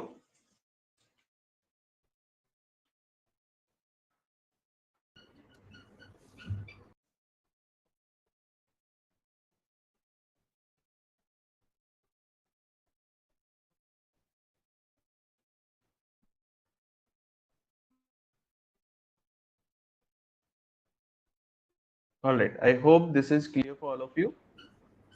Let's go ahead.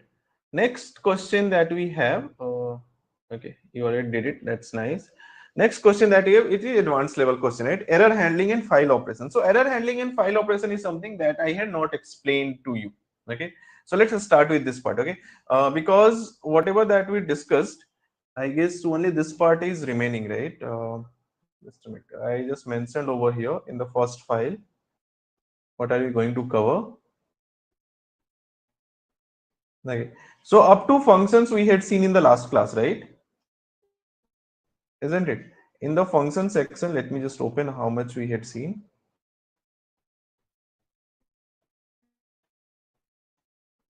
Okay. So in the function, we had seen the return type function. Okay. And how function can use your parameter, and thereafter how it can work on it, right? This is what we had seen. All right, the others are this is it fine. Okay. Default, okay, default parameters also we had seen. All right, that's fine. So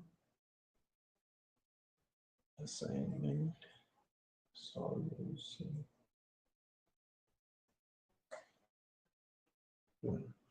Okay, so I'll create a new file. There are 2 more questions are there, but to solve those questions, we need to go through few things. So first we'll go through few things and thereafter we'll understand, right?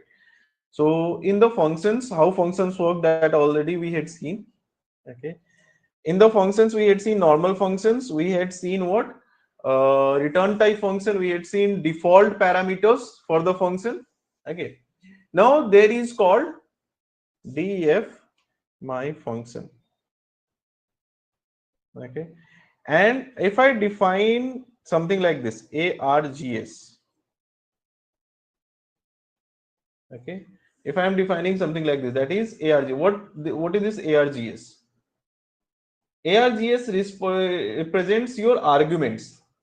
Okay, now here it is variable length arguments. Okay, that means the number of arguments I want to use is not fixed.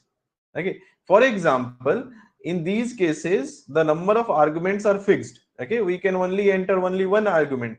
Okay, we can only enter only one argument for these parameters. Here I can enter 2 arguments for these parameter. I can't enter 3, right? Because only x and y is there. But many cases it is not fixed. Okay, then we can use it. This is called what? This is called the variable length argument. And here, let me just write the comment over here. Okay, what are we going to use? We are going to use asterisk args. Okay, so what it means? Okay, this gives us the flexibility. Okay, flexibility of what? Just a minute. Flexibility. Okay, This gives us the flexibility. Flexibility of what? Flexibility of we don't want to know in advance how many arguments will be passed. Okay, you don't need to know how many arguments will be passed. All right, that is what we have. Second thing, it just avoids having a fixed number of parameters.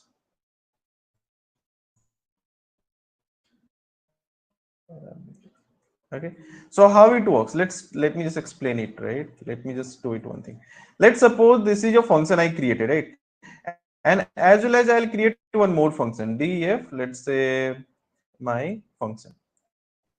Okay, here I'll use what? X comma y. Okay, and here also pass, right? Now I'll trigger both the function, right? So let's say first I'll trigger this function. This function will do nothing, but just I'm going to trigger it. So it is doing nothing, but it is not giving me any kind of error. But will it give me an error? That's why it is giving me what? An error. Okay, what error am I getting? That we can't have 3 positional argument over here because there is only two are acceptable over here. But that is not true for this case. Okay, here I can use what? As many argument as I want. I can use it, no error. Okay, suppose I want to use 5 arguments. Right, so these are what? These are the positional arguments. We can pass the variable number of positional arguments, right? It is about, we can pass, okay, it allows us to pass a variable number of positional arguments to a function. Okay, variable number of positional argument to a function. Okay, and that's how it works, right? That means if I want to operate, let's say I want to just kind of pass as many number of argument and just try to sum them up. Okay, so what I can do, okay, here I can just use, let's say, total underscore sum, that is equals to 0, right? Now for arg in args, okay, total sum plus equals to what? Arg. Can you tell me what is this operator? What we call this operator? This operator is called assignment operator, right? So whatever the existing value of total sum we have, what is the existing value of total sum? We have 0. So in that existing value, we are adding a new value. Okay, this thing also we can add it like this. Okay, it is the same thing, like total sum is equals to existing value of total sum plus the new argument we have. Okay, and then we can do what? We can just return it, return total sum. Okay, so what is happening here? There is a, let's execute it. Okay, working. So what exactly happened over here? We have a variable length positional argument, right? Now what happened? It's like when we feed these two value, okay, so there is a loop. That loop starts running. This loop is doing what? This loop first picked up the first argument from here. Okay, total sum is equals to total sum, which is 0 plus 3. So total sum will becomes what? 3. Okay, next time the loop will run, then total sum is equals to current value of total sum is what? 3. 3 plus next value over here, next value is what? 4. So that is 7. Okay, let's try to understand with the second example. Okay. Here what happened when you trigger this function? The loop will starts. Okay, and as the loop will starts, we have five value, 4, 3, 2, 7, and 4. Okay, we have these things. Okay, so now we have total sum is by default over here is what? 0. So total sum is equals to total sum, that is your 0 plus the first value, that is 4, because loop is running, right? So total sum will be updated to 4. Okay, next time it will be what? 4 plus 3. So this will become what? 7. Okay, next time it will be what? 7 plus 2. So it will become what? 9. And at then we get the sum. So it is what? It is kind of a variable, and that means now my function is not limited to accept only 2 arguments or 3 arguments or 5 arguments. Now it is a variable length. You can use any number of arguments over here. All right, it will just use it. Am I clear? Like for example, let's say one more example, def concatenate. Let's say I have to concatenate some characters. Okay, so what I'll do? I'll just run over here, return dot join. Okay, what is join? Join is a function of string. Okay, args. Okay, now what is join? Let me first tell you about the join thing. Let's say I have a list of data. Okay, word list. Okay, I am a good, let's say, Indian citizen. Okay, let's say this one. Okay, now I want to just join them and form a single sentence. So I can use what? Dot join word list. Excuse me. So it joined, but there is no space in between. Okay, so what I can do? I can give a space over here. Right. So join is doing what? It just joined up all the words passed in a particular list. Right.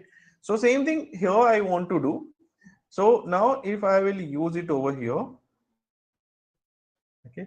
So this thing is what? I can use any number of, let's say I'm passing hello world. Okay, it will join it, right? Or I can use more number of things as well, like say Python is fun. Okay, so you can see the number of arguments are not fixed over here. It can accept any number of arguments to give you the result. All right, let's say one more example. Okay, there is a function I'm creating for greeting. Okay, so greet. Okay. Here I want to greet multiple personals. Okay, like suppose I want to greet all these guys.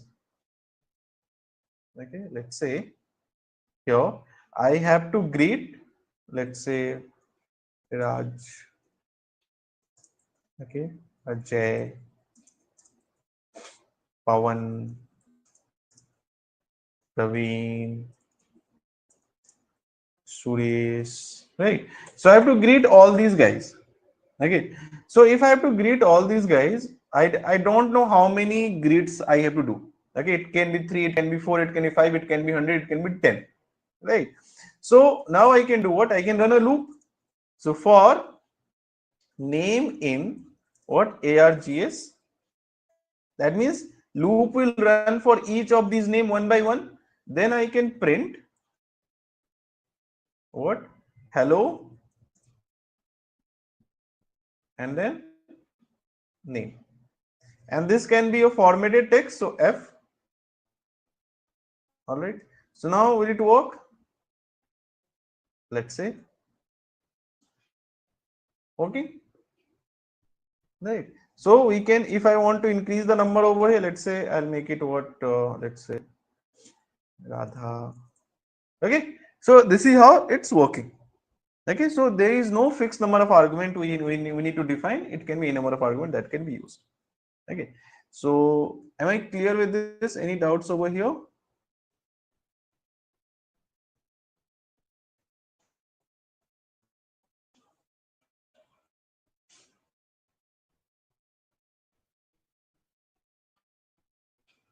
Okay, so after this we need to understand one more thing, that is called keyword arguments. What we need to know? We need to know the keyword arguments, right? Now what is keyword argument? That is important to understand. Keyword arguments. Okay, so keyword arguments is like this. Let's say I'll create, first of all, let's say I'll create over here def student details. Okay, I want name and I want age and I want location. Okay, or let's say like this, right? Then I'll say what, return name colon name. I'm returning a dictionary, age colon age. Okay, thereafter location location. Okay, so now, okay, let's say I use over here J is let's say 21. Okay, so this is working good. But what if I will put this thing? Okay, same thing, I'll take it from here, okay, and paste it over here, and J I will put at the end. Will it not work? It will work, right? But you can see the result, right? Because it is a positional argument. We have to maintain the position over here. We have to do what? We have to maintain the position. We in the same position. Like first we need to know, we have to feed name. Second we have to feed age. Third we have to feed location. Okay, so same, kind of a position we have to maintain. Otherwise we may not get the correct result.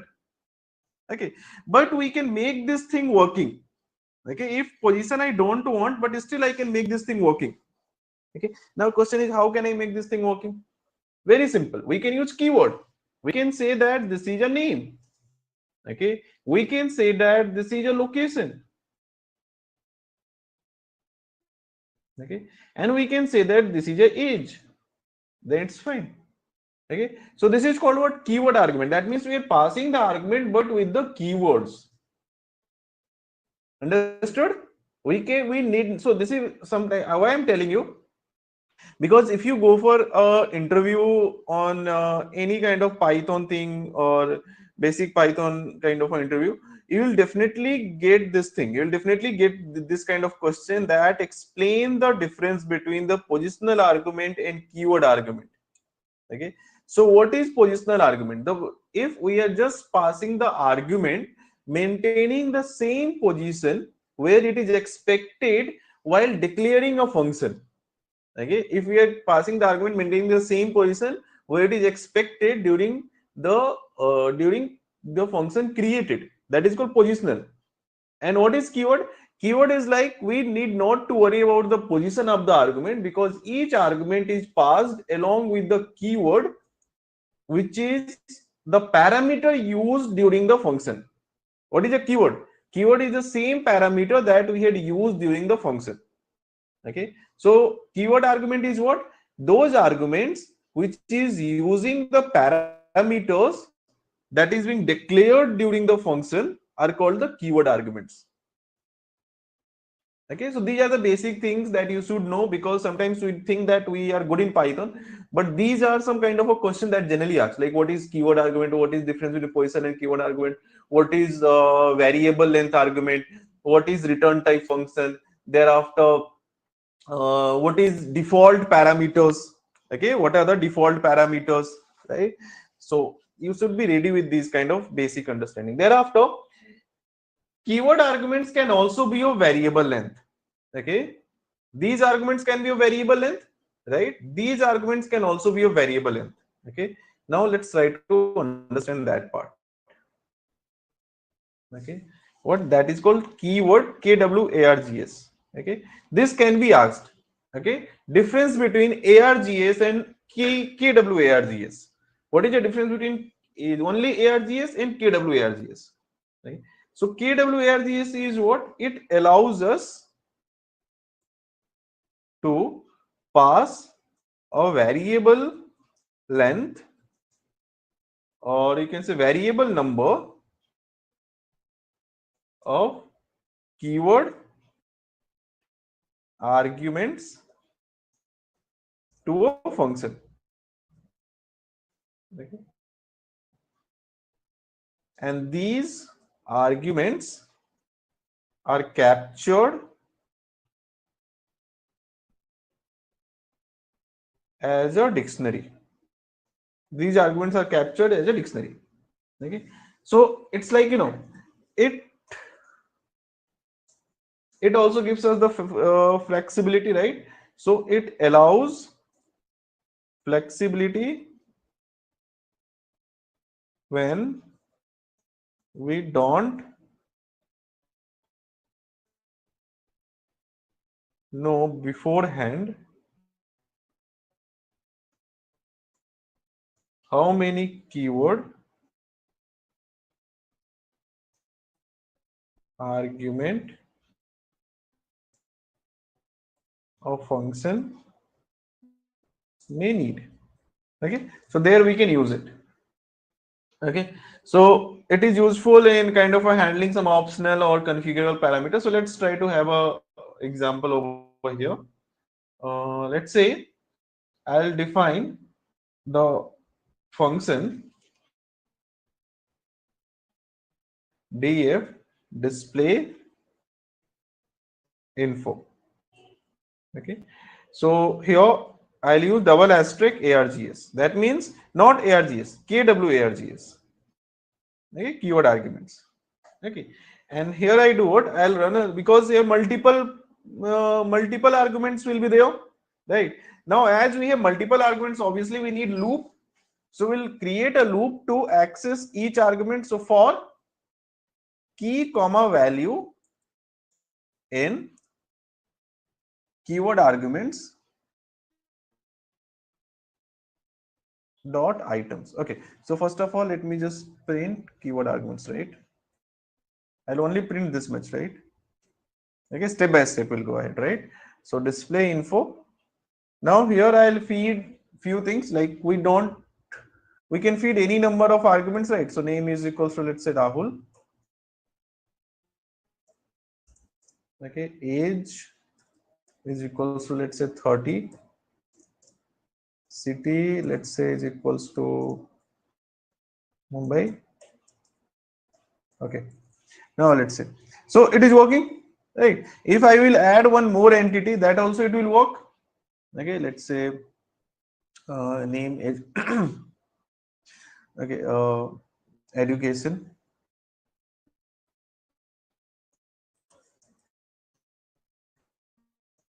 Is equal to, let's say, high school.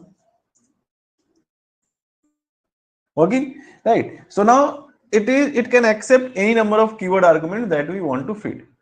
Okay, now if I want to, and what I told, these arguments are captured as a dictionary. You can see the dictionary over here. Okay, we are feeding as it is, but it is captured as a dictionary. Okay, now I want to process each of these entity one by one. So I can use dot items. Okay, so when I use dot items, what have we got? This thing are converted into a list of tuples, and then we can just run the loop over here. So for key comma value in, right, for key comma value in this thing, okay, whatever the things that we have, okay, because this is your key and this is your value. This is your key, this is your value. This is your key, this is your value. Okay, we want to print it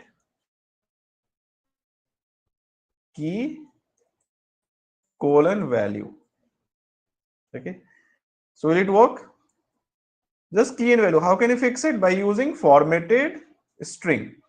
So bracket and then I can add f over here. Nice.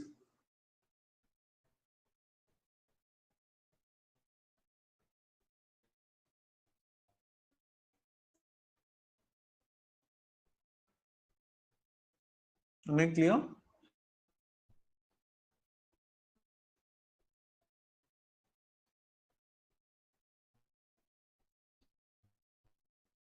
Okay. Now let's set one more example. Let's say set a default configuration. Okay, I'm setting up a default configuration, right? So def configure app. Okay, by taking the keyword arguments. Okay, so here is a config that would be equals to a dictionary. Let's say theme is light. Okay, thereafter language, let's say en. Let's say time zone, UTS or UTC, sorry. Okay, fine. Now here I'll do what? Return config. Okay, so this is a simple function. If I call it, whatever that I define, that will be returned. Okay, but suppose this is a default one, but suppose I want to change it whenever I want. Okay, so if I want to change it whenever I want, let's say anything like language or time zone, anything, any single thing I want to change. I don't want to change everything. Suppose I just want to change these two guys. Okay, that means I want over here theme is equals to, let's say dark. Okay, language is equals to French, right? So it's like I just want a freedom. Okay, freedom, like if I want to change two entity, I can change. I should be capable of changing these two entity. Okay, if I want to change only one entity, okay, like suppose I just want to change this thing, that is a language, nothing else. Okay, so I should have a freedom of changing only this one. Okay, so what can I do? Obviously, since it is variable length, I can feed no parameter, I can feed no argument, I can feed two argument, I can feed one argument, everything is fine. Only based upon these arguments I have to update. So what I can do? I can use config dot update. Okay, what I have to update? Whatever the parameter that will be passed, or whatever the argument that will be passed for these guys. Okay, for these things. So by default, this one you can see. So here only language is changing. Here these two guys are changing. Right. So this is what keyword argument.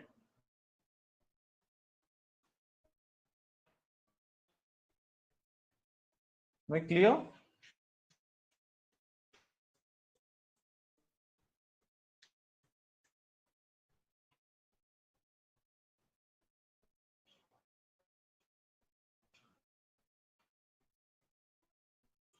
Any doubts over here? Okay, can we use both of them together, that is keyword and these non-keywords together? Yes, we can use them, right? So let's try to use one example, okay, where we will use both args and asterisk kwargs. Okay, both I'm using. Okay, so for using both, let's try to create a function def greet users. So this is what we already had seen. Okay, so in this first we will use normal argument, normal parameter, right? Next I'll use args. Okay, so both I'm using. Okay, I'll also use kwargs, right? So now what do we do? Here we want to call it like this. Let's say if I will call it blank, it will raise an error. Okay, why it will raise an error? Obviously, this is optional. For these guys, I can feed argument or I will not feed argument, that is optional. But for this guy, I have to feed something. So let's feed hello. Okay. Now it is saying get users is not defined. Now it's working. Obviously, pass is there. That means we are passing the argument for this guy. Okay. So we can pass it hello. We can pass anything over here. Let's say hello, or we can pass it good morning.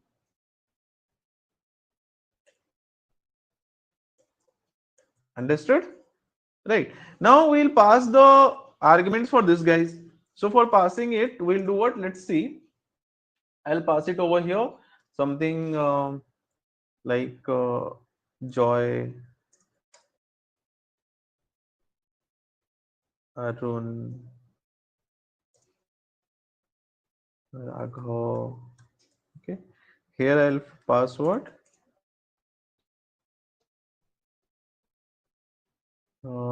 Let's say Ajay, Amar, like this. Okay, so only two, right?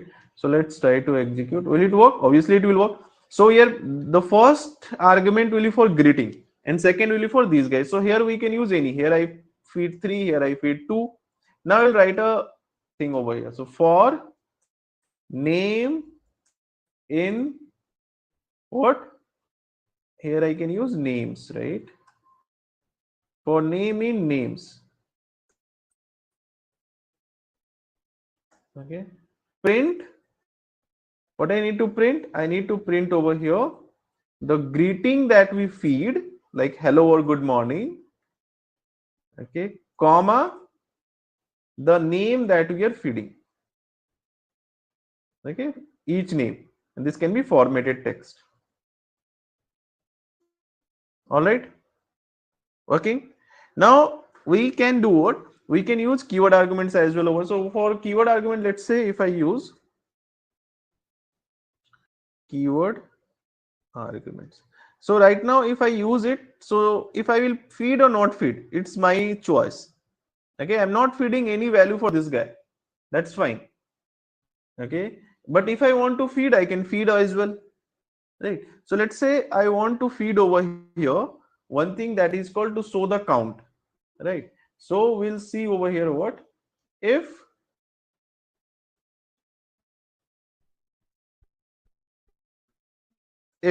the keyword arguments, okay, if this keyword arguments is getting an keyword, what keyword it is getting? Let's say if it is getting an keyword show count, okay, then do what? Then just print total number of people greeted. That would be equals to what? Length of name. Okay. So here it will not give me any length, but here if I'll use if it is getting show count, that means if I have one keyword argument show count, and if the value of this show count is true, all right, so I'm getting this. So in this example, all three has been used: keyword, non-keywords, and variable length. Let me share this file with you.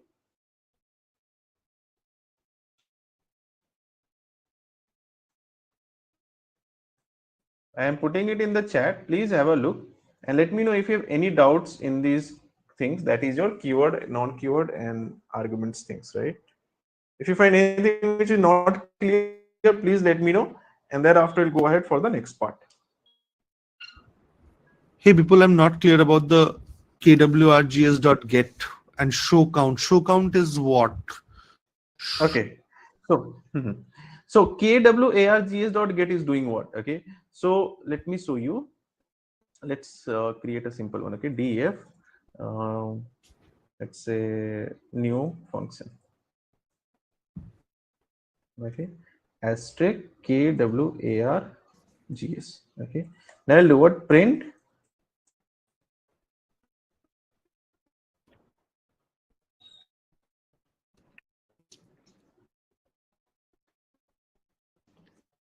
dot get. Okay, so if I will use it, And let's say I'll feed over here anything. Name is equals to Ajay. Okay. So now what it is actually doing? Okay. Here I'll feed what? Let's say get name. Okay.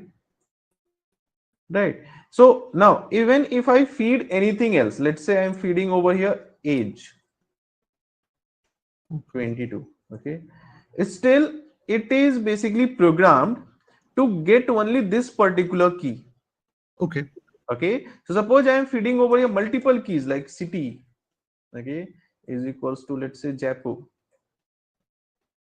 Okay, like this, but still it is being programmed to just fetch only this particular key. Okay, it is not fetching the other keys. Okay, if I will not use this name, then what it will do? It will do nothing. It will say none. That means name is not there, right? So now if I have to use it, let's say if instead of this one I'll say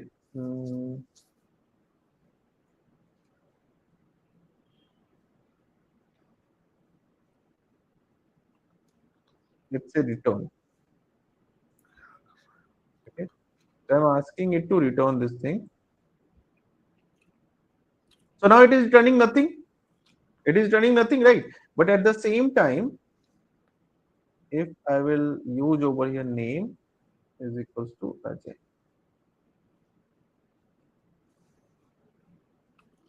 So it will return Ajay, right? So if name is not defined here, so it is returning nothing. But if name is defined, it is returning Ajay, which means what? Which means that this particular thing is created to accept a argument with the name so count, right? Okay. So if so count is not defined here, Right. count is not defined, that means it will return kwargs dot get so count will be what? None. Correct. Nothing. So as it is nothing, it will return. It will not return the length of name, a total number of names, right? But when so count is defined, okay, when so count is defined, that means now it can get it. That means it is not null. It is not null, and if it is not null, it will return how many things are there. Got it. Got it. Got it. Got it. Okay. Okay. Thank you. Thank you. Just kind of for getting a particular keyword, just a particular defined. That means I have to only use so count. I can't use so counts. If I use so counts over here, it will do nothing because it is programmed to fetch only this particular key. Which key? So count key. If so count is not there, then it will not return the length. If so counts is there, it is not working, but with so count, it will work. Got it. Lambda function. And this is also a very important, one of the very important interview question, that is a lambda function. Okay. So it is a small size function first of all, or you can say it's a concise version of the function. Okay. This is a small anonymous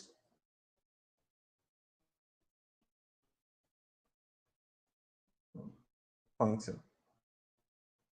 Okay. And this is defined using the keyword called lambda. Okay. It is what defined using lambda keyword. All right, that is the purpose of it. Now, sorry, no, that is not a purpose. That is how it is being defined. Okay.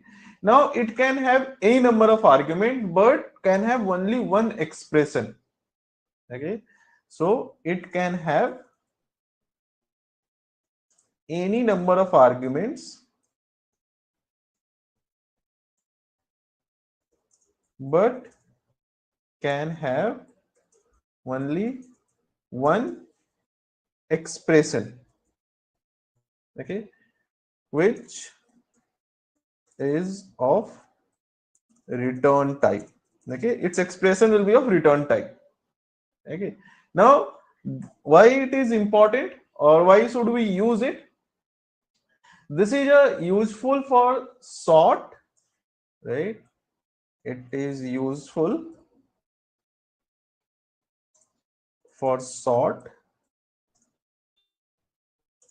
throw away function that don't need a name. Okay, and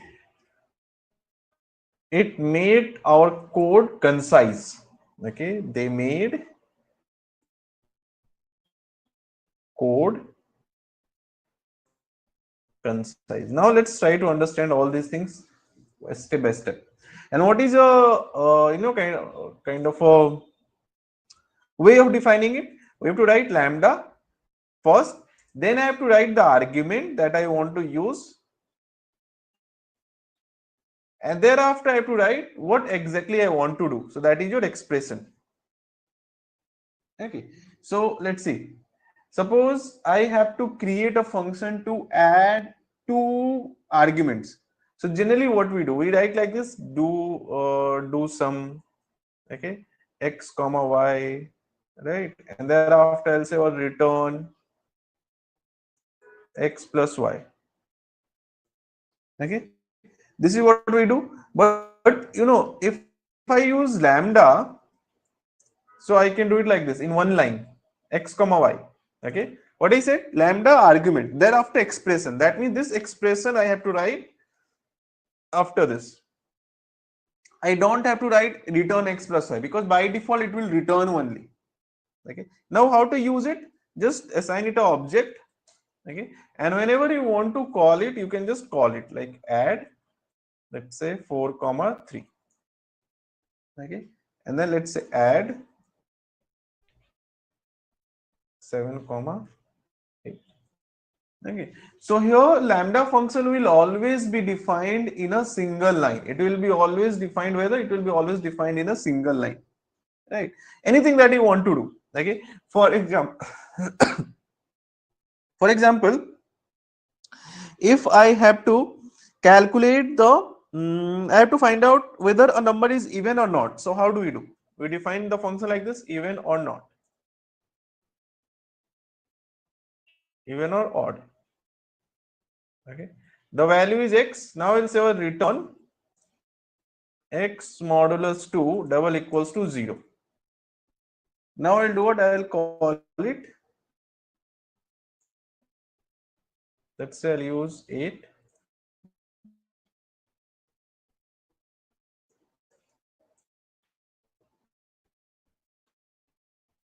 Okay, so you can see this is how it is working, right? Same thing if I want through lambda, what I can do, I can just define lambda. Okay, this is the argument and then expression. So expression is what?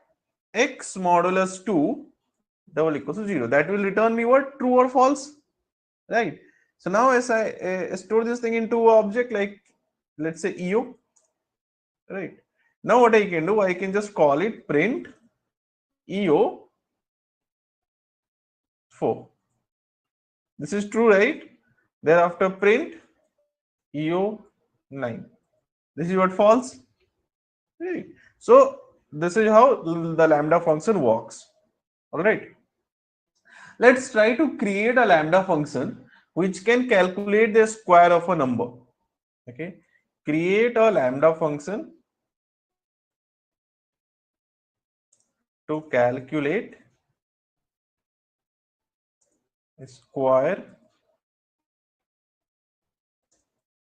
of a number. Can you just let me know how can I create it? Please try to create and share in the chat.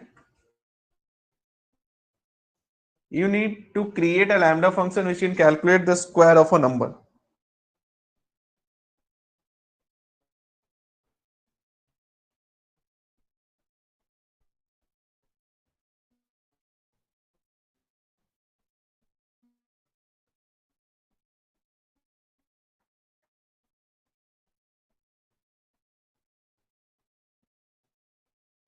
Mhm.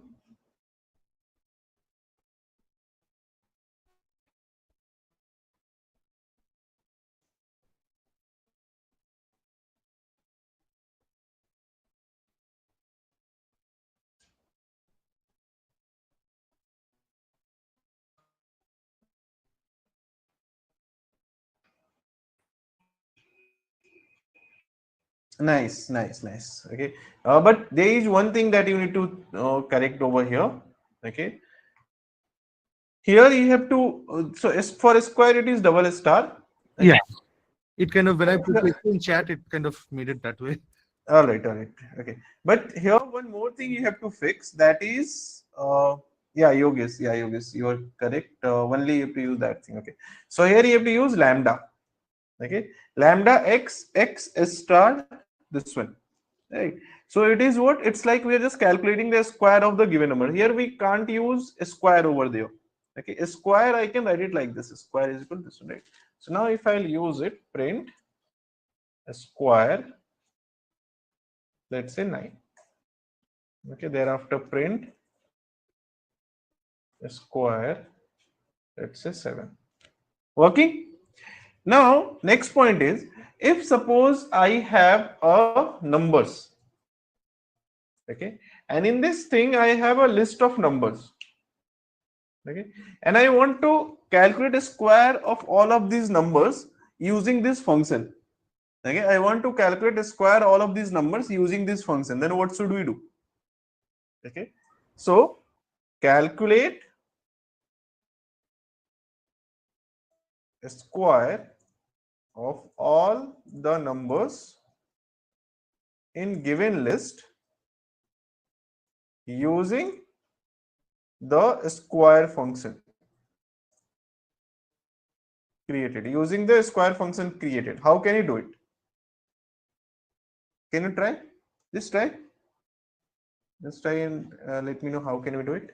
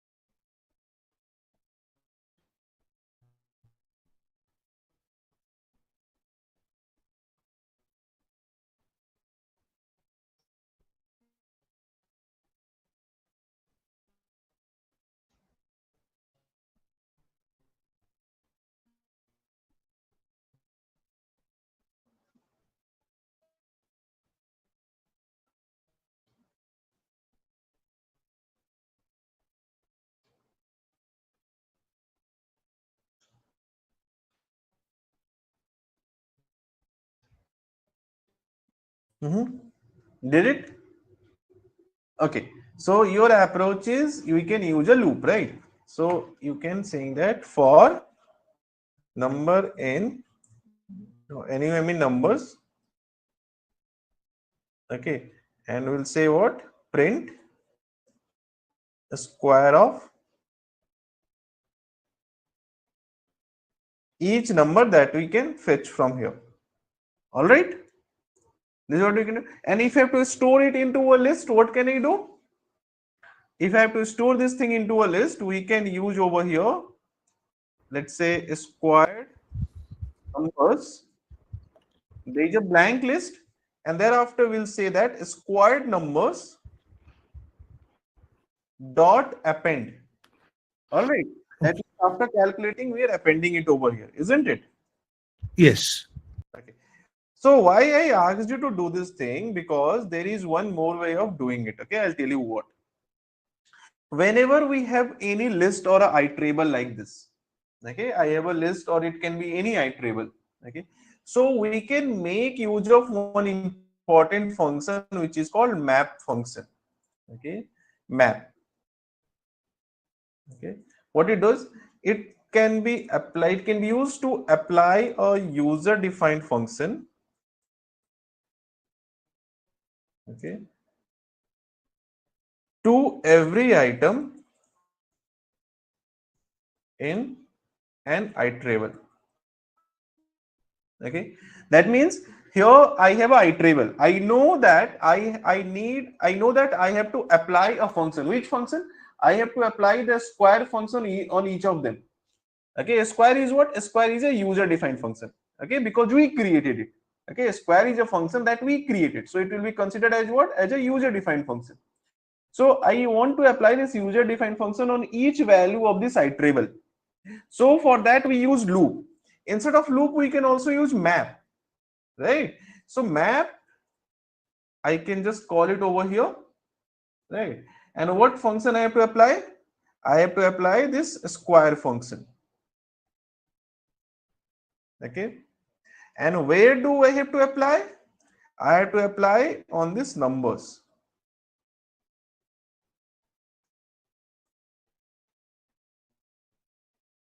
Okay, all right. Okay, now am I getting the result? Yes, I am getting. Only I have to do what? I have to convert this thing into a list once again. So let's do what? Squared. Okay, and then print list of squared. Spelling. Squared. Yeah. All right, so you can see we have 1 2 3 4 5 6 lines of code. Now it is just 3 lines of code, or even 2 lines of code.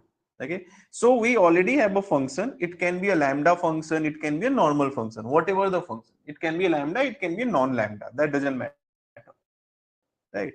But we have to apply this particular function on all the iterables, right? So instead of loop we can use what? Map, right? These things you should know, and we are going to use it for multiple times, right? Because these things are actually important nowadays when we are going for any kind of, it's not just kind of a basic things that we should know, like okay, for loop, while loop or something, because those for loop or while loop anyone can do. Okay, what a experienced coder, or what a experienced person or a good coder requires to do, they need to concise the code. You have to write maximum things in a lesser number of lines. Okay, we have to just kind of create a code. Always try to create a code in which we have to write so many things. We have to just kind of encapsulate so many logic, so many kind of processings we have to do in a very lesser number of lines of code. So it should be ready for that. All right, so map is something that can be used for that, right? Like for example, one more example of map, if I want to use it, let's say suppose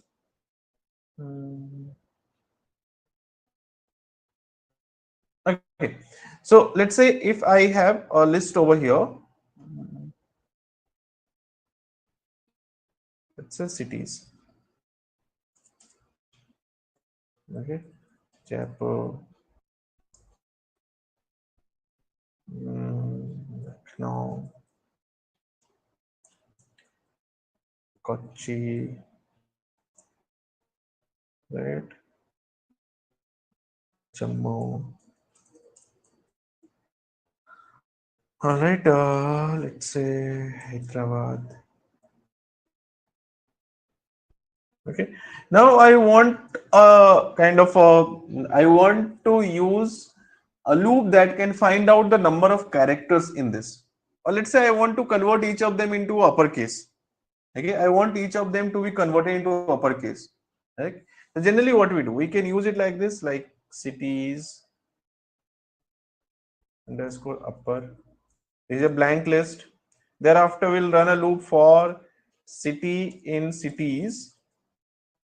Okay, what I have to print city dot upper. Okay, now I have to store it over there. So to store this thing over there, what we require, we need to take this particular list dot append. Okay, that means we are appending over there. Once it is appended, at the end I will take that value, right? So let's say everything is stored over here. Fine, but same thing we can do through map, because it is iterable. So if I want to do through map, what I do? First I write map. Next I need a function, right? So either I can create the function, or I can create the function right here. Lambda x dot upper. Okay, so first part is what? Function. Okay, and second part is what? The iterable. And what is iterable? This is a city which is iterable. Sorry. Okay, so this is what I will pass it over here.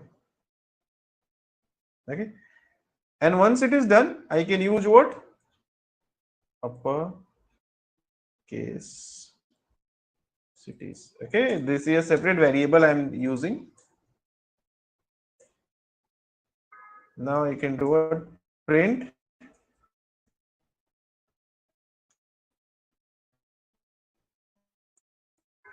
I have to do what? List. Typecast this guy as a list. Okay, so now I'm getting this thing. Okay, so how can we fix it? Here, the upper is a method that I should use it over here, right? This thing was missing. Am I clear? How map works?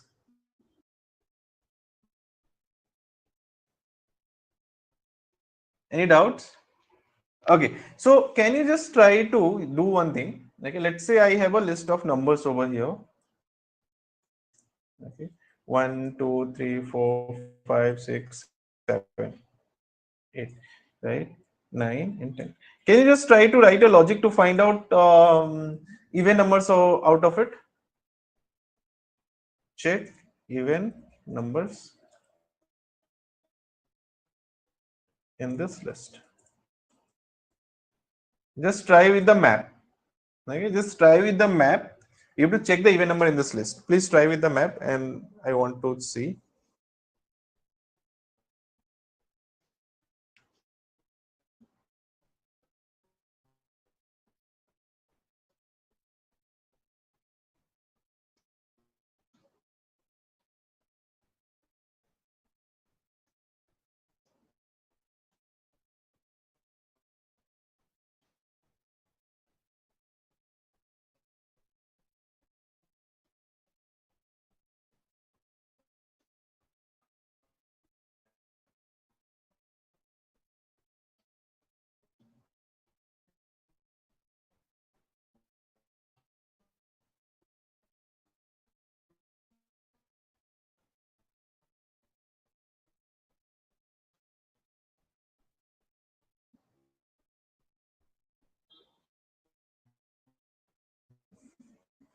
Then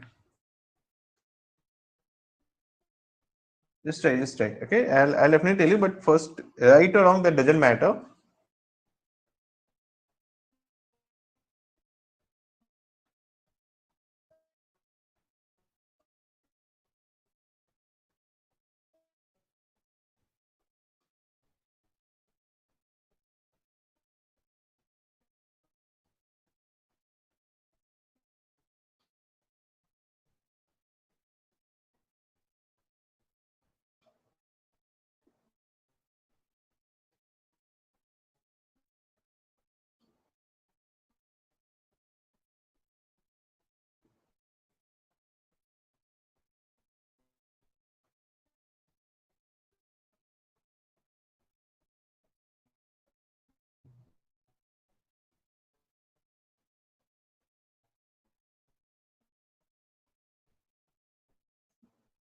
Yeah. Okay. So you did this thing, right? So let's try to use it. Okay. So we have this part. Okay. Nice. So here, if I will use list over here, right? Print, and then I can just pass it through the list. We did it. Nice. So we get true false. But now I want to filter. That means I just want to filter only the even numbers. Okay, so what I can do? Because this guy can implement this function. Okay, map will do what? Map can implement the function. Okay, map can implement a function defined on each element or each item of an iterable. That we know. Okay, now if I have to filter, so for filtering, what we need here, I'll just copy this thing, okay, paste it over here, and instead of map I can use only filter. That's it, job is done. Okay, so based upon this thing, we are getting true or false. Now only for true conditions I want to filter the result. So I can use what? Filter. Okay. If I don't know about filter, then what I do? I'll write a for loop. In the for loop, I'll check true or false. Then I'll append it into the another list. Isn't it? Right? It's the same thing I want to do, but I don't know about the filter. Then what I'll do? I'll do it like this. Suppose this is a number. So I'll just run over for number in numbers. That means accessing each value one by one. Thereafter, checking if number is modulus 2 double equals to 0, right? Thereafter, what we do, we'll just append it into a second even numbers, that is a blank list, right? And then we say what? Even numbers dot append. What I need to append? I need to append this number, right? And at the end, we will have what? Print even numbers. Okay. So, if we are doing it like this, no problem in doing it like this. Okay, it's fine. But if while learning it is fine, when you are working with a very large scale data, these all things I am telling you because we are going to use Python for data science and machine learning, right? And in data science and machine learning, actually we are going to work with a very large scale data, right? So on a large scale data, if you will write the code like this and then you start operating it, the length of the code will increase a lot, and thereafter it will be difficult to debug and find out the things which needs to be fixed, right? But this way we can just operate on a very large scale data very quickly. All right.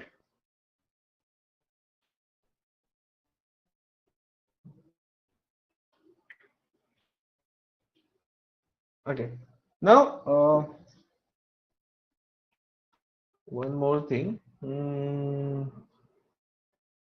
Okay. Let's say one more thing I want to tell you over here, that is called, let's say I have information, let's say people. Okay. Here I have some information, let's say Ajay, whose age is, let's say, 25. Okay. Thereafter, I have Bob, whose age, let's say, is 20. Okay. And let's say I have over here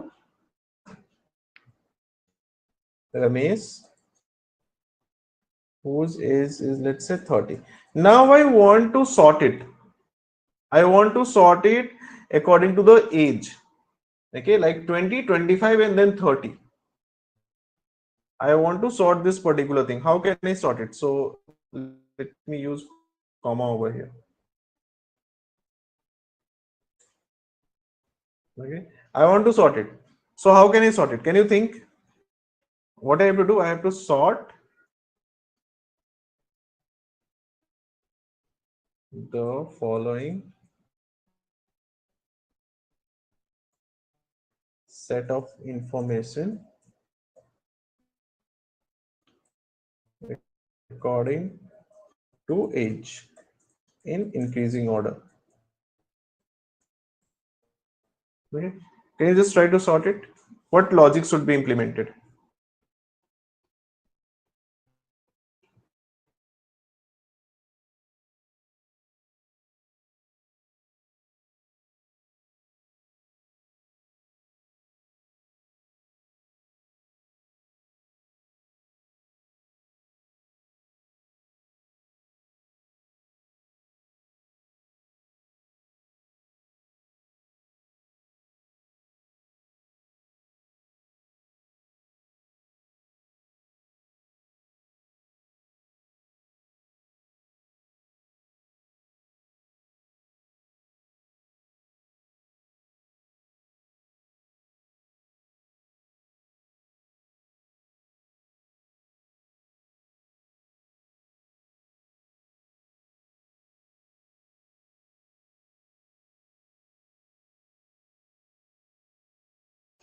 Okay.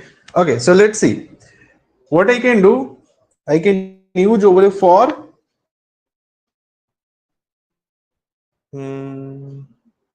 let's say info in people. Okay, for info in people, what we do, we can just access over here. If I'll run the loop, then each information will be accessed one by one. Okay, we're accessing each information one by one, right? Now if I want these informations to be captured separately, this is name, this is age. Okay, so I can use two variable over here. This is name and this is what, age, for name and age, right? So I can access them separately in two variables, name comma age.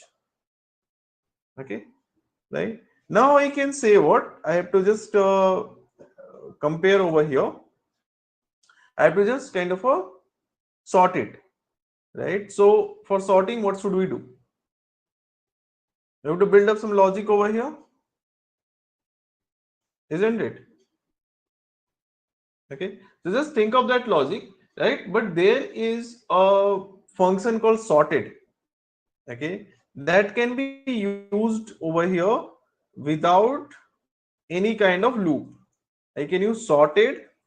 What I need to sort? I need to sort over here people, okay, the iterable, okay, and then I have to define the key, on which key you want to sort. Let's say key I am giving over here, key is equals to lambda x colon x. Okay, let's say only this much I am giving. Okay, then see the result. Okay, so as I am giving x colon x, so it is giving me based on, okay, fine, let me just put it at the end. Okay, I'll show you what happened. Okay, so now here I am passing Ajay, Ramesh, Bob, but it is doing what? It is sorting based on name. Okay, based on the name, it is sorting, putting in alphabetical order. But if I want to sort it based on what, age, right? So I need to feed over here index 1, because this guy is at index 1, right? This is index 1. Okay, this is index 0.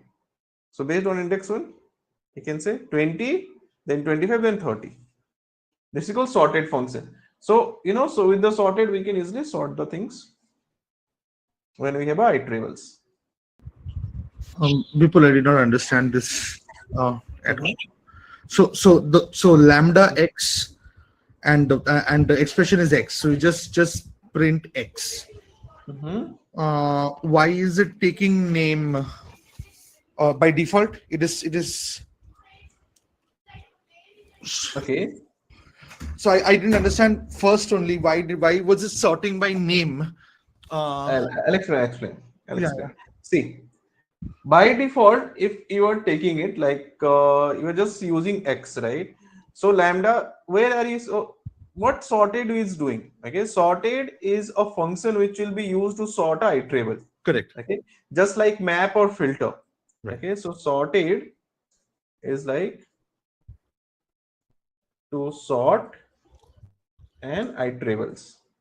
Okay, now when we are applying this sorted on a people, okay, so each entity, this one first sorted will, each entity will act as a x. Okay, each entity will act as a x for this particular thing. Okay. For the key, right? So what key is like, how it will use the entity. So if I'm just using lambda x is equal to x, it means lambda x is what, is an argument, right? So this argument will have this value first. Okay, so from here it will by default take index 0. Okay, and what is index 0? It is Ajay, it is Ramesh and Bob. So based on Ajay, Ramesh and Bob, obviously Bob will come first, then it will come Ramesh, right? Got it. But if I use index 1, it will... So if you don't want to use this sorted thing, then the logic that you have to build is little complicated. Got it. So You have to, yeah, people. So Ajay, comma 25, right? Like that one is a tuple within a list, right? and tuple is a sequential thing. So Sequential, correct. okay, got it now. Okay, x0 made sense. Okay, now I understood. Thank you. All right. So these are the few things that we discussed about the functions and all. Okay, next thing that we have to discuss, that is called file handling part in Python. Okay, so file handling is like fetching or making the changes in some existing file. Okay, the question that I had given over here in the assignment, where is the assignment? Here it is. Okay, this question. Okay, prompt the user to enter the name of a text file, read the file. Okay, so here it is a question of file handling. Okay, it was a question of file handling. So now you can do it. Okay, after completing this file handling concept. Okay, so let's have a understanding of file handling. Even you missed few of the function, you forget few of the function, nothing to worry. Okay, because these are the functions I'm not telling you for the first and last time. Okay, don't worry about it that okay, this chapter is over again, I'll forget this function, then what will happen? So you will never forget this function, because these are the functions which are going to be used for so many times during whole our case study. Like whenever we work on some case studies on project, these will be used a lot of time. So you will have a very good practice of this function. So don't need to memorize it, but just whenever I give any assignment to you, just give it an attempt, just try it. Okay, so automatically you will get comfortable with it. So next thing that you have to do was file handling. Okay, so what is file handling? Oh, sorry.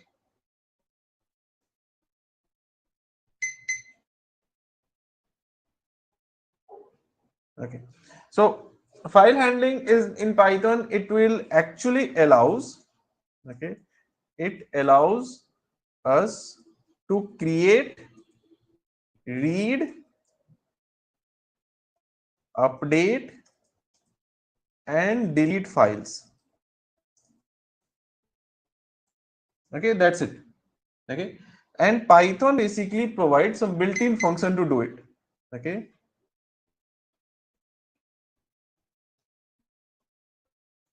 Python provides built-in functions to interact with files. Okay, such as open, read, write and more. Okay, we'll just use it, right? So and then we'll try to understand how it actually works. Fine. Okay. Now what it means, that means suppose if I have a file over here, let's create a file. Okay, new file. Okay, and I give it a name example.txt. Okay, so I want the Python program to read this particular file. What I want the Python program to read this particular file. Okay, so the point is, how can I create it, right? Okay, so let's try to work on it.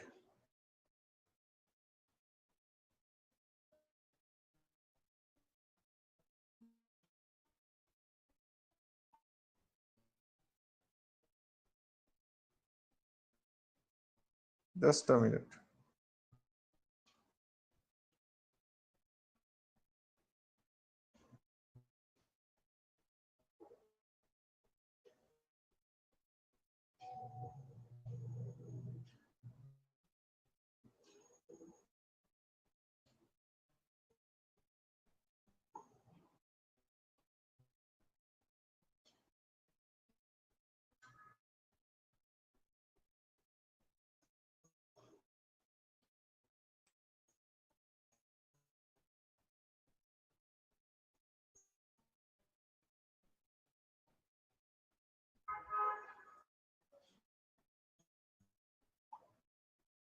Okay, fine. Okay, so I have to read it. So whenever we have any external file or any kind of kind of a text file, PDF file or OCR file, any kind of file, actually you can read in Python. Okay, so for reading it or creating the file, there are a few functions that we need to know. First, it is open function. So what open function actually do? Let's say file is equals to or my file is equals to open. Okay, and in the open I have to pass the location of my file. Okay, so now Python can open it. Okay, and thereafter I have to pass over here mode. Okay, mode means what? Like I have to access it in a read mode or write mode or what mode, whatever the mode that I want. Okay, so let me write it in a comment as of now. Okay, so what is mode over here? Okay, so there are multiple modes that we need to know. Okay, like we have whatever the modes are there, I'll just mention it and thereafter use it, right? So if I talk about the mode, one is called read mode. Okay, read mode is something that means we want to read. So this is your default mode. Okay, so here that means by default open function we have a read mode. Okay, it's like file must exist. Okay, that is called read mode. Thereafter we have a write mode. Okay, what is write mode? Write mode is like if I want to create a new file. Okay, it will help in creates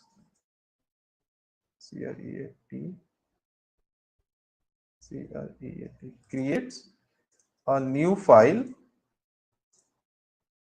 Okay, or write into an existing file. Okay, third is what? Append mode. Okay, here it not just write, actually it is overwrite. Okay, if anything is already existing in the file, it will overwrite. Okay, append will do what? This is append. Okay, it can create a new file as well as it can add a new content. The difference over here, it can also create a new file or add new content into an existing file. Okay, thereafter we have a mode called X mode.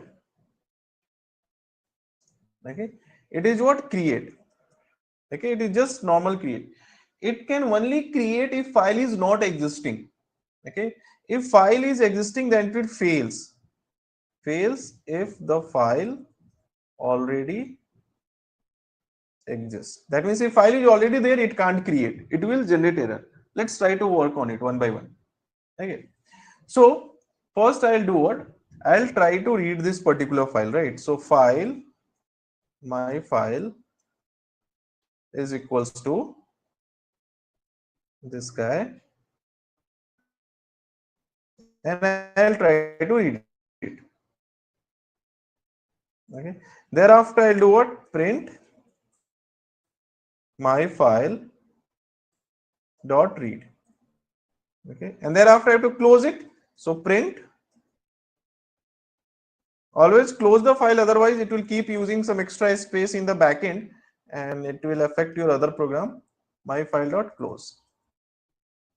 Okay, so it is saying what? None, because nothing is present in this file. Okay, so let's try to write something. This is my demo text file. Okay, I saved it. Okay, once I create and save it, okay, I just create and Control S, I'll save it. Okay, then I can execute it. Okay, so if you see what is happening, this print is not required in close. Okay, so whatever the content we have in that file, I can read it over here. Okay, second, file must exist. Okay, that means if I will execute something, okay, and that file is not existing, okay, then it will give me an error. Understood?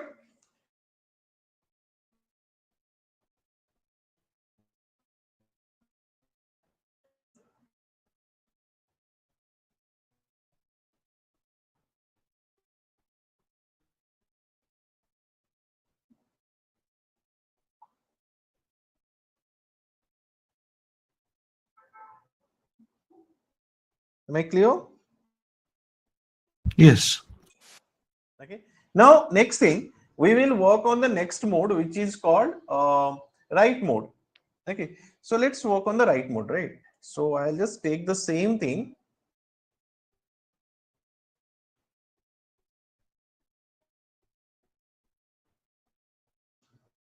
Okay, and here I'll use what w. That means I want to write something. As I want to write the function, I have to use your write.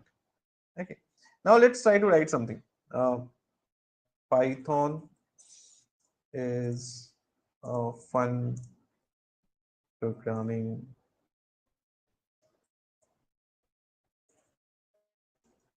language.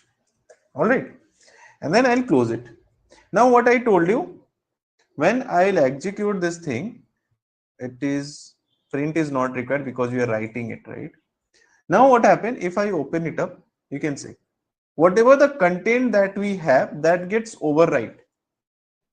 Okay, this is earlier the content was what? The content that that was, this is my demo file, right?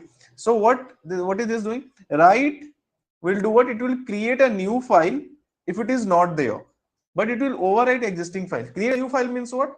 Let's say I will do what? I'll take this thing and put it over here and I'll use new example.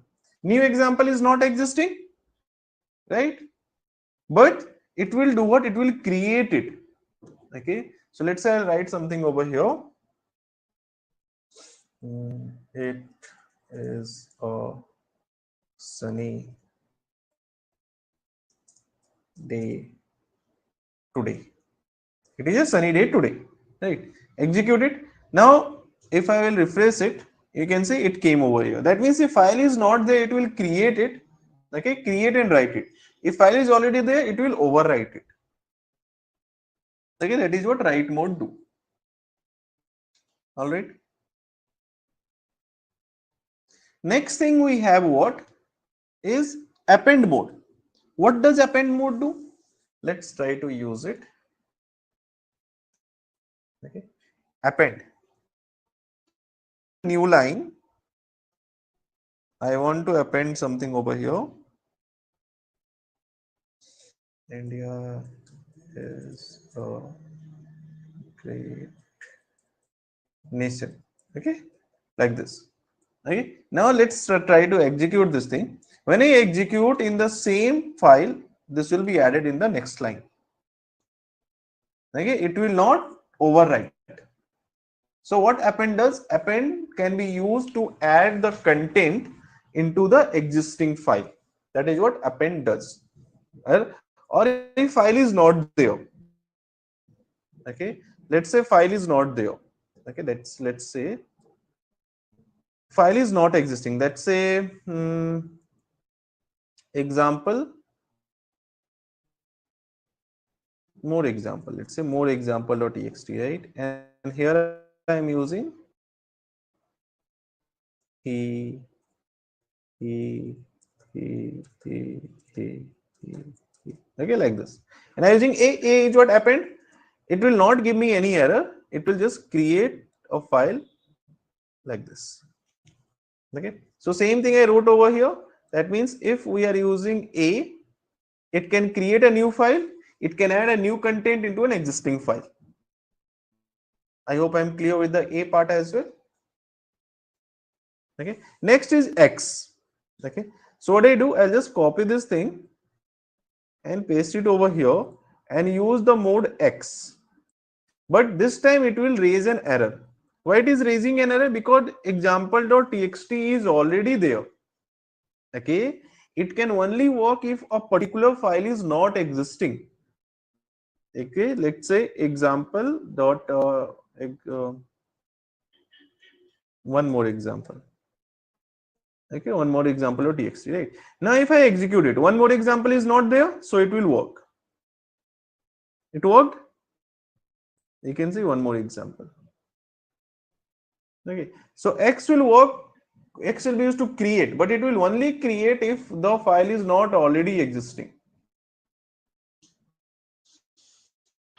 Can it create an empty file? Just can it create an empty file if you're using X and we don't write anything into it? Will that work? Okay. Definitely, we can create a empty file. Let's say here. Let's say I'll use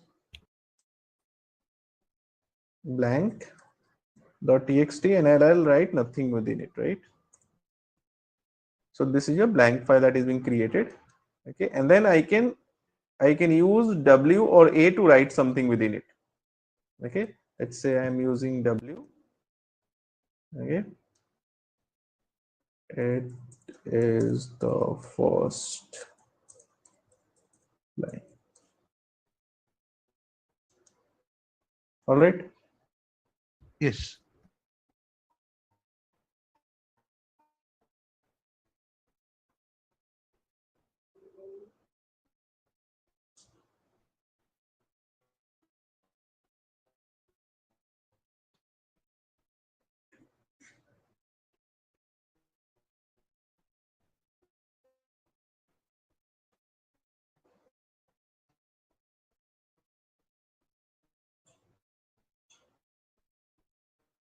Am I clear?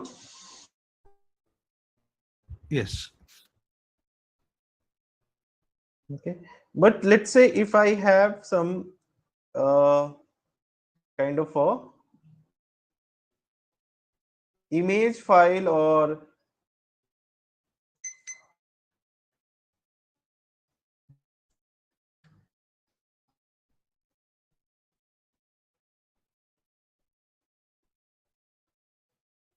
just a minute.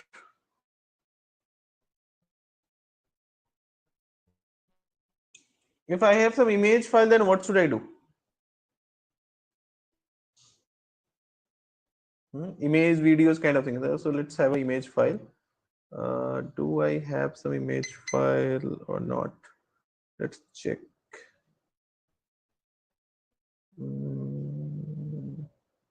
I have some image file, but again, downloads. Okay, fine. Let's do it.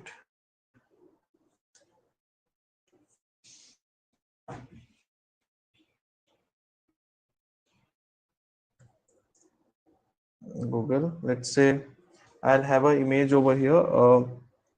Sample face image. Okay, so let's have any image I'll download from here.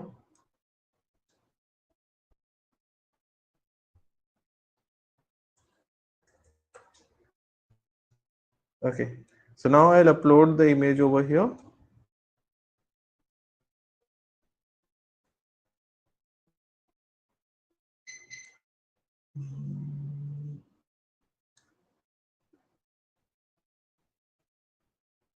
So once I uploaded the image, now I want to read, right? So let's say read binary file. Binary file. So what is read binary file? It is image or video. Okay. So how can I read it? So let's say I'll use over here my binary file is equals to open. Okay, what I have to open? I have to open this guy. Okay, thereafter let's say we have to use R. Okay, now print my binary file dot read. Okay, and then my binary file dot close. Okay, so will it work? Let's say not working, right? So if you're reading a binary file, okay, that is 1 and 0, because image is what? Image is a formed of pixels, and pixels are formed of 1 and 0. Now you can see the result. So these are the pixels value that you can see over here. But obviously this is not making any sense, right?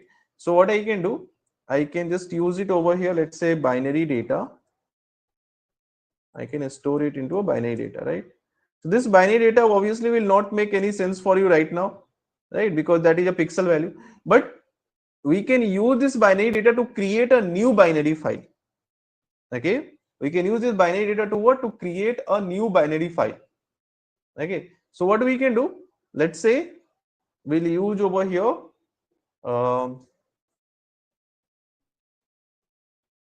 copy sample. copy sample is equals to, again open a new file. Okay, let's say here I am creating a copy sample. Okay, and here instead of RB, let's say WB. All right, and thereafter I will close it. Let's say copy sample dot close. Okay, now let's refresh it.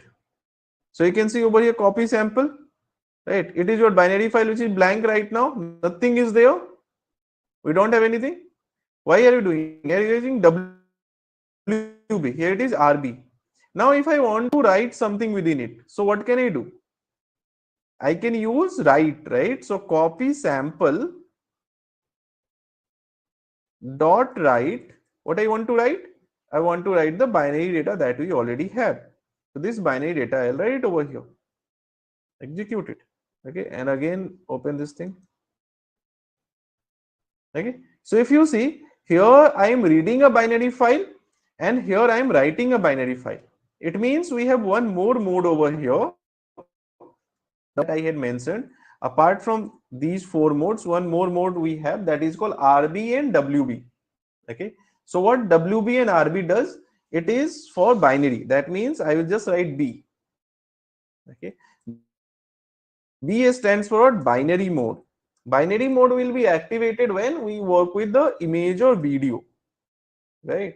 So it's like here B will be added, add to any mode, example RB or WB.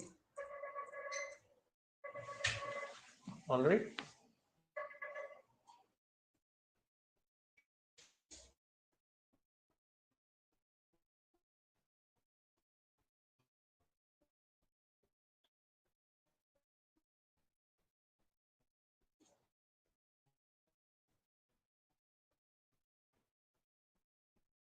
Am I clear?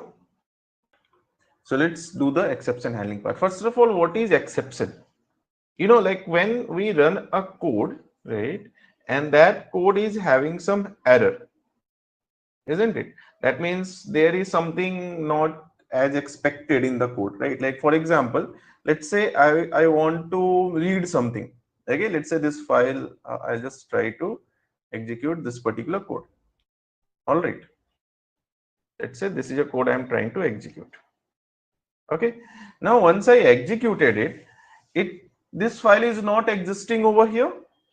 This code meant for what? What's the purpose of this code? My file is equals to open and example.txt. What it means? It means that there must be some file that should be present over here, and I am trying to read that file, right? And once here I am trying to open the file. Actually, here what I'm try to open the file. Okay, and here I am trying to read the file. Okay, here what I'm trying to read the file. Okay, file content, right? And here what I'm trying to close it because I can't left the file open, right? So it is what, close the file. Okay, now I'll just try to understand why are we getting exception. This is called what? File not found error. That means file is not existing. This is called exception. So when you write a program, what happens there can be a possibility of some exceptions, right? Some errors, right? So we need to handle them very gracefully. That is very important for a Python script. Okay, that it should be capable of handling any kind of exception, any kind of error very gracefully. Okay, it should not get stuck somewhere. It should not get kind of a thing like, okay, program get crashed, something like that, right? So to handle the exception, okay, what should we use? We should use try. Okay, within the try we write whatever that would be first. Python script will, when Python script will start executing, this thing will be tried first. And if this thing is generating an error, then what we want, what we are expecting, suppose the logic that I had given over here is generating error. So in that case, whatever we want, we'll put in except. This is a process. Okay, for example, let's say I'll write over here print x. So print x is what? there is nothing like, sorry, print spelling is also correct. There is nothing like X in this whole code. We don't have anything X. X is not there. The value for X is not defined. There is no value for X over here, right? Just a minute. Okay. So over here, there is no value for X, isn't it? Everyone joined? Yeah, fine. So, okay. So, sorry, someone was waiting to join, so I just joined him back. So here we don't have any value for X. Obviously, it will generate an error, right? So as it is generating an error, what can I do? I want to handle this error gracefully. So what I'll do, I'll put it into try. Okay, I'll try. Okay, and thereafter I'll put over a except. Except what? Exception. That means whatever the exception you are getting. Except exception as ERR print ERR. Okay. So now it is handled. So first it is trying this thing. When it is trying this thing, it is getting an exception. And as it is getting an exception, we are handling that exception. And finally, this is what we are getting. That name X is not defined. All right. So your program is handling it and informing you that what is the actual problem. It's not getting crashed because of any error. Okay. Same thing. Let's say this is what I want, right? So we know that we have to open up a file. Okay. So instead of directly opening up a file, because we are not so sure that file is existing or not existing, right? I'm trying to open a file through Python script, but I'm not sure whether the file is there or not there. So instead of directly prompting that open the file, what we do, we'll put it into try section. We'll put into try section. First try this thing, right? And thereafter, in case if you are getting an exception,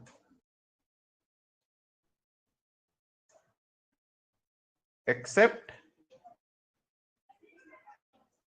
exception as ERR print whatever the exception that we have. Okay, so it is informing you that no such file is existing. Am I clear? Any doubts with the exception handling part over here?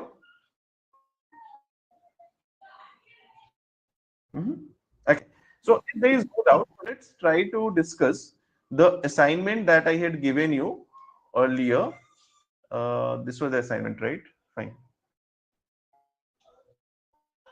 So this was the question that I had given you earlier, right? We have to, so up to question 4th, we already did question 5. Okay, so this is similar kind of things, right? So let us discuss it. In this assignment solution only, I'll keep it, right?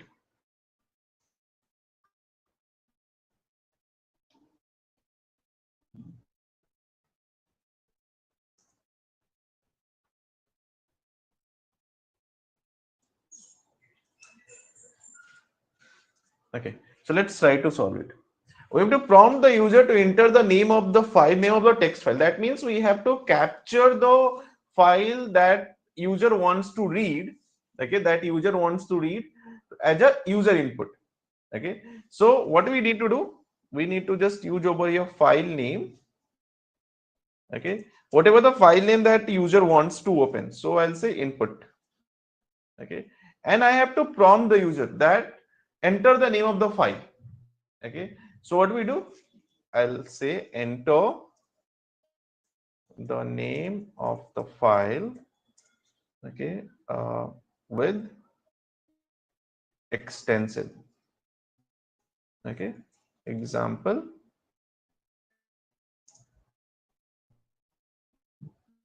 So example.txt. Okay, I want the name of the file with extension, because here if I am kind of open up any file, we are using what? Extension, right? Here we are using what? Extension. For opening up any file, we are using extension, right? .txt kind of thing, right? So here also we want extension. Now once user will enter, that means if I will execute it, okay, let's say user wants to open up a file and the file name is hello.txt. All right, now I have to write a logic which can open up this file. So how can we write a logic? To write a logic over here, we'll do what? User file is equals to open. Okay, what needs to be opened? This file name, comma, read mode. Okay, and then once it opened up, I want to read it, right? So user file dot read, just read and print it, and then I want to close it, right? So user file dot close. Okay, so if I'll check it over here, if I'll enter, let's say my file, or let's say hello.txt. So obviously hello.txt is not there. Okay, it's not there. So obviously it will generate an error. So what we can do, we can go for the try and accept. I'll say try this part first. Okay, so your program will just try it. Okay, and in case it is try, we have two options. Okay, after it is being tried, either the trial is successful. Trial is successful means what? Your Python script identifies this file. Okay, your Python script identified this file or find this file, right? That is how you can say that trial is successful. The other thing is your Python script could not find the file, right? Your Python script could not find the file. It means for trial unsuccessful, right? So if trial is unsuccessful, what we need to do? We need to run over except, right? Except exception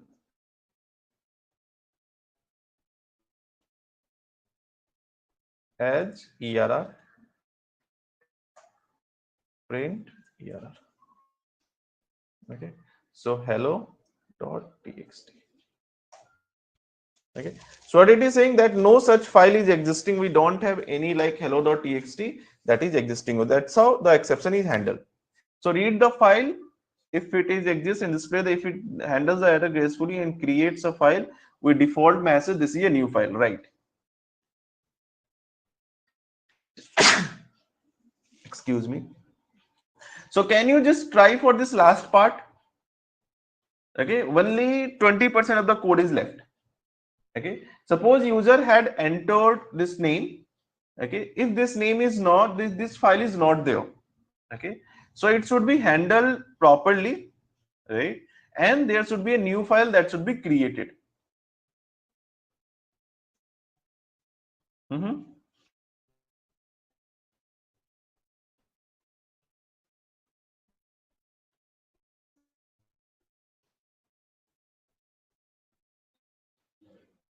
Can you try this? Just try to complete this code. I'll be waiting for you. Can just share the share your code in the chat.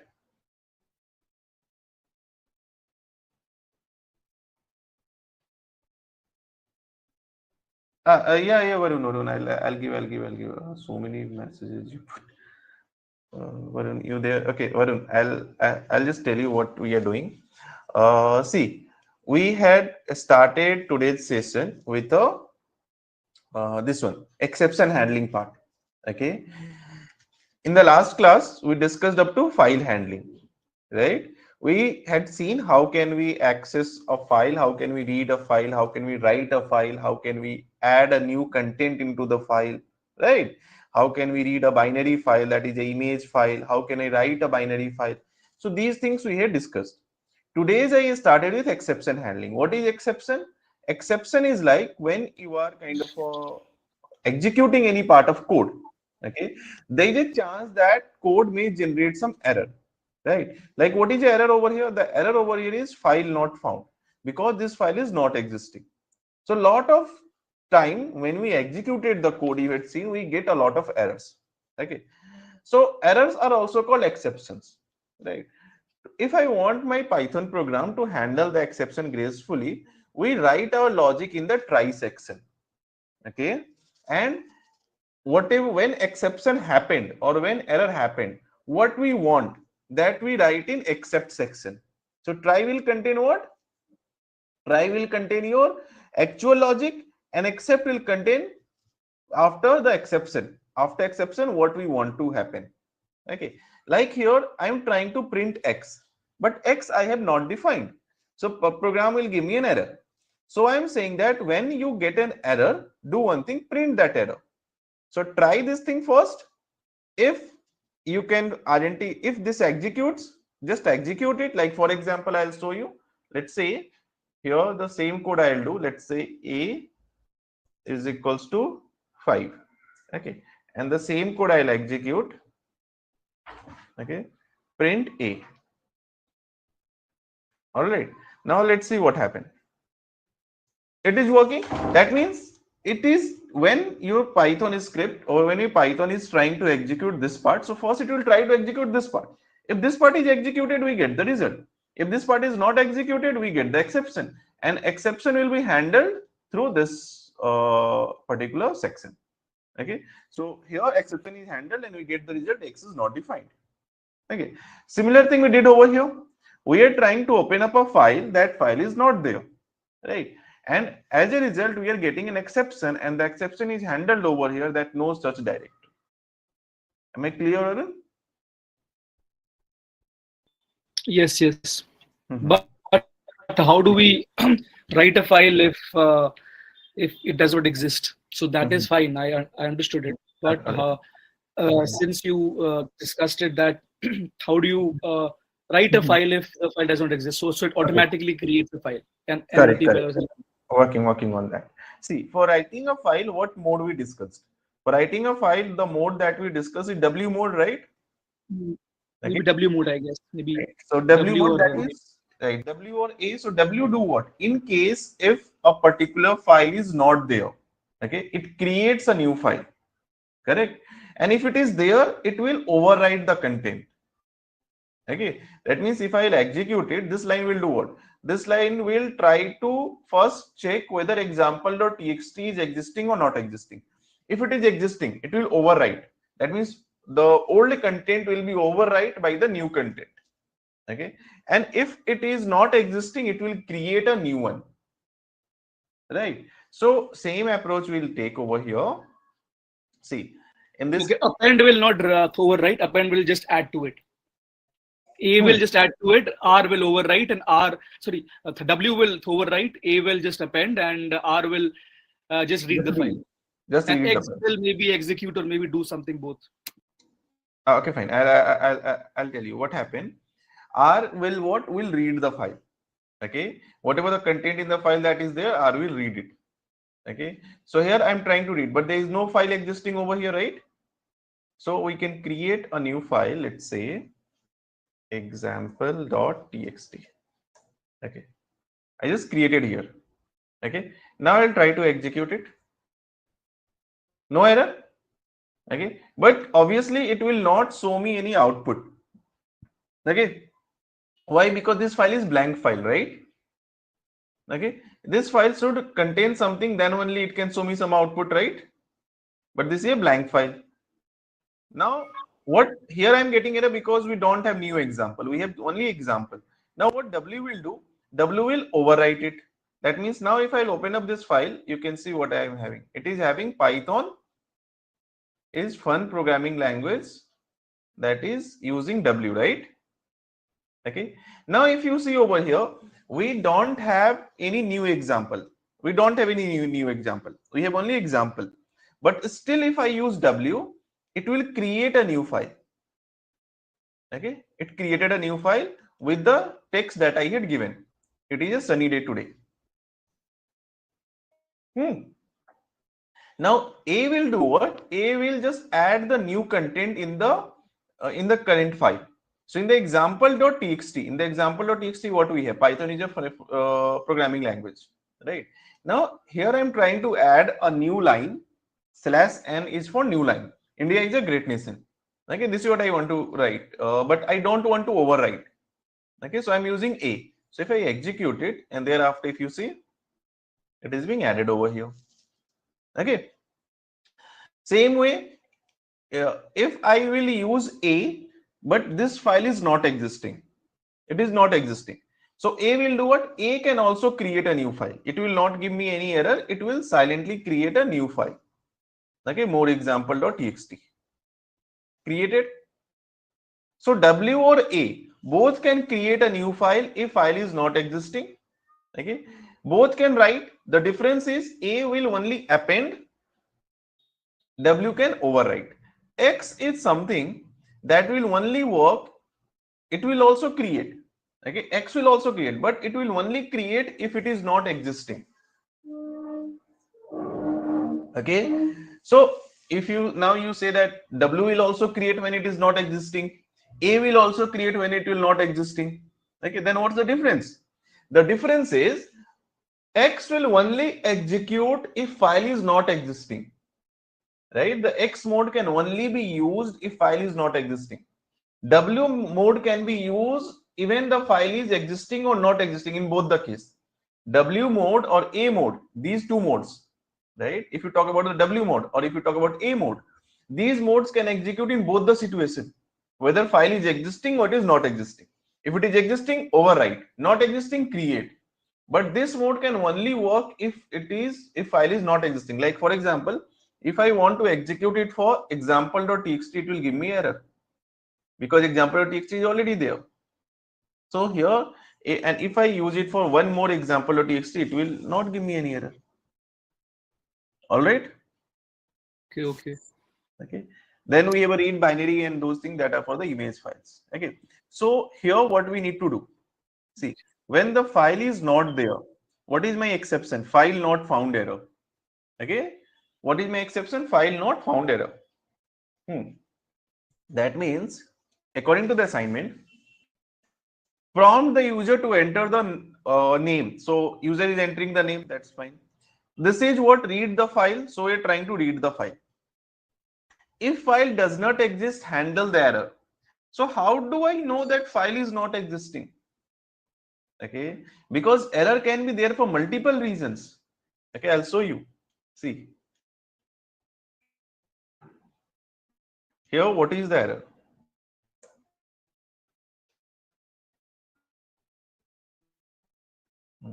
If I execute it, it is file not found error. Okay, let's suppose I am using W over here. What W? So this line will not give me any error, right? Because what it will do, it will create a file. Okay, file is not there, it will create it. But this line will give me an error because with W mode, how can I read? Right? So let's do it. Unsupported operations. Right? Here you can see it's file not found, and here you can see what? Unsupported operation. Right? So now if I will use the try and except like this, okay, it can handle any kind of error. Okay, like for example, let's try this thing. Let me first delete this file. So here already we had seen. Anyway, let me just try again. So let's try this part first and then do this part. Handled. Okay, here also let's try this part.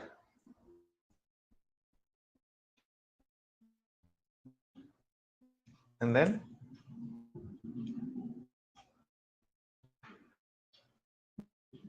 okay, so you can see here the exception is no such file. Here the exception is not readable. But what we need to do? We need to handle the exception when file is not existing.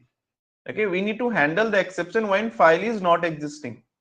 Okay, this exception as of now we are not considering. Okay, we are not focusing on this exception, right? That means we have to target out of multiple possible exceptions. We have to target only one exception, that is file not existing. Okay, multiple exceptions can be there. Okay, suppose you instead of open you just type opn. Okay, this will also give me exception, isn't it? Or suppose instead of close you just use close, this will also give me exception. So multiple exceptions are possible. But because of any exception, you can't create a new file, right? Because of any random exception, you can't create a new file. We have to create a new file only for the exception when file is not there, right? So how can it target a one single exception out of multiple possibility? Okay, so we can target like this. See, suppose this is what executing, okay, and there's a possibility that the file is not present. So what we do, we'll write except and then the specific exception that we want to target. Which one? File not found error. Okay, except file not found error. That means in case if you have this thing happened, okay, then do what? Then just kind of a print something over here. File is not existing at the given location. All right. Apart from this, if there is any other thing that will not be handled, okay, suppose instead of here I write something else. Let's say here I use W. Okay, so if I use W and then I execute, it is still coming, because now I write a code only to handle only one error, which is called file not found error. Okay, can we handle multiple exceptions? Yes, we can handle multiple exceptions as well. Okay, in case of other exception, what we say, except, one more line I can write, except exception as ERR, print ERR. Okay, so it is handling this one as well. So two exceptions, this exception and this exception. That means same program can handle both of them, right? But we have to create a new file if that file is, I'm trying to read this file. Which file? The user is asking. Okay, suppose I am trying to read this particular file. All right, this file I'm trying to read, but once I'm trying to read, it is not existing. So this exception will be there. Now here what we do, I have to create the file, right? So how can we create a file? Yeah, here I can say, Right. creating a new one. Okay, so here I'll just copy this thing, paste it over here. Instead of R, it can be what? W. W or A. W. Right, and then I can use what? User file dot write. Okay, this is a demo content in this in this file name. This can be what? Formatted text, and thereafter we can do what? User file dot close. Okay, all right. So now it can handle the things. Okay, so let's try. File name, what I give over here, let's say hello.txt.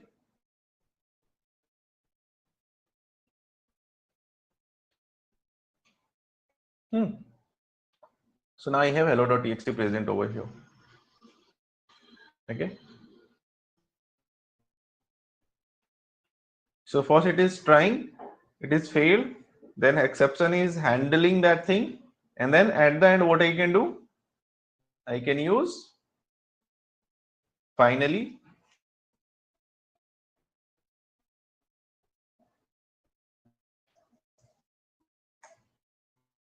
In the finally again I'll try to read the file. Okay, so let's say my file dot txt. Okay, so what you can see over here, this file is created Okay, and this is the demo content. Okay, so I can just write it over here.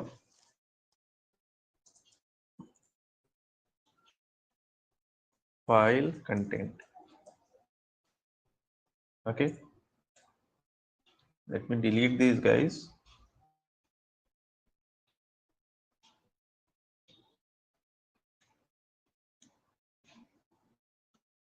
Okay, so let's say hello.txt.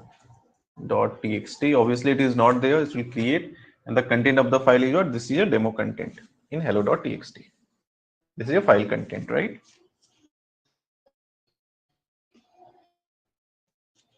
Just have a look. Let me know if you have any doubts over here. Bipul, one quick question. How do we know the exact error? Like you said, file not found error, right? Like, how do we know what error? Like, how do you know the exact error? That you can know by executing first. Okay, in the development, like when you are writing a script, right? Okay. So while writing a script, it's like in the development phase. Like Okay. you keep executing, and just trying to find out what are the possible errors that may be there. Okay. So maximum possible errors that may be there, that we can just put it. In case if there is some unknown things that happens, okay, it's not like that. Sometimes whatever the things we do, sometimes it's very difficult to create a foolproof code. Okay, so in case if you think that okay, I had written a code which can handle 5 different kinds of error, but there is a possibility some unexpected thing may happen. Okay, after the deployment, in the when operation team deployed everything, and then after user is using it, and in real world some unexpected thing happened. Okay, no one expected, no one assumed. So what, how in that case things should work? So for that purpose we can use this thing. Okay, so this will handle any kind of error. Okay. Yeah, but generally when accessing with the file, the errors that you may get is file not found error, or these kind of error, not readable kind of thing. Okay, now let's see. Here we are closing the file for multiple times. Okay, so instead of closing it for multiple times, what we can do, we can just close it at the end, that is in the finally section, right?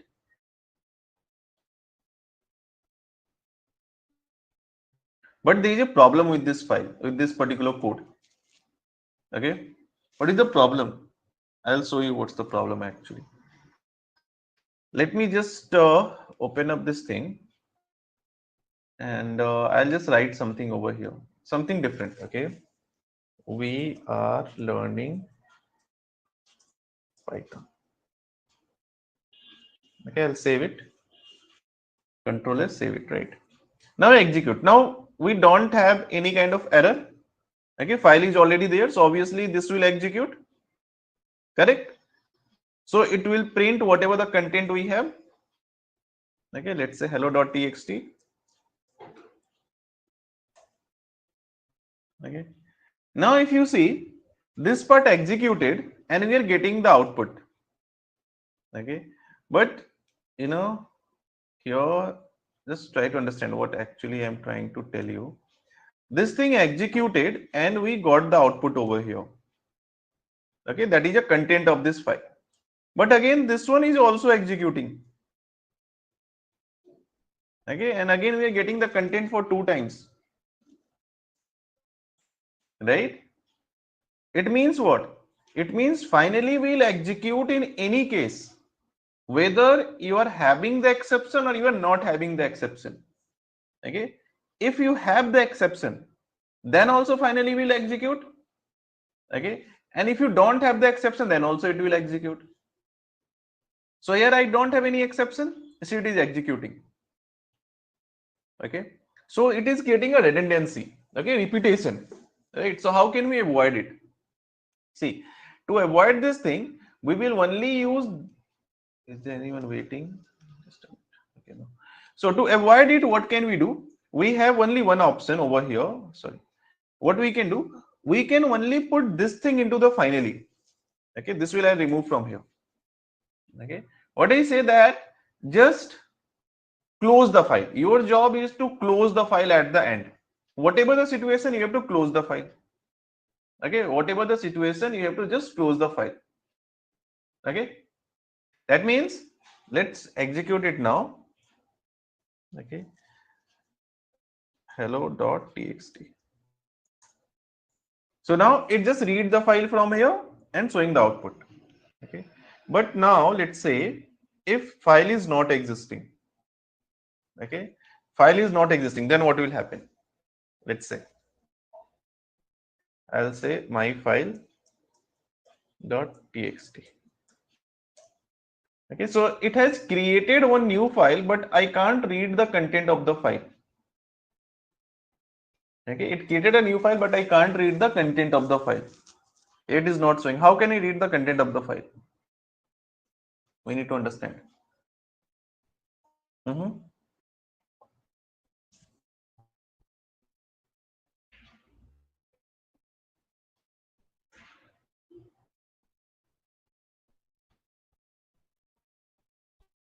How can I read the content of the file?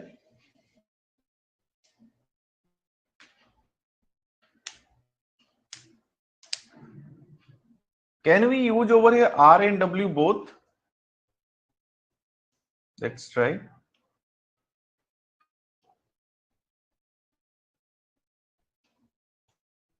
Okay, let's say my file dot txt.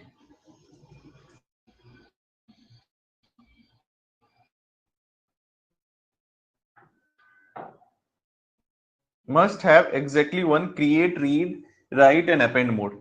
Okay, we can't give over here both the mode at the same time. All right, that means in the same line you can't give both the things. That means if you have to read, then what you need to do? You can just use over here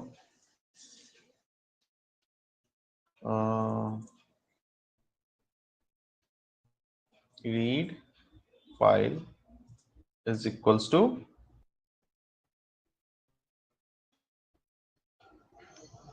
open,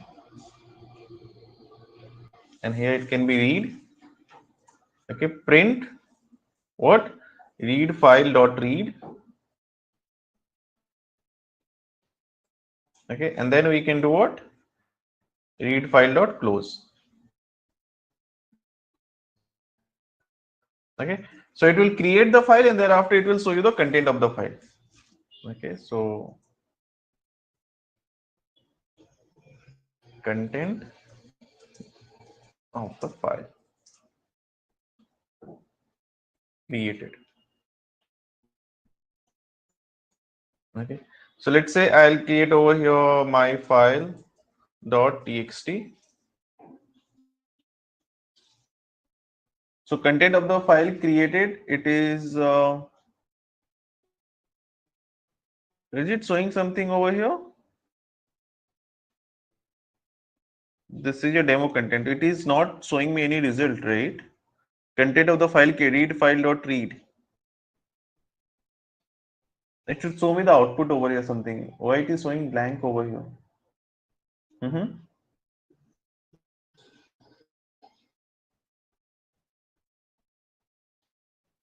Yes. Let me see if I will use over here hello.txt. Let's try to understand every part of it. That is very important. So when I use hello.txt, it can read it, right? Same thing I did user file.read, and user file.read is working. Okay, and here I am getting we are learning Python. Okay, but when the file is not there, it is creating my file.txt. Okay, as it is creating my file.txt, thereafter it is writing into it. Okay, this is a demo content in this file, something it is writing. Okay, once it write it, thereafter I want to read that content, so I define a new object. Okay, and that new object should be capable of reading it, but it is not, right? Let me just try to check once again. Okay, so let's say here I'll do my file dot txt. Okay, so this is what executing. After this try will execute, it will give me an error because my file.txt is not there. Then here this thing will execute. right? It will try to create a new file and then writing into the file, and thereafter it will try to read it and then printing this thing, right? So let's see. You can see the problem. It's not showing me anything. All right. Even this guy is having the content over here. It's not like it's not having. So what can we do? Just try one thing. Just close this thing over here. Okay. Close it over here. Okay. And in finally, let's say I'll print nothing. I'll just print all process completed, just to check if the process is completed. It should show me the things, right? Now again try it. Okay, again I execute it. I'll use my file .txt, which is obviously not there, so it will create one, write one, and then again read one. Now are we getting it? Okay, so as I had given my file.txt, thereafter this line executed because exception was there, because my file.txt was not there, so file is not existing, creating a new one. Then it created a new file and write something into it. Okay, and thereafter whatever it wrote, I am trying to read it. So when I am trying to read it, it successfully now it can read, right? So now you must understood the need of this close. Okay, so what is this close? It is like there is one session is going on, and until unless I close one session, the other session will not function well. Okay, here is one session going on. This session is going on for what? For writing some content into the file. Okay, for writing the content into the file. And if I will not close this particular session, okay, this read session was not working properly. We were not getting the content of the file properly. Okay, so that's why whenever you open up a file, please make sure to close it before going to use any other session. Am I clear?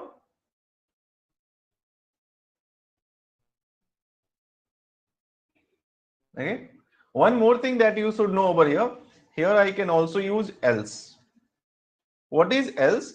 Else will only execute if there is no exception. Okay, else will only execute. So we have multiple parts of it. One is try, other is targeted exception, other is universal. This one is universal exception. Okay, let me just write it. And else will execute when there is no exception, right? So what is try? Try for a particular logic. All right. This is what? Handle a defined exception.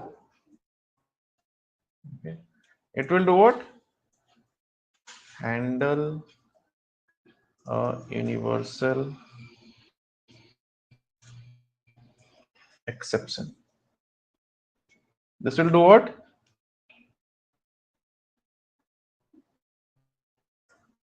It can execute only if there is no exception. Okay, and this is what? Executes in any case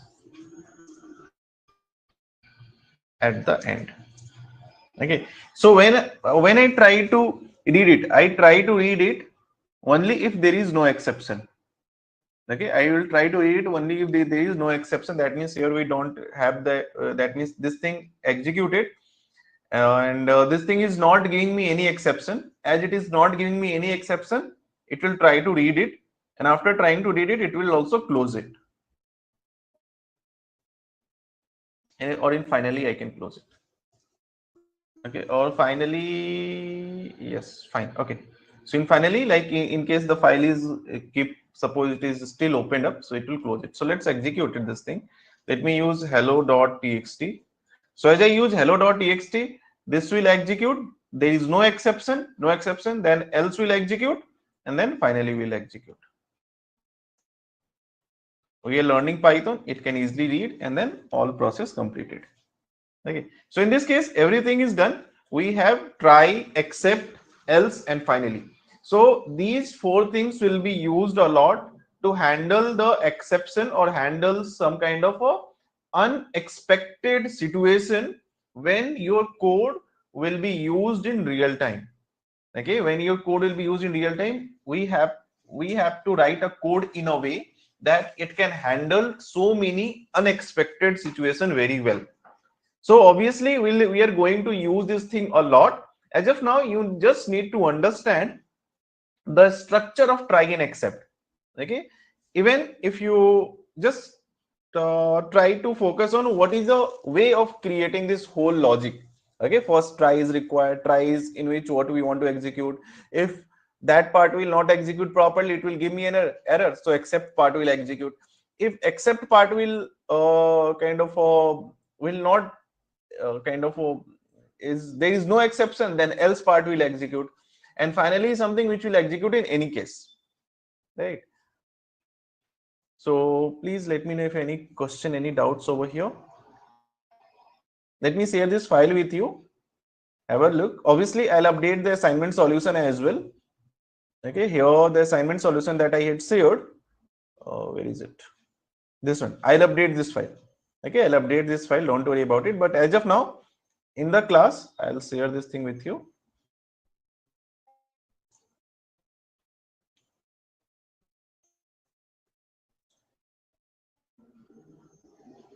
Please have a look and let me know if you have any question before proceeding ahead.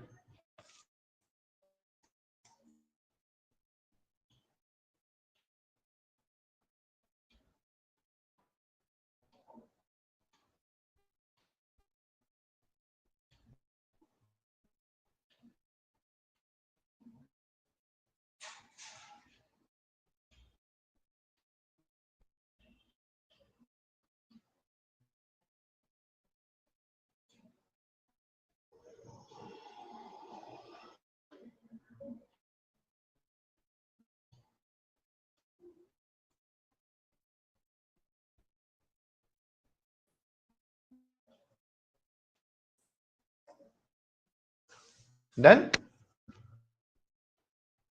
We can proceed.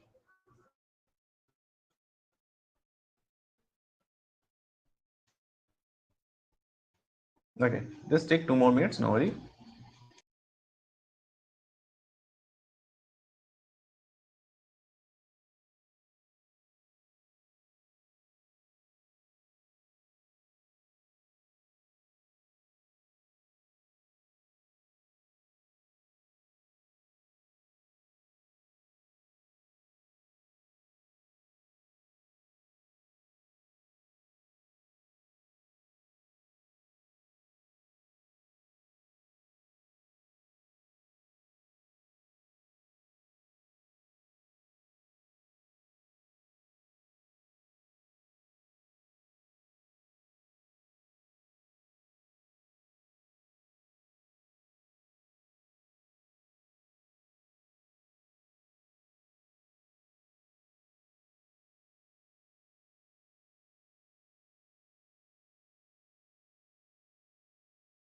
Bipul, I had one question.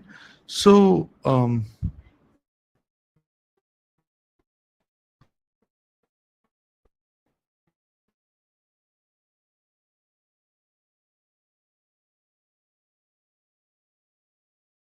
Tell me, please tell me. yeah. So if we want that, okay, we are writing a Python program and we want all exceptions to be handled gracefully, then does it mean that we have to kind of write the entire logic underneath try, or do we have to just create these separate sections?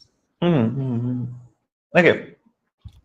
See, like entire logic, we need not to write under the try. What we do, the structured code will use functions. Okay, we'll create a functions, or you can say modules for every purpose. Okay, like you write a production ready code. I'll show you how production ready code used to be written. Okay.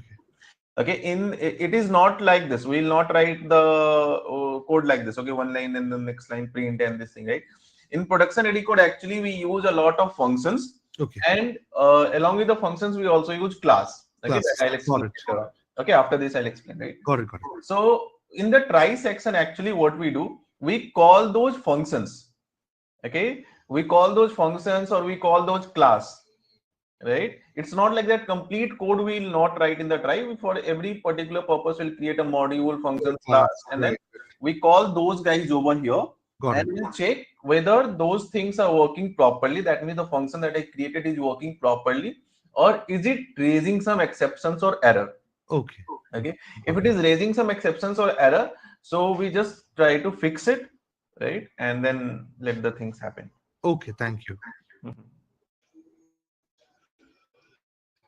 I'll show you like how to create a production ready code and all. We'll slowly are moving in that direction only.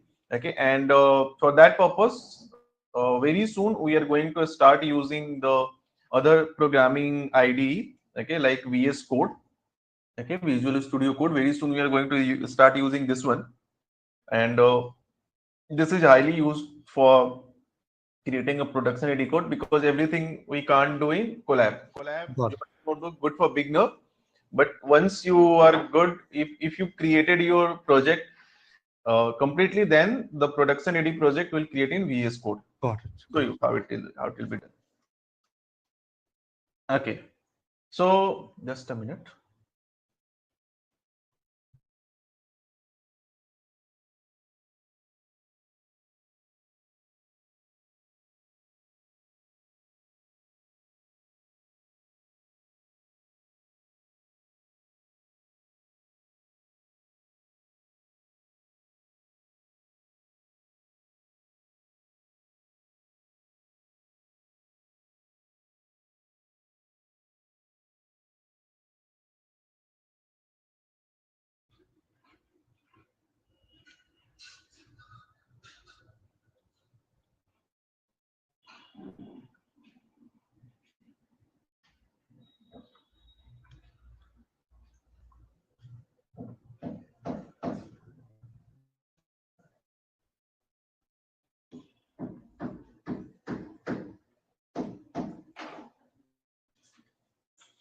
Your next question was based on object-oriented programming, right? Okay. Now, what is this object-oriented programming? See, this is something which is kind of a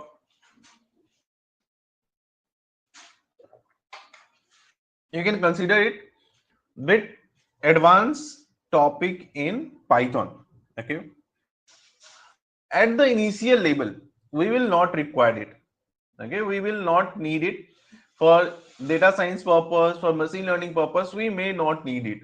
Okay, it will be required when you are going for the advanced part. That means the, as I said, for creating a production ready code. Okay, for creating a application that can be deployed on the server. Okay, if I want to create a structured application that can be deployed on the server, object-oriented programming is very important. Okay, you know, it just helps you in creating a structured code. Without object-oriented programming also you can do it. It's not that kind of a thing. Without it you can't work. Like if you don't know class, you can't work. You can work, but it gives you a more structured way of coding. Okay, more structured, more kind of a kind of code that can be easily debugged. Okay, it can be easily debugged if there is any error, right? So that's the purpose of using it. That is called object-oriented programming. Okay, so what it does for the object-oriented programming, what it means, first let's try to understand. Here, like we are just executing everything independently. Okay, or if you say what is my file? Okay, my file is like a variable. Okay, when the file, this function is executed, okay, like open is like a function, inbuilt function, it executed, opens up the file. Okay, and the information is basically stored in this my file. Now using this, I can read, I can close anything I can do. So it is actually an object. It is actually an object. That means a particular object which is controlling the whole file operations. Okay, this is an object which is controlling the whole file operation, right? So we can create, we have to write a program through which we can create our own object for our own use cases. Okay, I'll show you how. Let's say I have to, I'll first define a statement over here. Okay, let's say I'll defining a class. Okay, this is done through the class. Okay, class, suppose visitor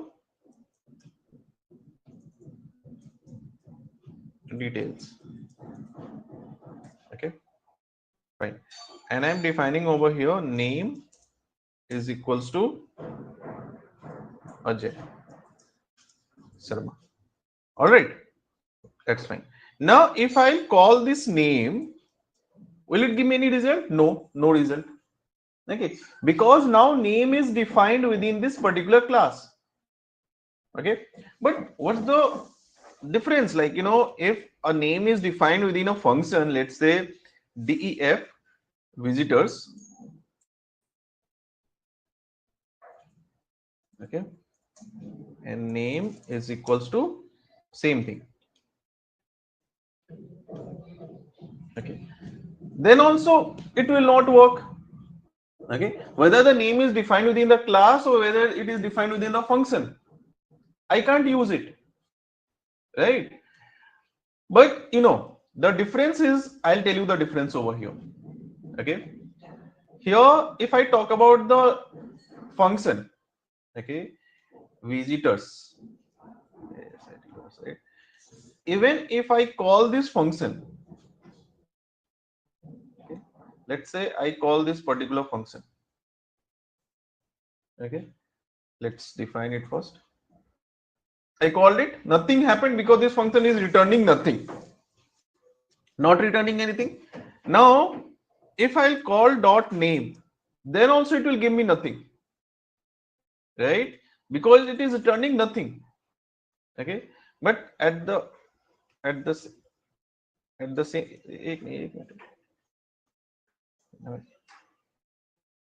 same time, if you see over here in the class section, what I do, I will just define an object for this class. Let's say v is equals to visitor details, or even if I don't define the object, visitor details, okay, dot name. Will it work now?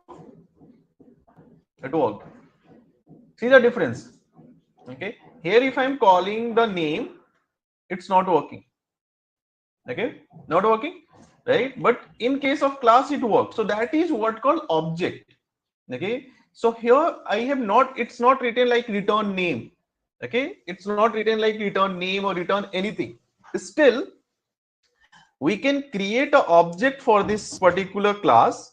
Okay, and using that object I can access its attribute easily. Okay, using that object, what I can do, I can access their attributes easily. Okay, this is called what? Object oriented programming. When you create a program, you will use a lot of kind of variables, you will use a lot of functions, use a lot of methods. Okay, like when you create a program, you will define a lot of variables. Okay, we will create a lot of functions. Okay, so instead of creating everything here and there, okay, we do what? We enclose everything within the class. Okay, we just create a class. Okay, and in that class we will define two things. Okay, one that is called attribute. Okay, one that is called attribute. What is attributes? Attributes are basically the variables. Okay, variables and values of the class. Okay, attributes are what? The variables and values of the class. Okay, and second thing we define over here are methods. Okay, methods are basically the functions. Okay, what I mean? I mean that within this class only I can create a function. Okay, let's say I get a function def. Let's say, what should I do? Say hello. Okay. Now I'll say what print hello, comma name. Okay. Now if I call it, then so now I have a, this is called attribute, and this is called what? Method. Okay. Any function within the class will be called as a method. Please keep in mind. Okay. Generally, people ask the question that what is the difference between a function and a method? Okay. This is a function. Okay. But this is a method. Okay, because it is within the class. And how do we call a method? See, function I can call directly, but method we have to call like this: v dot object of the class, and then this guy, object of the class, and then method, right? I get an error. Okay, why error I am getting? Because whenever you define a method within a class, one of the parameter you have to always use, and that parameter is self. Now, why do we use it? Okay, just park this question for next 10-20 minutes. We are going to explain this thing. Why do we use self? But as of now, just define it and see, we will not get any error. Okay, it is saying name is not defined. Okay, so now it is not accessing the name. Okay, earlier error was different. Okay, now it is not getting the, here we have a name defined. In the same class, we have a method, but still that method can't access the name. All right. So how it can access the name? It can access the name if I will use over here what? This class name dot name. All right. Okay. So now I'll again repeat everything what exactly happening over here. First thing, we are trying to work with object-oriented programming. What is object-oriented programming? Object-oriented programming is like when there will be an object which will control everything in your code. Okay, whether it is a variable controlled by that object, whether the working of a method controlled by that object. That means directly your methods or functions or variables will have any kind of relevant any kind of relevant work in your code. Everything controlled by the object. And why it is important? It is important for a structured coding.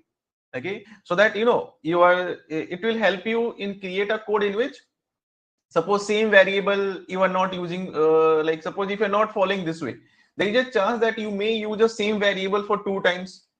Okay, like name is used for 2 times. Name, one time you use name for Ajay Sharma, other time you use for Raj Sharma, right? So it will get overwrite, right? So name can be used for like any variable, any method, any functions. It may possible that you have used for multiple times. Okay, so those things you can avoid or make the code looks more structured and easy to debug, right? So now it is controlling everything. Now in this class we have a name defined. Okay, so the spelling of this name is also incorrect. I'm sorry.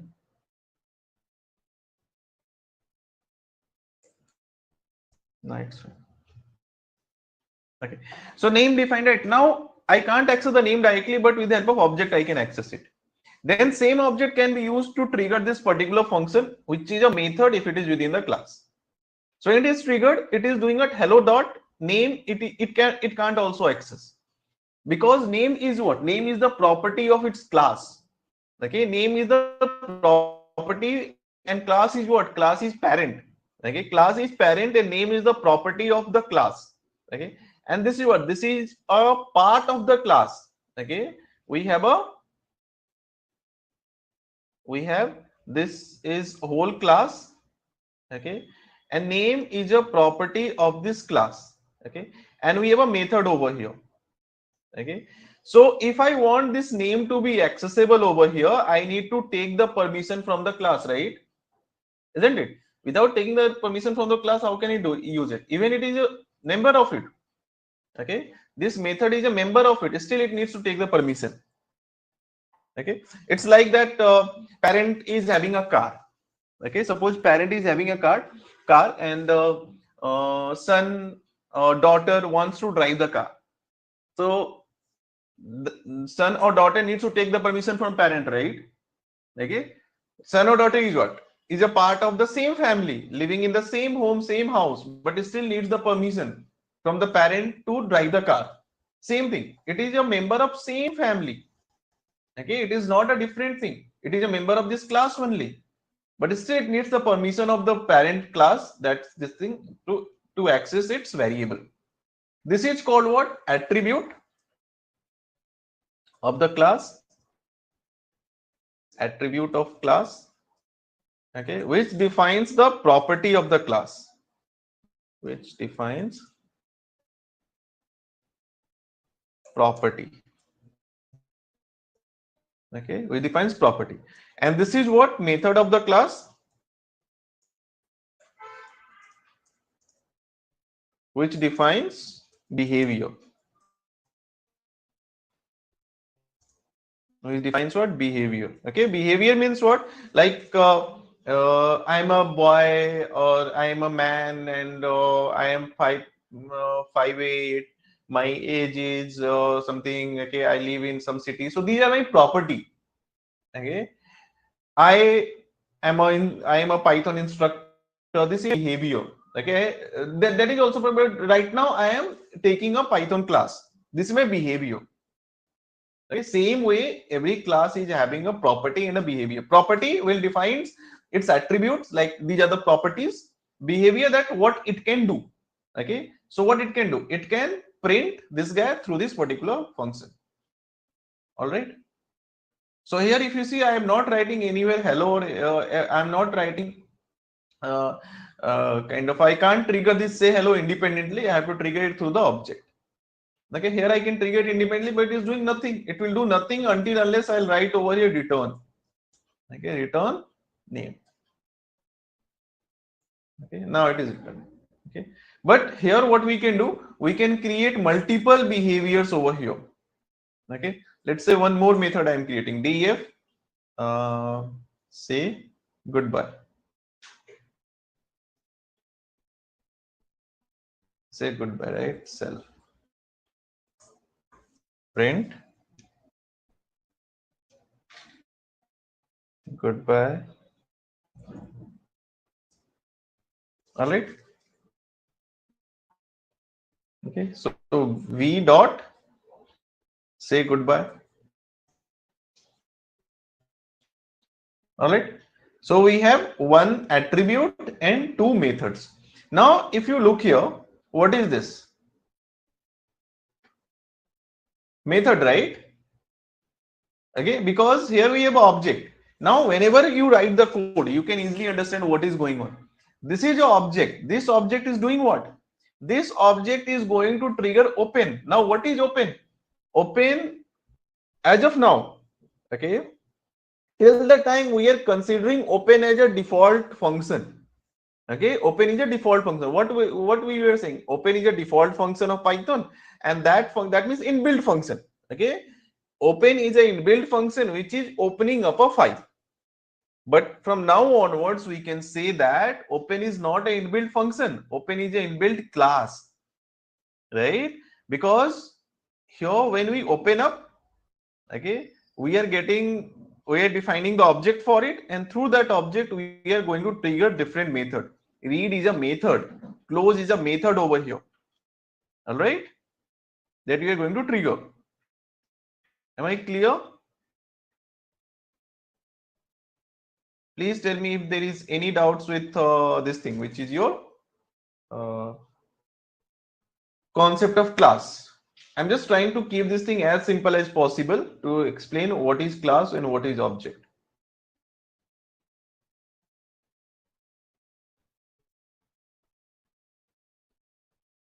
Okay. Now one more thing. Let's say here when I'm saying that open is a inbuilt class, then it is what? Here I'm passing some arguments. All right. But here I'm not passing any argument. Why? See, if I want a class to take the default argument, we need something which is called initializer in the class. Okay, so let's define it. Let's try to understand constructor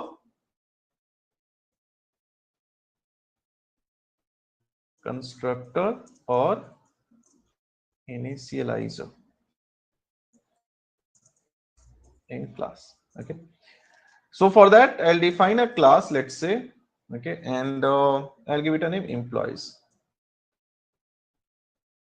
Okay, and I define one method called def init.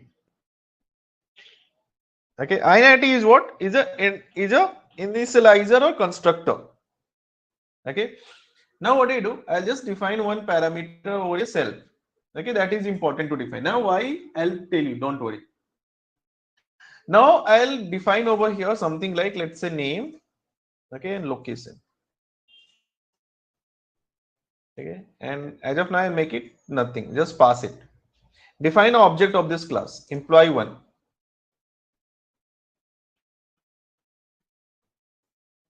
Getting error? Right?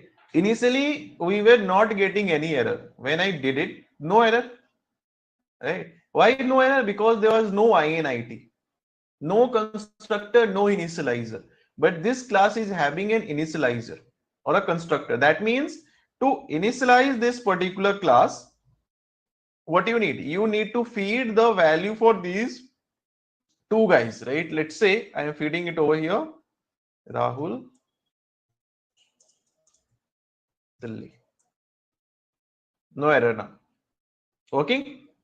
So you need to do what? When you have a class and when we create the object of that class, as we create the object, then and there I want to feed some argument, okay, that it can consider for some parameters. So we have to use it a initializer. What is initializer? Initializer is a method of class that executes automatically when we create object of class.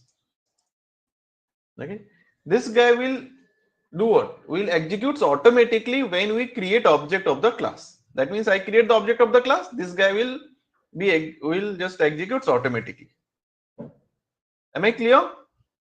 This thing I was explaining this class concept, right? All right. So we have a class in which we have an initializer.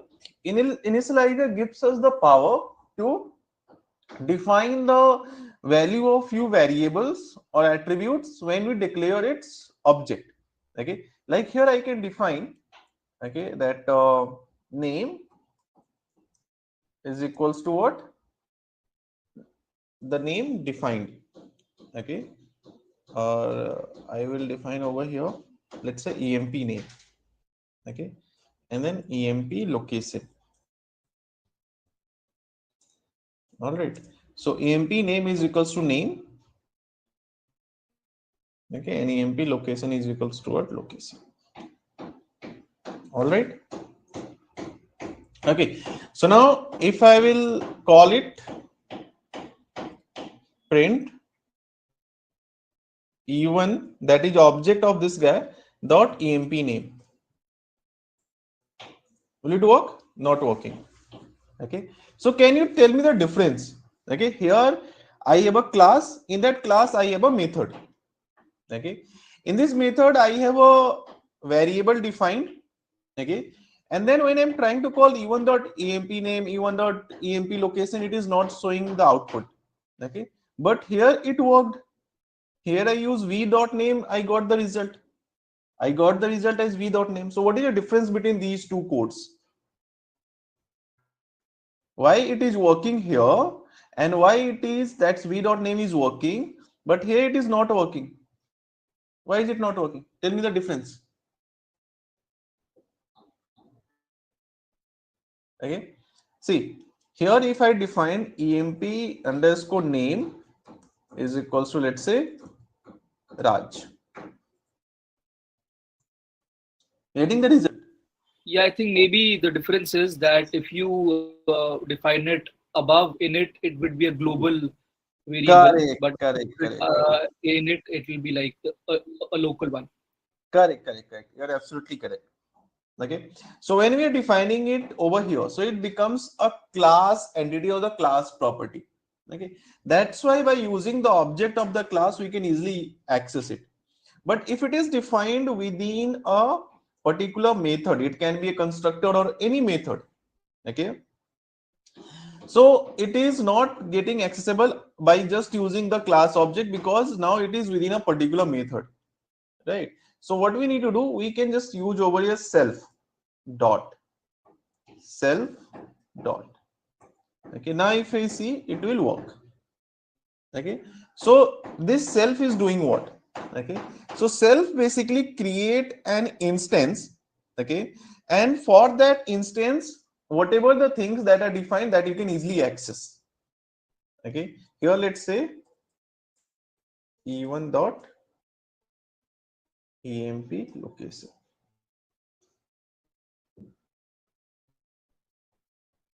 All right.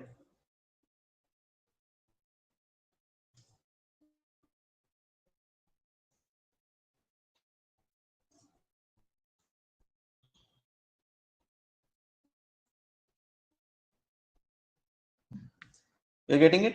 So now we can define over here multiple objects. Let's say E2, I'm defining over here for second employee. Okay. E3, I'm defining over here for third employee. Okay. Let's say Gagan. Let's say Mysore.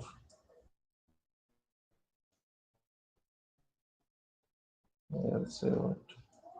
Pawan. Let's say I'll give a Mumbai.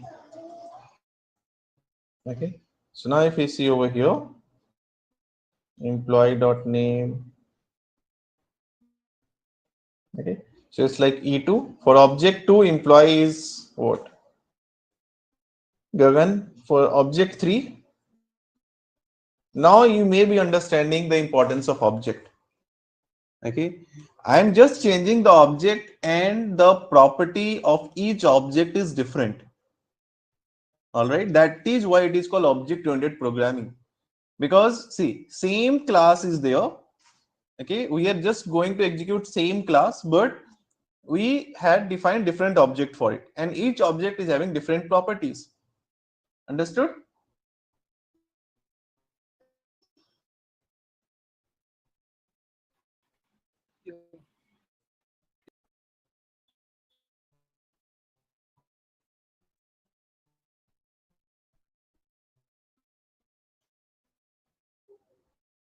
Am I clear? So Yes. now let's I'll just write the thing over like or the self. So what self does, it is used to refer the instance, or you can say refer the instance of the class. Okay, instance of the class, right? And it helps us in differentiating between a local variable, right? If I don't use self, that means that is a local variable, right? So it helps us in creating the difference between the local variable and the instance specific data. Okay, it differentiate, or you can say it differentiate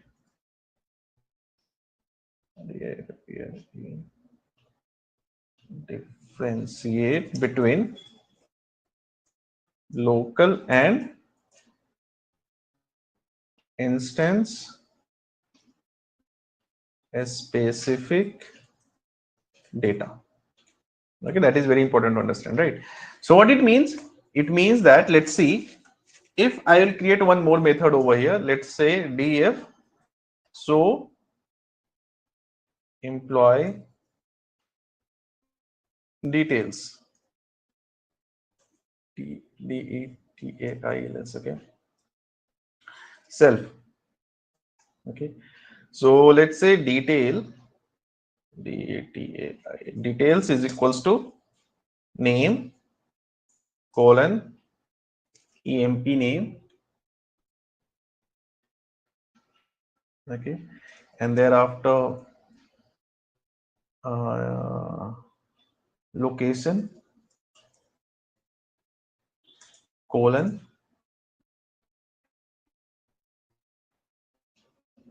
emp location. All right, I'm trying to execute it. So these guys are working, but now if I will call over here, let's say,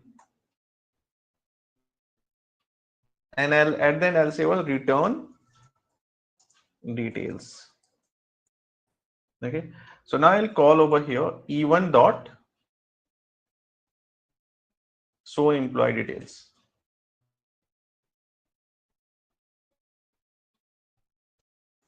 Not working. What is saying? EMP name is not defined because EMP name can work here, but if it is local, let's say EMP underscore name is equals to, let's say, Ramesh. Okay, and EMP underscore location is equals to, let's say, Jaipur. Okay, that's working.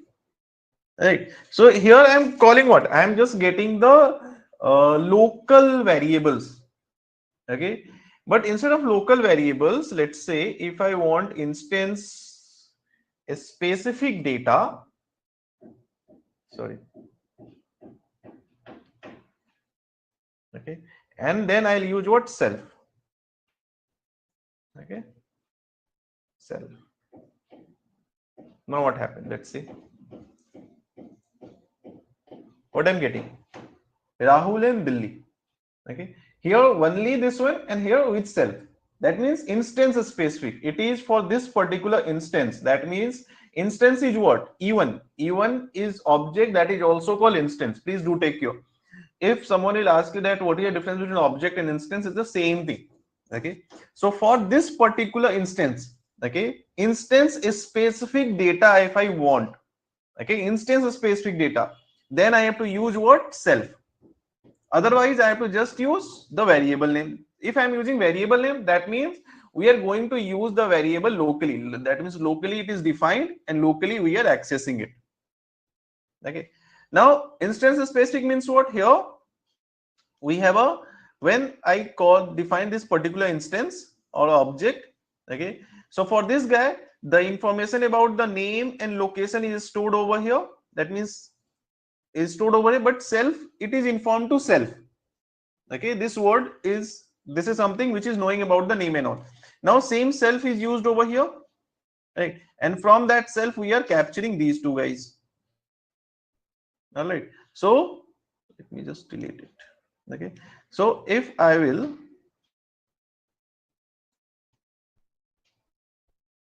okay, let's say here I'll use details local, just to make you understand. Here details instance specific. Okay, and then I am just returning both the guys over here. Okay, comma,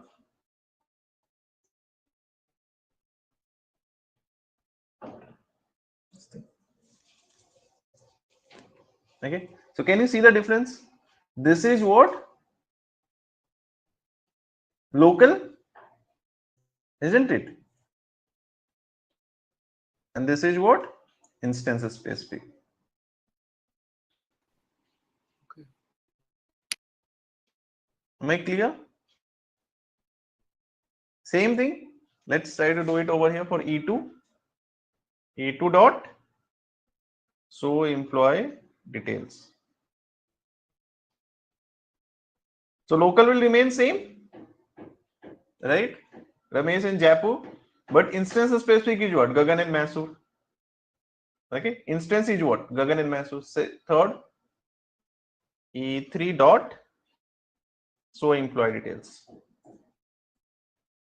This is local, which will remain as it is, no change.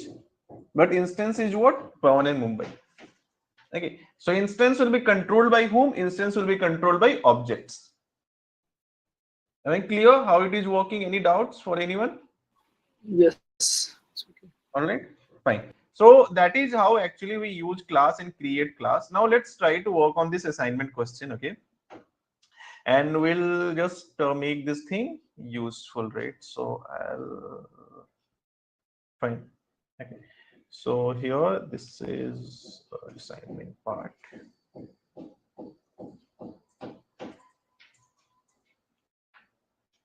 This is assignment of object-oriented programming. So I had given this assignment to you earlier. The reason being, I just want that, okay, I just want you to think of it a bit like, okay, what is this? I was knowing that I had not explained it yet, but I just wanted that you should think a bit about it, like how, what actually I had given. So that later on, if I explain you, you can understand.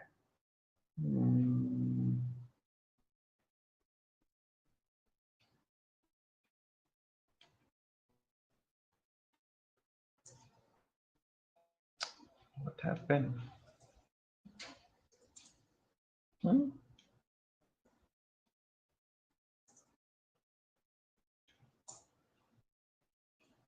All right. So let's try to work on it. So first it is saying what we have to create a Python class named bank account. Fair enough. So let's create a class bank account.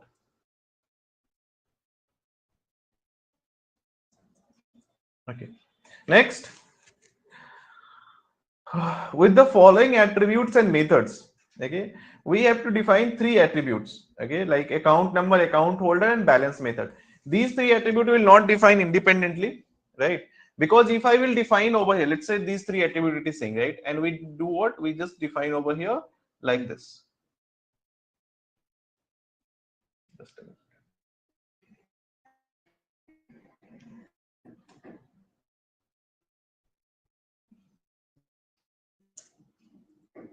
Okay, so let's say if I define it over here like this, okay, like account number, something like this, right? If I define it like this, then what's the problem?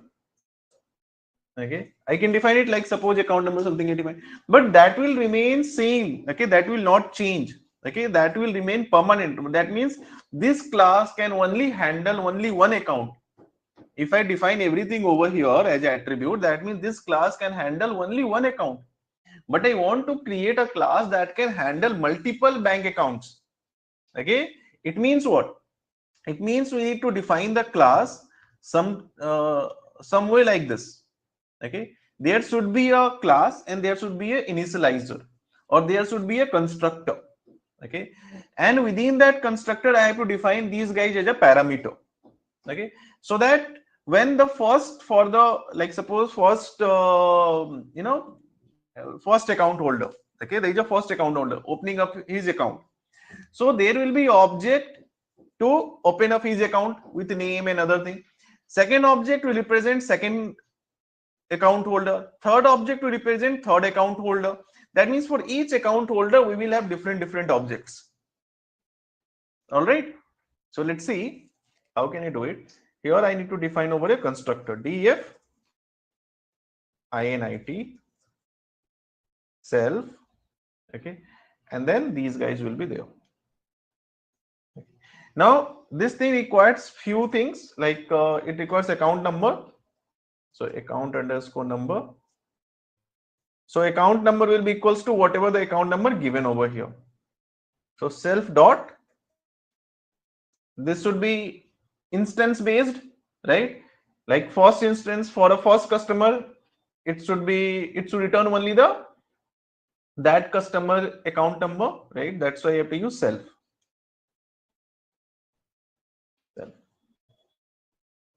All right, so account number, and then what is this? Account holder,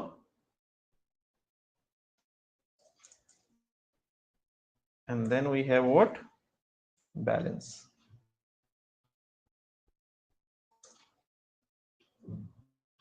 All right, so self dot account holder will be account holder, and balance will be what? Balance. Fair enough.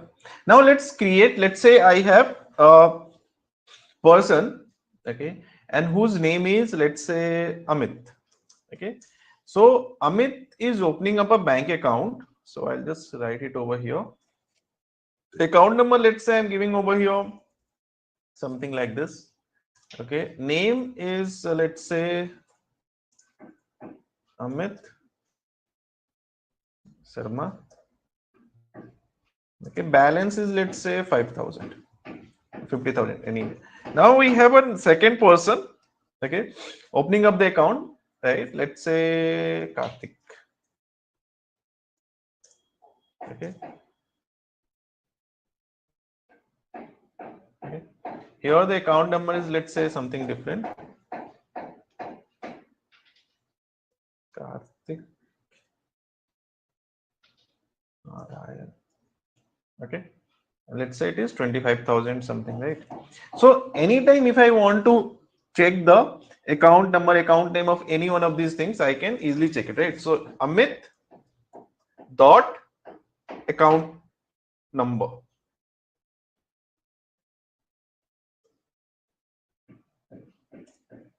I can get it.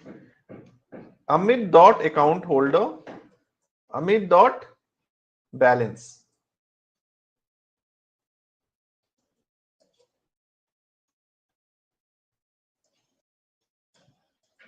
Okay. Same way, if I want to do the same thing for Karthik, I can easily do it, right? So Karthik.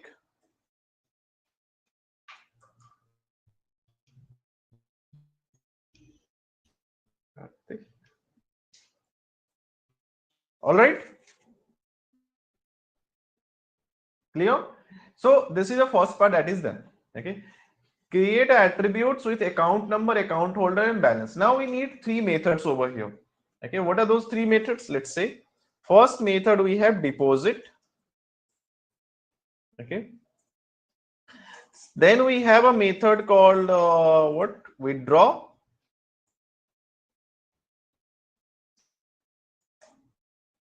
Okay. Then we have a method. Any other method is also needed, I guess. Display balance.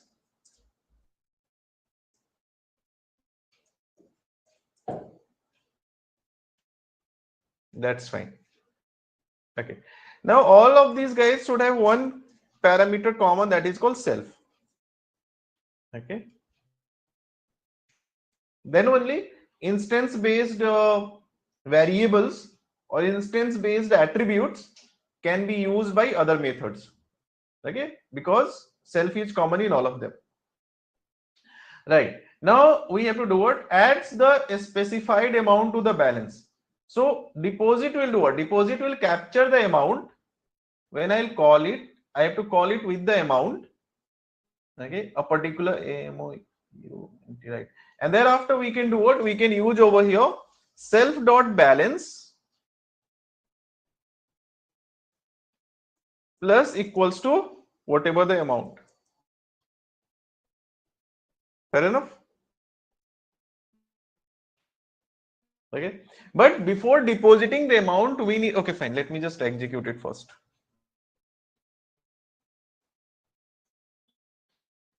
This is working. Now I will add the amount to the balance, right? So what I do? Amit dot deposit, right? Deposit, right? Let's say I am depositing 7,000. Initially it is 550,000. So after the deposit, it should be 57,000, right? So Amit dot balance. All right, but there is a problem. What's the problem? Let's say if I'll use negative 7,000 or negative 20,000, and then if I call it, you can see the behavior. Oh, sorry, negative 20,000, 2,000, it happens. Anyway, so whatever. So deposit can't be done in a negative sign, right? That means this program is doing what? The problem with this program is if it is being called with a positive value, it's good. But if it is called with a negative values, it is not working good. Okay, it works like a withdraw. So we need to put a condition if the amount is MOU. If the amount is greater than 0, then only do what? Then only increase the balance by the amount. And else, and then we can also print over here.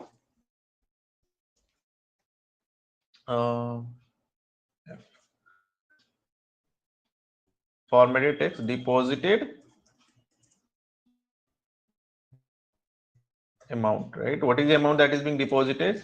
And new balance will be what? Let's say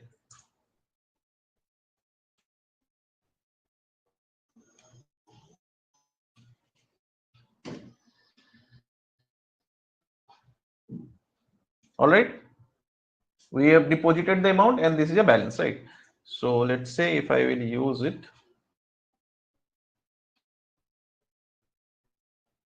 new balance is showing over here.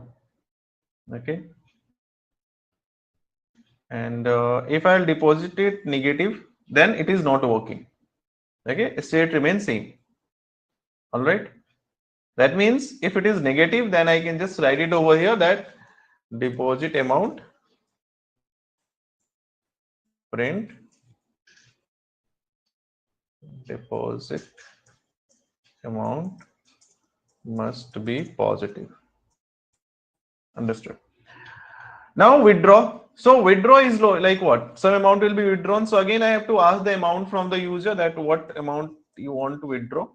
Okay. And based on that, what we need to do, we need to withdraw. But okay, fine. Let's just withdraw, right? As of now, initially, let's withdraw. So for withdrawing, what we need self dot balance minus equals to amount.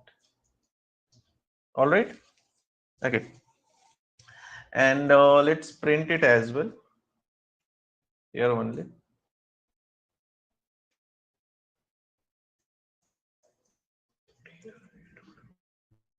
Withdraw. Okay.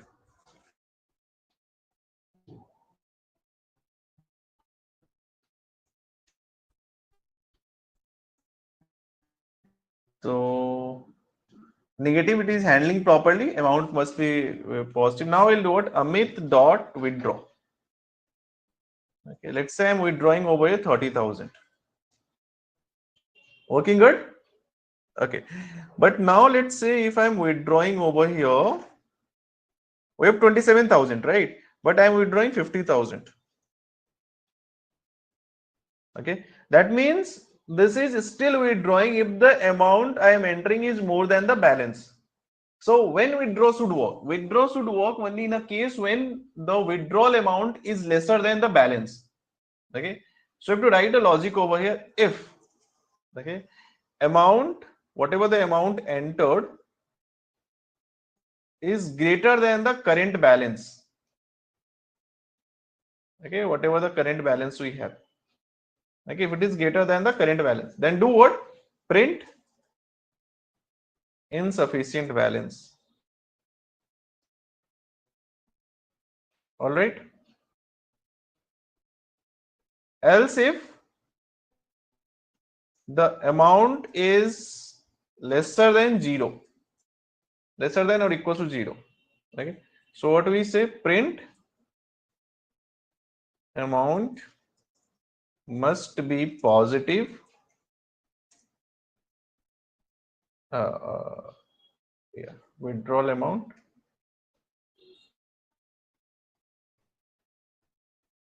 Okay, right. Else, if nothing is true, then we'll say what? Like this. Okay. So now let's execute it. Deposit working good. Withdrawal is now also working good. I'm trying to withdraw 50,000, insufficient balance. Okay, so we have the attributes and we have a methods over that you can easily see. Okay. At the end, we required what? Display the balance. So for displaying the balance, we can use over here just print. It's like account balance can be what? Self dot balance. All right. Everything is working good. Amit dot display balance. Okay, that's fine.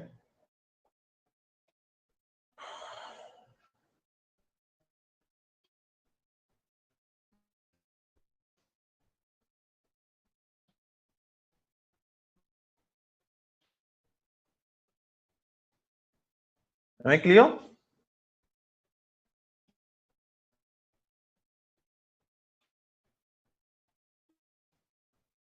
Instead of the now it's everything is working, right? So please just have a look. I'll share this file with you. This is a way how we will work on the object-oriented programming using class. Few more things are there in the class, but that I'll explain as we go ahead. Initially, this much understanding is important.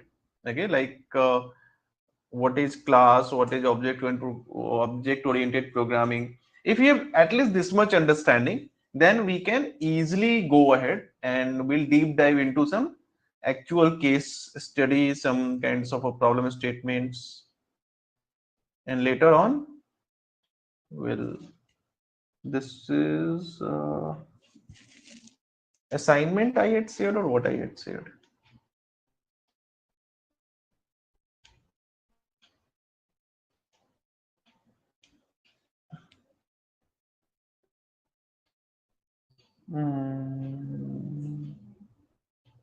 No, this is assignment. Huh?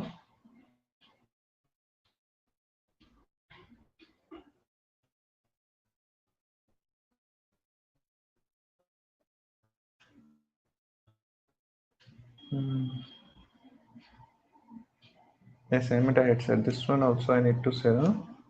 Anyway, I'll share all the files. But as of now, in the class, I just want you to go through few things. What happened?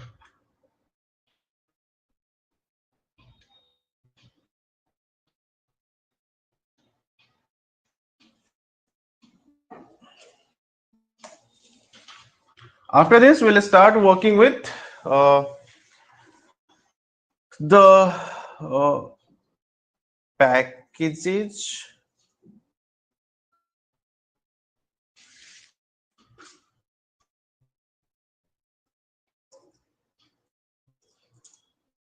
and modules of Python for data science and machine learning.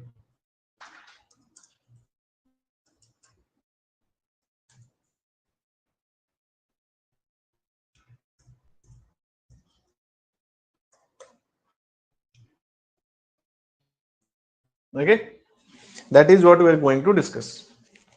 But before that, I want you to go through everything that we did till now. And if you find anything that needs to be discussed, please let me know. I'll wait for 2 minutes before moving ahead.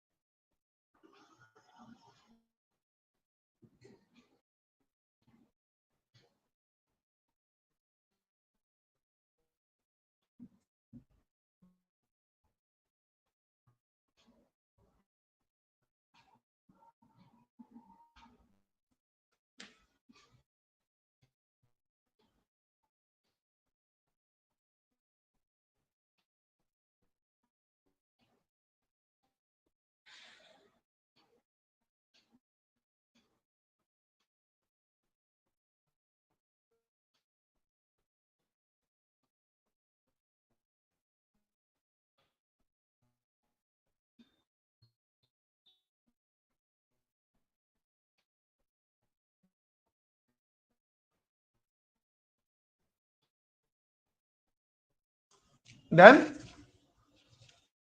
Then we can go ahead. Can we take another? Okay, one more example. Okay, I'll take. Okay, so let's have one more example to understand this thing.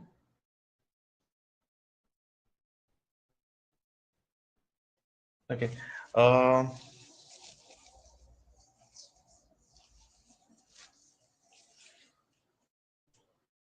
What kind of examples shall I take? Okay, fine. Let's say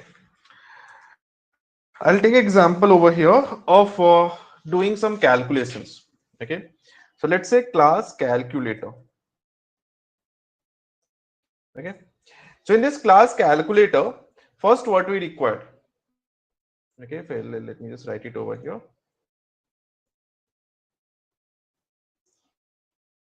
Class calculator. Okay. It requires some attributes. Attributes are what?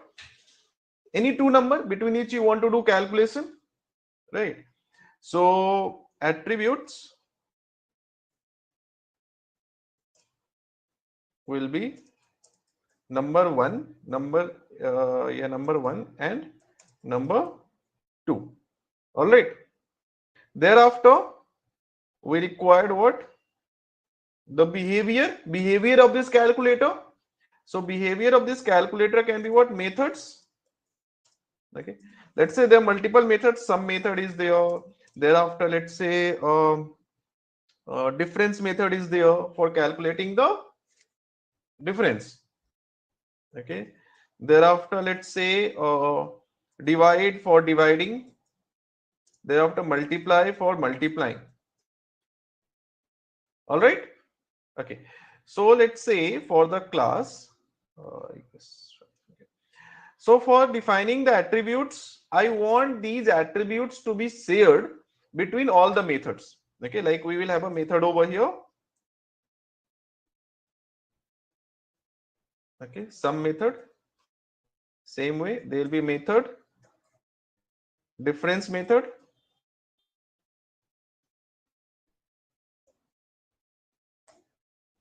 Okay, thereafter there will be a method, divide.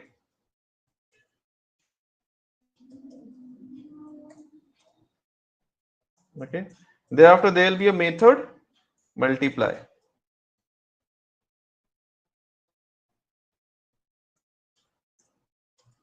Nice. Okay, now each method will do its job.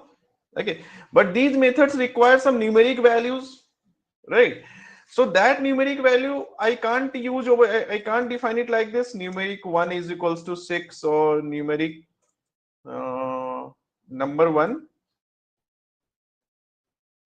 is equal to this one, and number 2 is equals to, let's say, 2. So if I do it like this, will it work? Yes, it will work. But the problem is it will only work for only these two values. Okay, what I mean, let's say I'll call it over here, return self dot number 1 plus self dot number 2. Okay, and same thing I'll do it.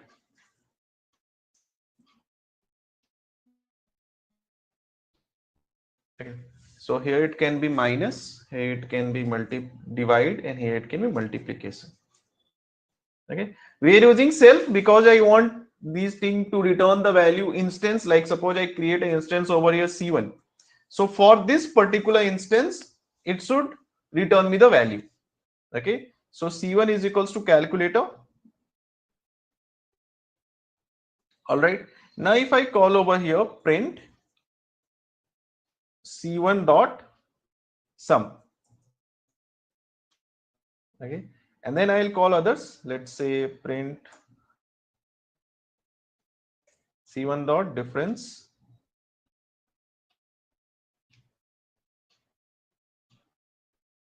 Okay, thereafter C1 dot divide. Okay, thereafter C1 dot multiply. All right. Okay, nicely. But you know, here if I create the second object or second instance, for that guy also I'll get the same result. I can't change, I can't use it in a different way. Okay, why I can't use it in a different way? Because I can't change the properties of different objects. All object will have the same property because this value I can't change. Okay, if I want it to be different for each object, okay, like for example, for C1 I want 6 and 2, okay, for C2 I want, let's say for C1 I want operation between, let's say 8 and 4. Here I want operation between, let's say 4000, this one and this one. Okay, then will it work? No, it will not work. Okay, it can't accept any new value to operate. Okay, that's why we need a constructor over here. So what we do, we'll define a constructor or an initializer that can do what, that can actually capture some new values, let's say a comma b. So numeric 1 will be a and this will be equals to what, b. Okay, so now it is defined. Okay, I want it to be instance a specific variable. Okay, according to the instance this behavior should change, so I have to use self. Okay, so now for the first instance it is 8 and 4. And second instance, so you can see for the first instance C1, these guys are showing its behavior addition, subtraction, multiplication, division for 8 and 4. For the second instance C2, these guys are showing behavior for these two entities. Okay, so here we have a class in which we have 5 methods. The first method is a initializer, which is initializing something when we create the object of class, and other methods we can trigger using that particular object. Okay, so let me give a quick brief to you to make you understand everything. First, we had seen what is class and how it is different from a function. Okay, for a class to work, to use, we need to create an object. Every object can have a different behavior, different attributes. Okay, here in this case we create an object and we triggered name is your attribute, and these guys are what, methods. Methods are also called behavior. There is a constructor in the class which executes automatically when you create the object, right? So if a class you want to create which can fetch some attribute, okay, which can fetch some kind of a some parameters when we create the object, we need to create the initializer. So when we create the object, the value of these variables defined right here. So this is called object or instance of the class. This is called object or instance of class. Okay, now for the first instance the employee name is Rahul. For the second instance the employee name is Gagan. For the third instance employee name is Pawan. So according to the instance or object, the output will change. Okay, here we are getting two things because we are returning two things. First, we are returning this details local, which is capturing the value defined locally. Okay, second, I am returning instance specific, this one, which is capturing the information defined with self. If it is defined within self, that means it will return the value defined for that particular instance. Like for E1 instance, it is Rahul and Delhi, so it is returning what, Rahul and Delhi. Okay, so local return will always same. It is always returning Ramesh and Jaipur defined here. Okay, but instance output can be different for each instance. Like for E2 we have Gagan and Masur, so Gagan and Masur, because here we self dot this one, right? Okay, thereafter we had created kind of a class over here for different behavior, addition, subtraction, multiplication and division. And in the assignment also we did here, in which we have a constructor defining the name, account holder and balance. Okay, there is a method to deposit, there is a method to withdraw, and there is a method to check the balance. Okay, so one by one we can trigger these methods and let the things work. So what is the benefit of using what is the benefit of approaching or kind of doing the code like this? It will be more structured code. Okay, we know that what are we doing, and we will follow a particular template. Okay, and in that template if we do a code, it will be easier for our team to understand, and for us also it will be easier to debug. Okay, instead of creating different functions, like if I create these functions without the class, will it not work? obviously it will work. Okay, but in that case the code will be little scattered. Okay, there is a function sum, there is a function difference, there is a function divide, so everything is scattered, right? I have to call them and then use them, and then if I have to use them collectively, it will be difficult. Okay, so here we can do what? We can make use of this class which will give us an object, and here the object will just control everything, so it looks more structured, right? Yeah, Varun, is it clear?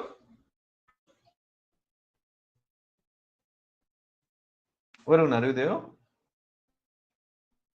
Okay, somehow he dropped out. Anyway, is it clear for you, costume and service? Yes, I need to kind of. I think I need to look through all the code again. But yeah, conceptually, it's okay. Definitely, definitely. Yeah, you may have to go through the things once again, and for Yeah. that, yeah, and for that, you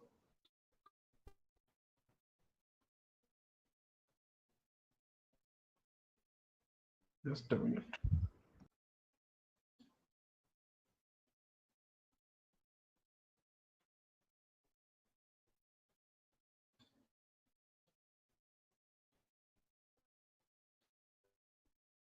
No problem. So now, what we do? Uh, I'll share some assignments again with you. Just try, just give an attempt to that assignment. Sure. And thereafter, in the next session, we'll go into detailing of these things, that is package and modules for data science. Right. So, what are the package and modules that we will discuss? We will discuss Numpy initially, and we will discuss Pandas, and we will discuss Matplotlib. Okay, these things we'll discuss in detail. Right now, what is Numpy? Okay, so Numpy also stands for. I'll give a quick brief of it. Okay, and we'll go into the detail into the upcoming session. Numpy. Okay, so this is also called numerical Python. Okay, which is used for numerical operations or numerical operations on n-dimensional data. Dimensional data. Right, that is important. Okay, for example, let's say if I will have a scalar value a is equals to 5, and I want any numerical operation a multiplied by 2, will it work? Obviously it will work. But at the same time, if I have a list, okay, and I want to do any numerical operation on it, will it work? No, right? It just kind of created the duplicates values. Okay, 3, 4, 5, 6, 7 appeared for 2 times, isn't it? Right? So it is not helping me in doing the calculations directly. What I can do, I can create a loop, or I can create some sort of logic over here to do the things. Okay, so to make this thing better, we can do what? We can make use of Numpy. So import Numpy as np, right? Okay, so here what are you doing? We are importing the Numpy module. Okay, and then if I define, let's say, the same thing using a Numpy array, that is this is an inbuilt Numpy module. Okay, using this Numpy module, I am going to define the same array using Numpy array function. I imported the Numpy module and given it a nickname np. Now, if it is done, and thereafter, if I want to do any kind of operation, it can be easily done. Okay, so we need not to worry about the loop. So if you are working with a larger scale data in which we have a multiple numeric values, okay, so Numpy can be the better choice for you. Okay, instead of kind of a suppose some complicated kind of calculations we have to do on n-dimensional data. Okay, without Numpy, what will happen? It will be challenging. You have to create some loop, think of the logic, and then the chances of doing the errors will increase. But Numpy makes the thing easier, and easily you can perform the calculations. All right, that is the better part of it. Next, one more thing we have. Using NumPy, you can also work on, it is just one dimensional data, right? If I'll check the dimension of it, n1 dot say, what is it? Just 5 values. If I check the dimension of it, n1 dot ndim, it is one dimensional, just one dimensional, right? NumPy can also be used with multi-dimensional data. Multi-dimensional means what? Let's say I'll define it.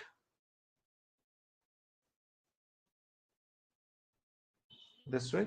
Okay. One more row I want to define. Let's say 12, 13, 19, 11, 10, and one more row. 13, 12, okay, so 8, 9, 5, 2, 1. Okay. And all these rows I combine into a single thing, right? Now let me call it. It is not looking multidimensional, right? Because it is still a list. It is not a NumPy array, it's a list. How it can be a NumPy array? If I will use NumPy dot array function, now it is a NumPy array, okay, in which we have 3 rows and 5 columns. Fair enough? Okay. So now we have a NumPy array in which we have 3 rows and 5 columns are there.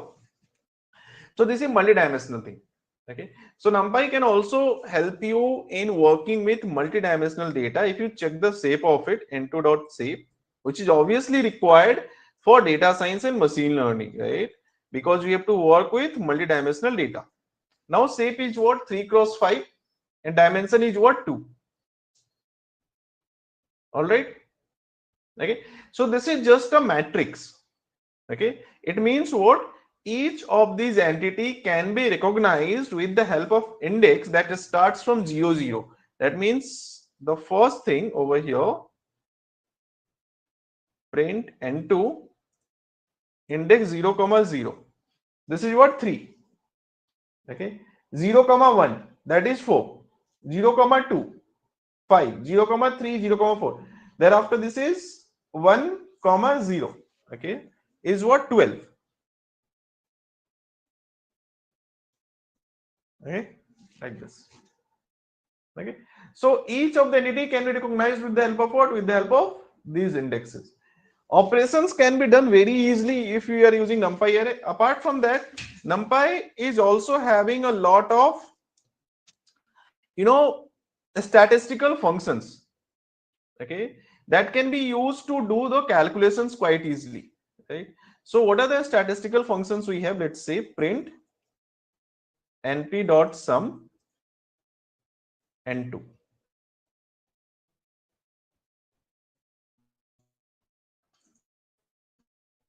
Okay, so let's say sum product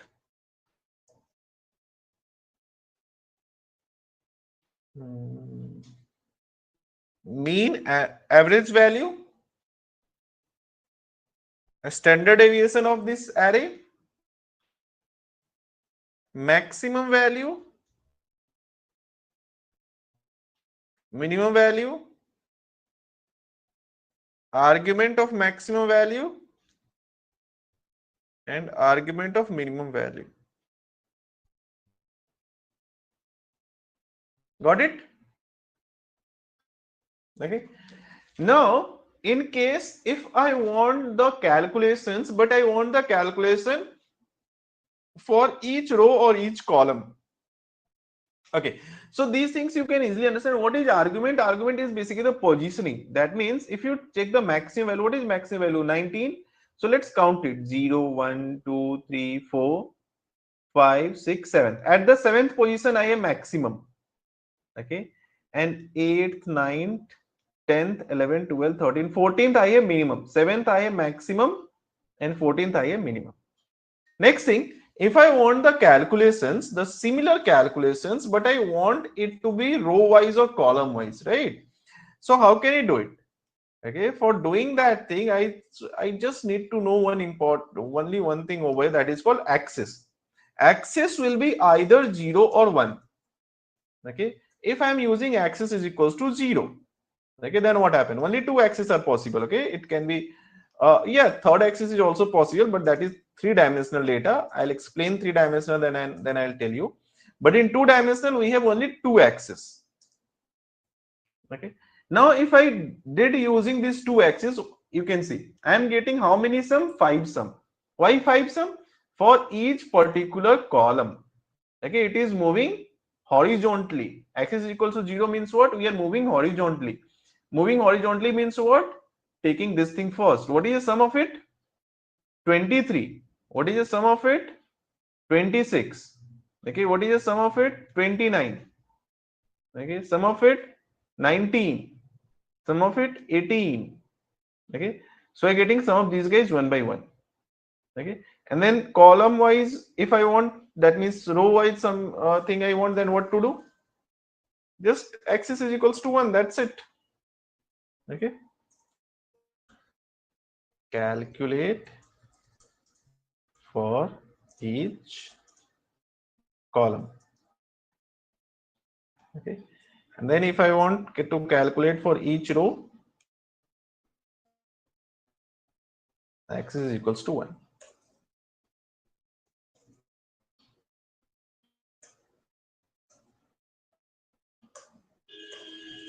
Okay. So with this thing, your Python for data science is started.